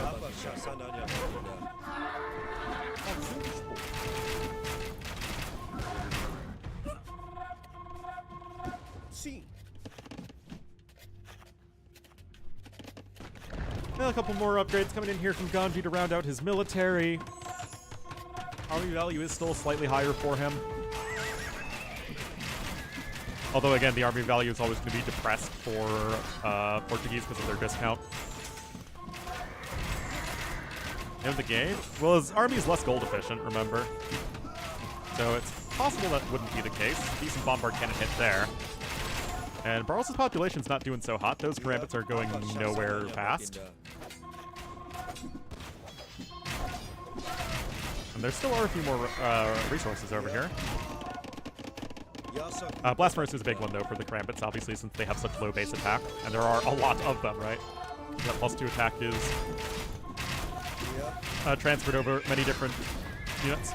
Which I really like in AoE2, how upgrades give you like an absolute value increase instead of a percentage increase. It just feels like that means that the different upgrades benefit units in different amounts. Whereas in like AOM and AoE3, it's just like, oh, percentage increase for all of these units. Anyway, Barles is back up to near 200 population. He has a second Federia in.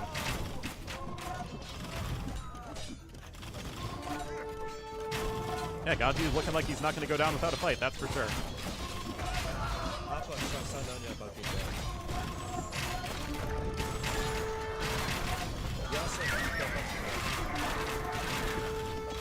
Still just not the biggest fan of how Barles is approaching this in terms of composition.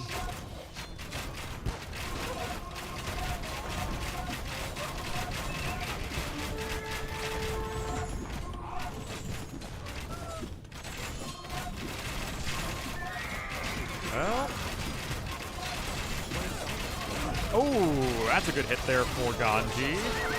Is that going to be the straw that broke the camel's back? Okay, there are two more bombards. Light Cav are not going to be all that great against the Karambits.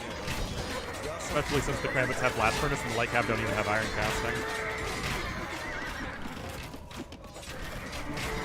No, you can't transition into Organ Guns at this point. You don't have the gold.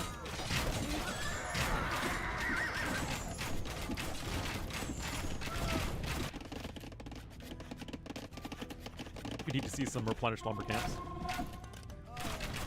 Where are those guys going? Okay. Sure. Why not? Yeah, it doesn't have the production, he doesn't have the gold to start investing into it. Okay, I guess he just wants us to secure that gold a little bit better, does Ganji?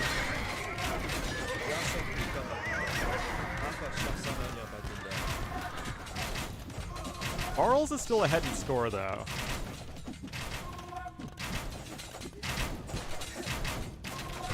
But he doesn't have gold, which again is kind of an issue, considering that there's plenty of gold still coming in. Forced levy on its way.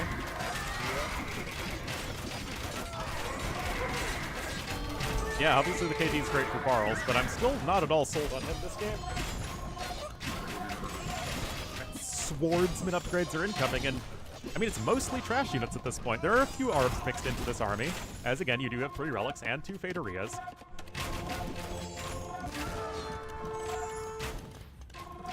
Like I'm gonna try and launch a counterattack.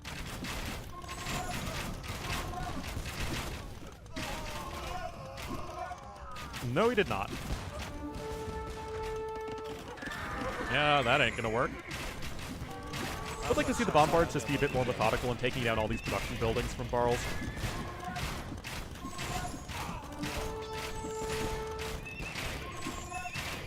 Just get that guaranteed value. There is Blast Furnace coming in, though. And there are not very many units in position to deal with that. The archers are coming here at the back. Yeah, Barles able to find a weak spot in his opponent's unit array. Okay, now we got pikemen coming in. Barles' population's really starting to drop, though. Again, Ganji still has plenty of gold.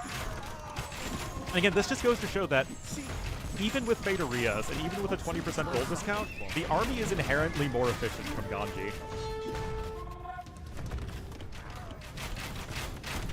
And looking like he wants to keep this series going.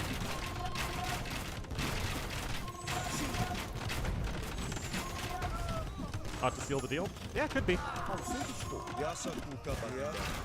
Oh, you do need 2-handed swordsman, the upgrade. It is true.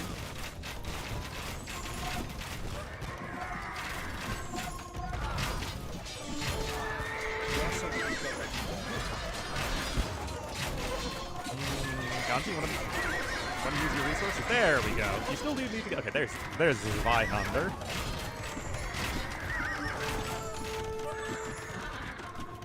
And Hal. So both going to be very good here.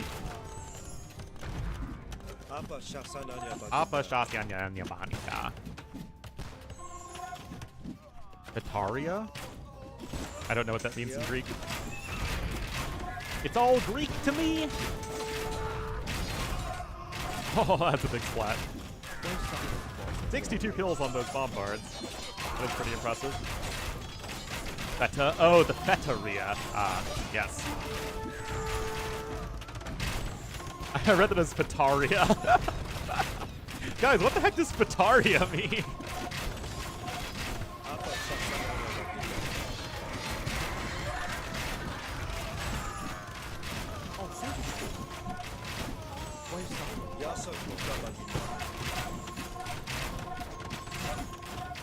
Well, swordsman coming in. There just isn't anything to kill them. Just have the one castle left.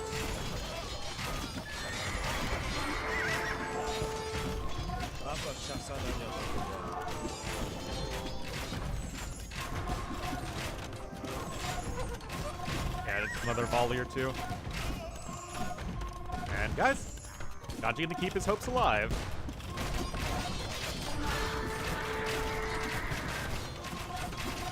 Probably. Any moment now.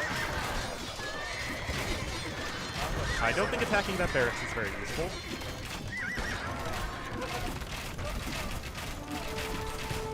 Ganji does have 31 idols, though. It's pretty painful.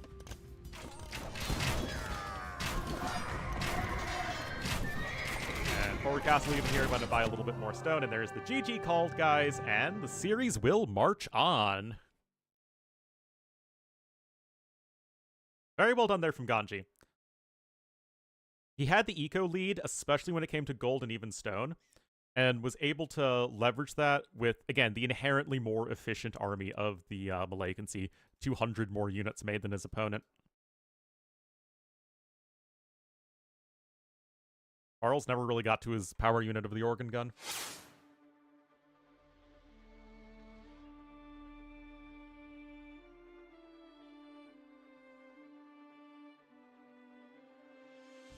Alrighty. It is the Malay triumphing over the Portuguese, so highest non-sniped pick for each player. Ganji's #1 home map.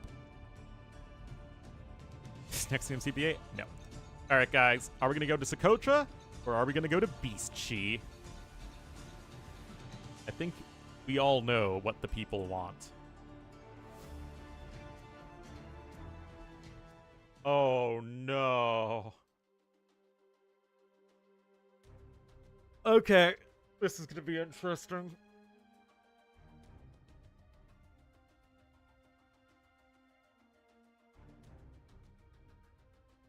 This is going to be interesting, guys.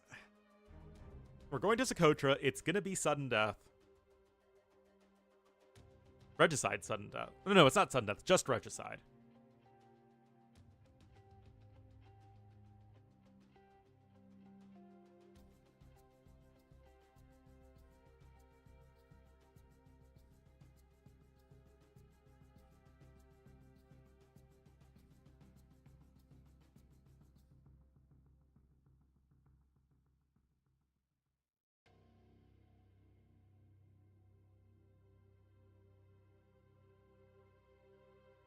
How mukbang coming? I didn't think I was a mukbang streamer, although I do need to get lunch after this.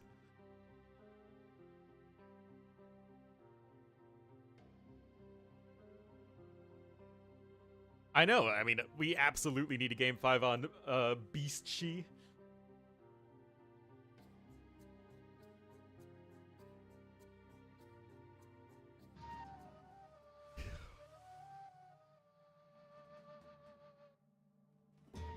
Guys, isn't it sad that we're more likely, as our next AoE civ, going to be getting Ancient Macedonia than Swahili?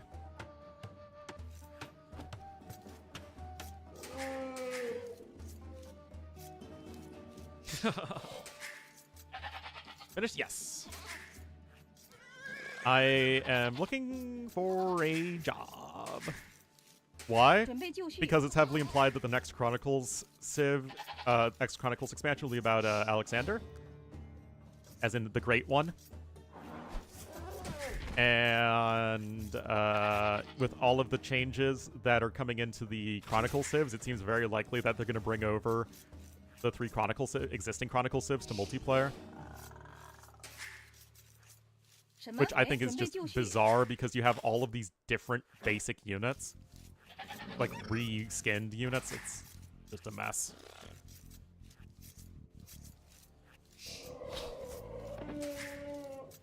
Well, again, I don't want this to be the case. I just think it's ironic that instead of a logical AoE 2 civ, we're gonna get more ancient nonsense. To yell at him? Yep. I think that sort of decision is unfortunately above Trirem's pay grade, so I can't yell at him.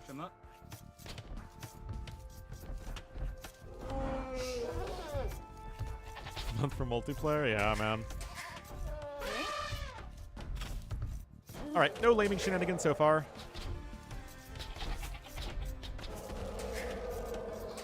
It would be bad. It would be dumb and it would be bad.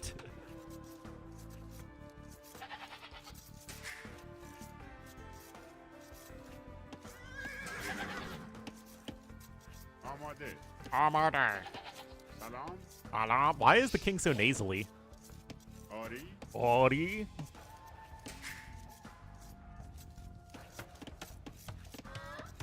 Still rot.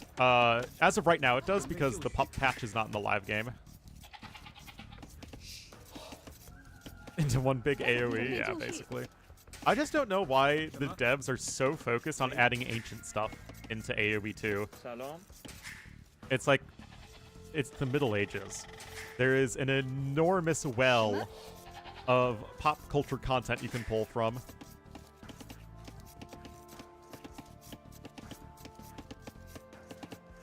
It sells? I mean, it's just weird. It's absolutely the C-suite that is making all these decisions.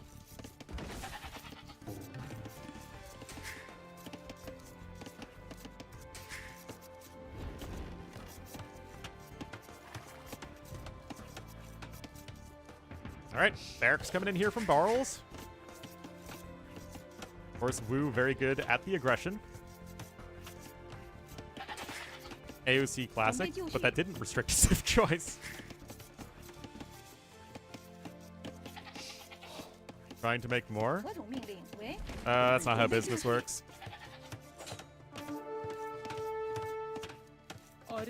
Devs? Well, the World's Edge executives are not devs, right? They're publishers. The devs are the people at Forgotten Empires. But I'm pretty sure you're not allowed to restrict civilizations in a World's Edge sponsored tournament. Or at least not without a very good specific reason. Restricting civs because you don't like them and don't think they belong in AoE does not feel like a great way to have Nilly get you money.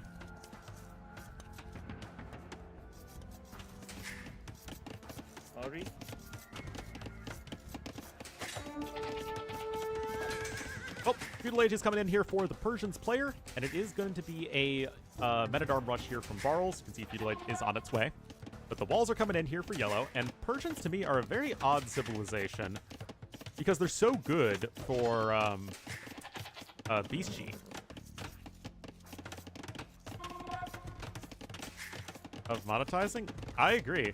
I think that what they tried to do is sell expansions that don't add multiplayer civs because you can make more of them without restricting a ton of the design space and learning curve for AoE.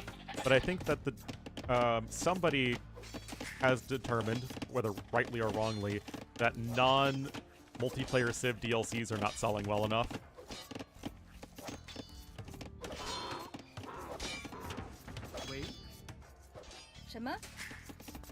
Well, Bill's coming forward here for Barles.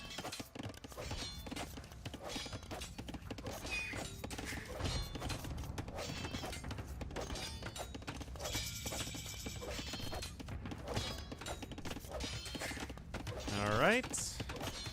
Archery range is on its way. All fast Feudal Age into defensive skirmishers, guys.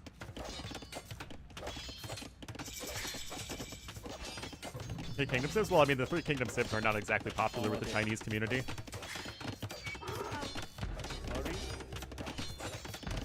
Ooh, I don't know about this, guys. That tower's going to be up a lot sooner here for Barles. No Metadarm upgrade, though, interestingly. Got DBA on the way now for yellow, but he's back to being housed.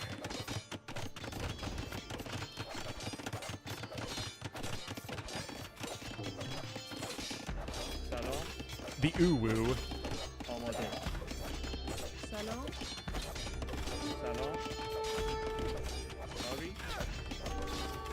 Well, only having 3 villagers does not feel like a great way to win a tower war. Okay, the archer coming in, my bad. Still, no other gold. The double woo, yeah, and the patch notes.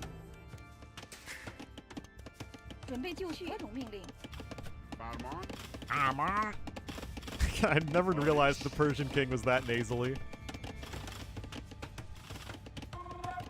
For no reason. I mean, you get people who donate a significant amount of money to T90 on a regular basis, or Hera on a regular basis, to guys who absolutely don't need that.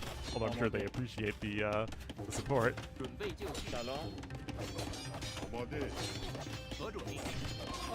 So, I mean, you get something people care about, then they'll spend money on it regardless of if it makes a ton of sense or not.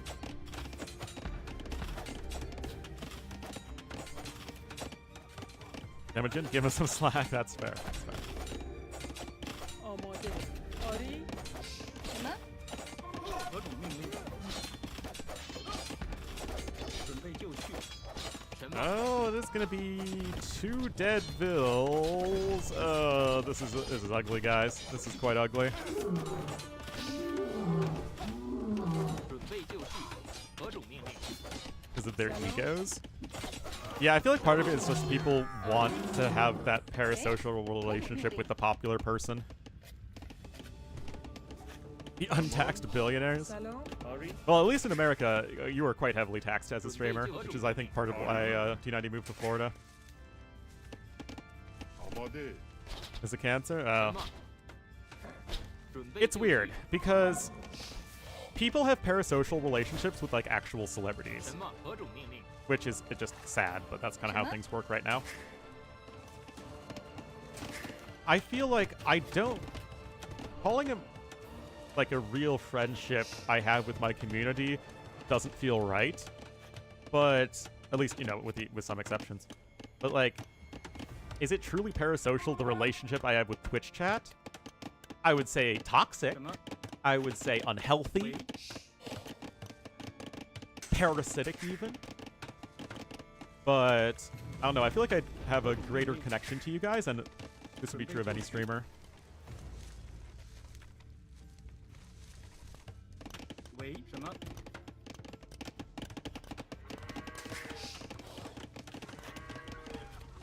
Delights.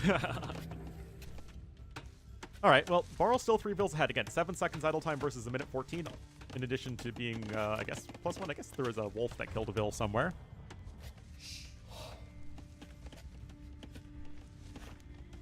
آری. فرمان. آماده. 准备就绪。 If I were 什 human, 么？何种命令？ آری. if only. 什么？喂？ آماده. I'm a very bad revolutionary. 准备就绪。喂， Alright, so the res collected are still pretty even. You ever met? Yeah, like, that's the 准备就 thing. 绪。什么？ آری. 何种命令？ Leeching off us? Yes. آماده.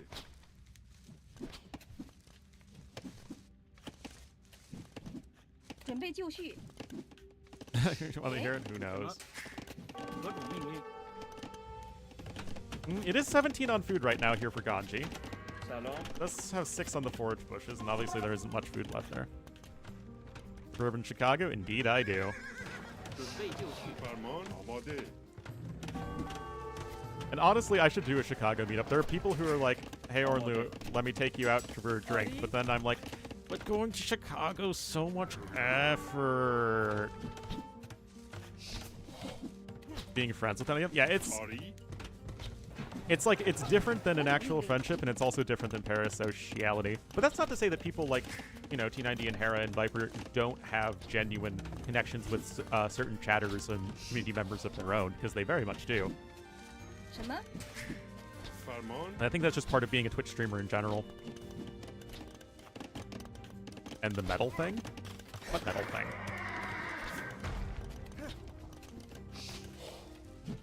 آماده. But yes, MJ is a very significant cultural icon of Chicago. 准备就绪。 It's so dirty? No, it's going to Chicago involves a lot of traffic. 何种命令？ Hence the almost 3 hours it took me to get downtown yesterday. آری. Above familiar stranger? Yeah, exactly. Yeah, the bean. The bean. سلام. It's honestly pretty cool. Buy 2 drinks? Yeah, I mean, the AoE community has always been very, very nice and warm and welcoming to me. It was not quite 3 hours, but it's fairly close to it. The Oasis? Yeah, I think I played there for like jazz band or something in high school. Offer of drinks. آماده. فرمان. Alright, horse collar coming in, and I mean the castle age time's still slightly faster here for Ganji. He's catching back up in the villagers. So despite having a rough start, Ganji's honestly okay. I'm still not entirely sure why Persians, but well, here we are. Yeah, the Oasis was there for quite a while. Nerds to hang. Yep. Chicago pizza. Chicago pizza, Chicago-style hot dogs, Italian beefs, Euros, AV Pier, the Ferris wheel, the Sears Tower, Chicago Fire, Gangsters, Al Capone. آری. What else? What else? All the shopping on Michigan Avenue. Pretty darn famous. Da Pope. Yep. Many, many movies that take place in Chicago. In a complex, yep. After a disaster. It is pretty funny. But it's also a great team name. Say Sears Tower, everyone still says Sears Tower in Chicago. One of the easiest ways to identify if someone isn't from Chicago is if they actually call it the Willis Tower. Like, nobody in Chicago calls it the Sears Tower. Or not the Sears Tower. Anyway, I heckin' love GN Swordsman. It's my favorite unit. They have no upgrades and they're so hard to deal with.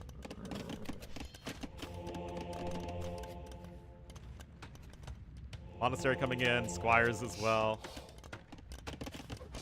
I still just don't understand Persians. Their units are so expensive.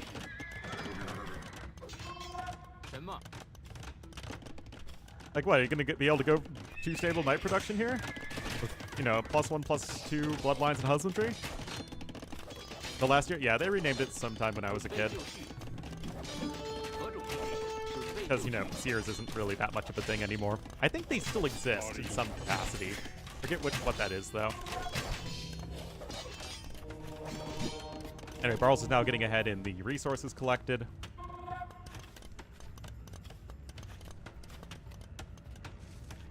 Parafamiliarity. Oh, there you go.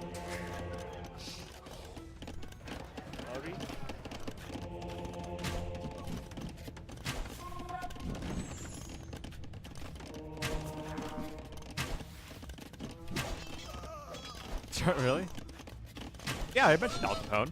He was absolutely based in Chicago.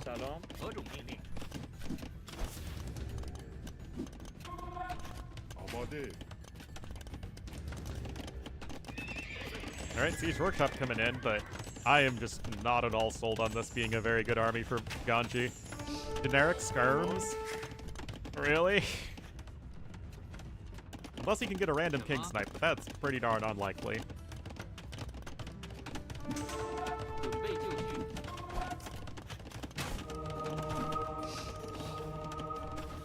Defense upgrades, and even if you get the defense upgrades, which to be fair he is getting, they still don't kill mangonels, and they definitely don't kill the Qian swordsman. King, it's the fancy robes, man.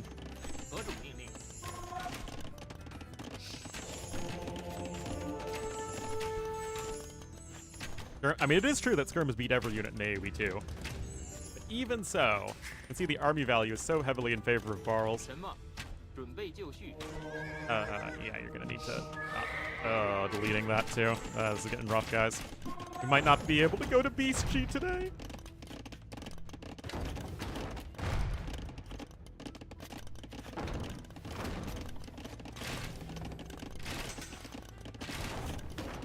Oh, it was so cute though. Blackpink was talking about how much they like Chicago. They were calling it the Wind City. And then the audience was like, no, Windy City. And then they started emphasizing the Windy City. It was cute.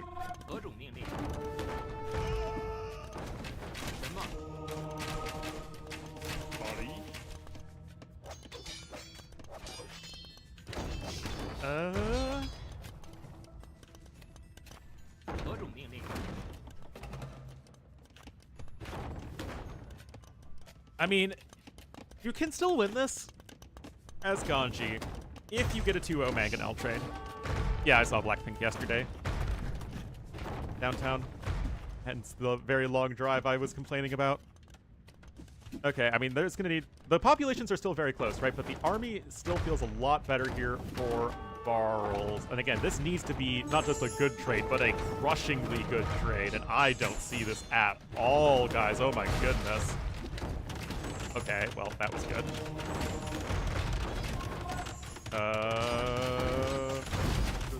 Well, I guess it is technically a one-for-one trade. I mean, it's a good trade, but I don't think it's a good enough trade, you know?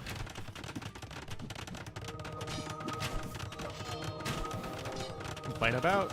I mean, I was at the K-pop concert, and I was trying to have fun even though I was by myself, and it was pretty lonely. But, you know, I was just there, and I enjoyed it. I don't know. Honestly, I was pretty surprised with how diverse. I thought it would be mostly Asians there, but no, it was about a slice of Chicago as it could get. People from all walks of life. The teen girls screaming? There were definitely plenty of young women near me that were very, very happy and loud. But obviously, I was cheering too. A deep dish slice? Are you racist? I mean, I don't think so. You'd think that the general cross-cultural exchange between Asian Americans would be higher than any other group in the Chicago area, and yet that was not the case. And it, again, people from all walks of life, which is great.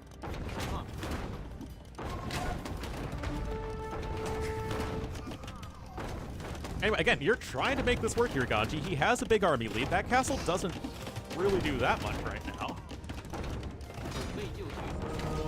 Again, swordsmen in low numbers can get converted like so, and that's going to force a deletion. Okay, well, that's just a 1-for-1. That's manageable still.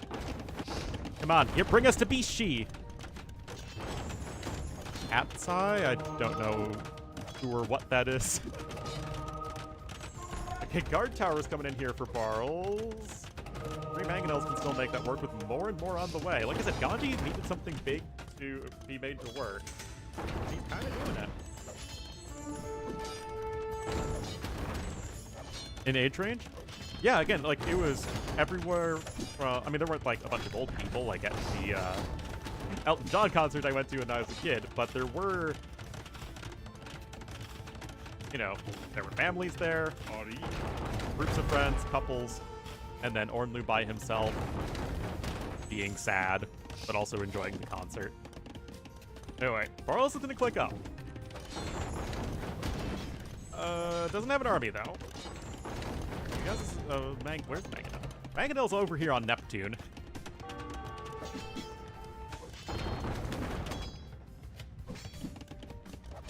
I would prefer a slightly greater sense of urgency here from Ganji. Thank you very much. I mean, 4 Mangonel still killed the guard tower, no problem.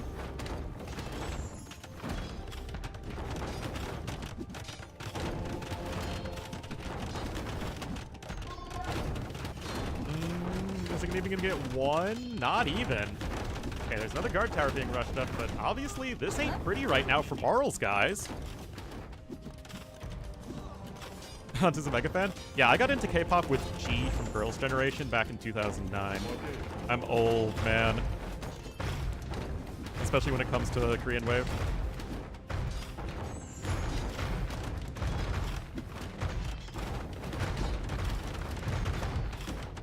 Oh, manga, no! It did not come out! Holy crap! Concerts alone?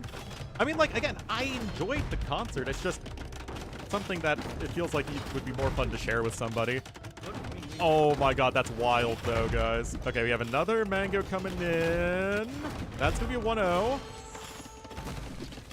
Oh, more dead mangoes. Is this the defense you need here? It's working. Yeah, King's down the castle. 准备就绪， All right. 什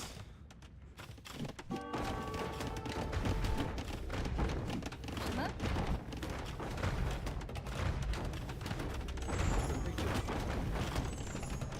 아마데.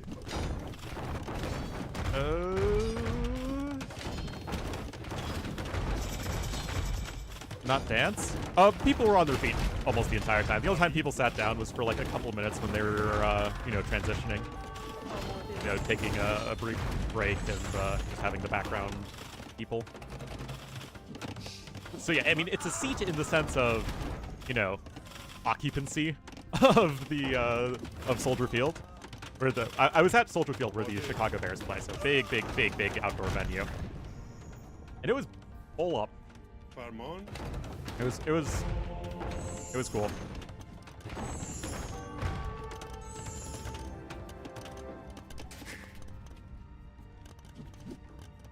And I had ground level seating.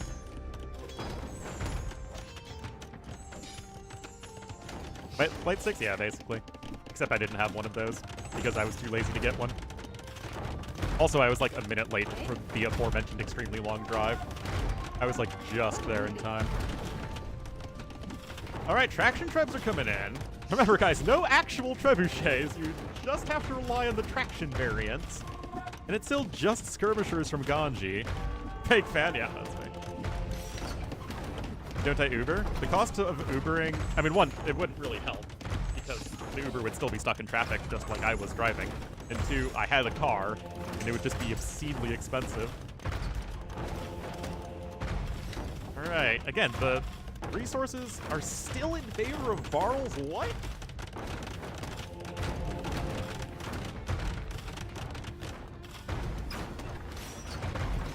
The water outside? Yeah. Oh, is it more expensive in America than other countries? Because it is very expensive here. Ari. Ever live in Korea? I was in South Korea for 2 weeks. So I wouldn't say I lived there. It was a great 2 weeks. It was a very intensive 2 weeks, but I'd like to go back for sure. The strange treb things, they are very strange. Anyway, Ganji still is not really able to get the eco efficiency. Look at the eco balance, guys. He has 41 bills on wood, man. Okay, yeah, knight numbers need to climb, but that's where the monks come in. You have some bills nearby, but Barles still has a very inefficient economy.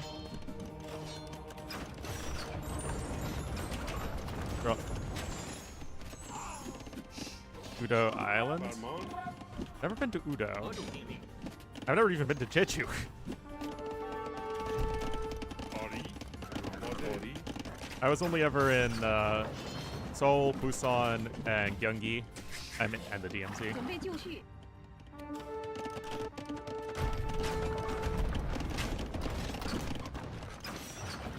All right, ballistics is coming in now. I mean, the population's still a lot better here for Ganji, but you're not taking down this castle anytime soon, so you cannot go for a King's Knight. And yet, Purple isn't really in a good spot himself. Knights are still with very poor upgrades, however. And the traction trebs are doing their thing, eventually. In the most traction treb way possible, and I think that it might be at a point when Ganji is just falling a little too far behind. Castle still commands the entire center of the map. Gold is going to be at an absolute premium, and like I said, the Persian army is just not efficient enough.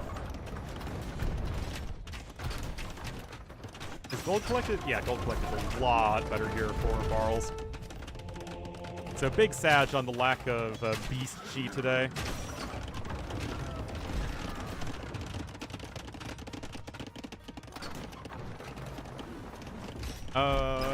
King is right there.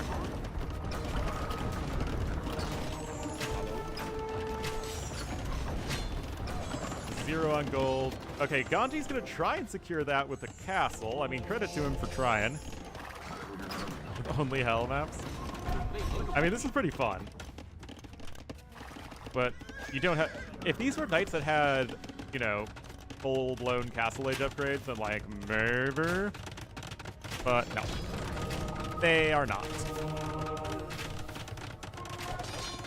YOLO Castle drop here. Obviously, the KD is redonkulously in favor of our purple player. I mean, this is cute. But yeah, GGGL in final, says Ganji, and Barles will take the 3-1 win. It was... Ganji fell behind early on. He tried to make a cool comeback happen, but the Imperial Age timing was a little too good. The guard tower defense was perfect from Barles. And, of course, simply nowhere near enough gold income, especially. So that means the finals tomorrow will be Lewis versus Barles.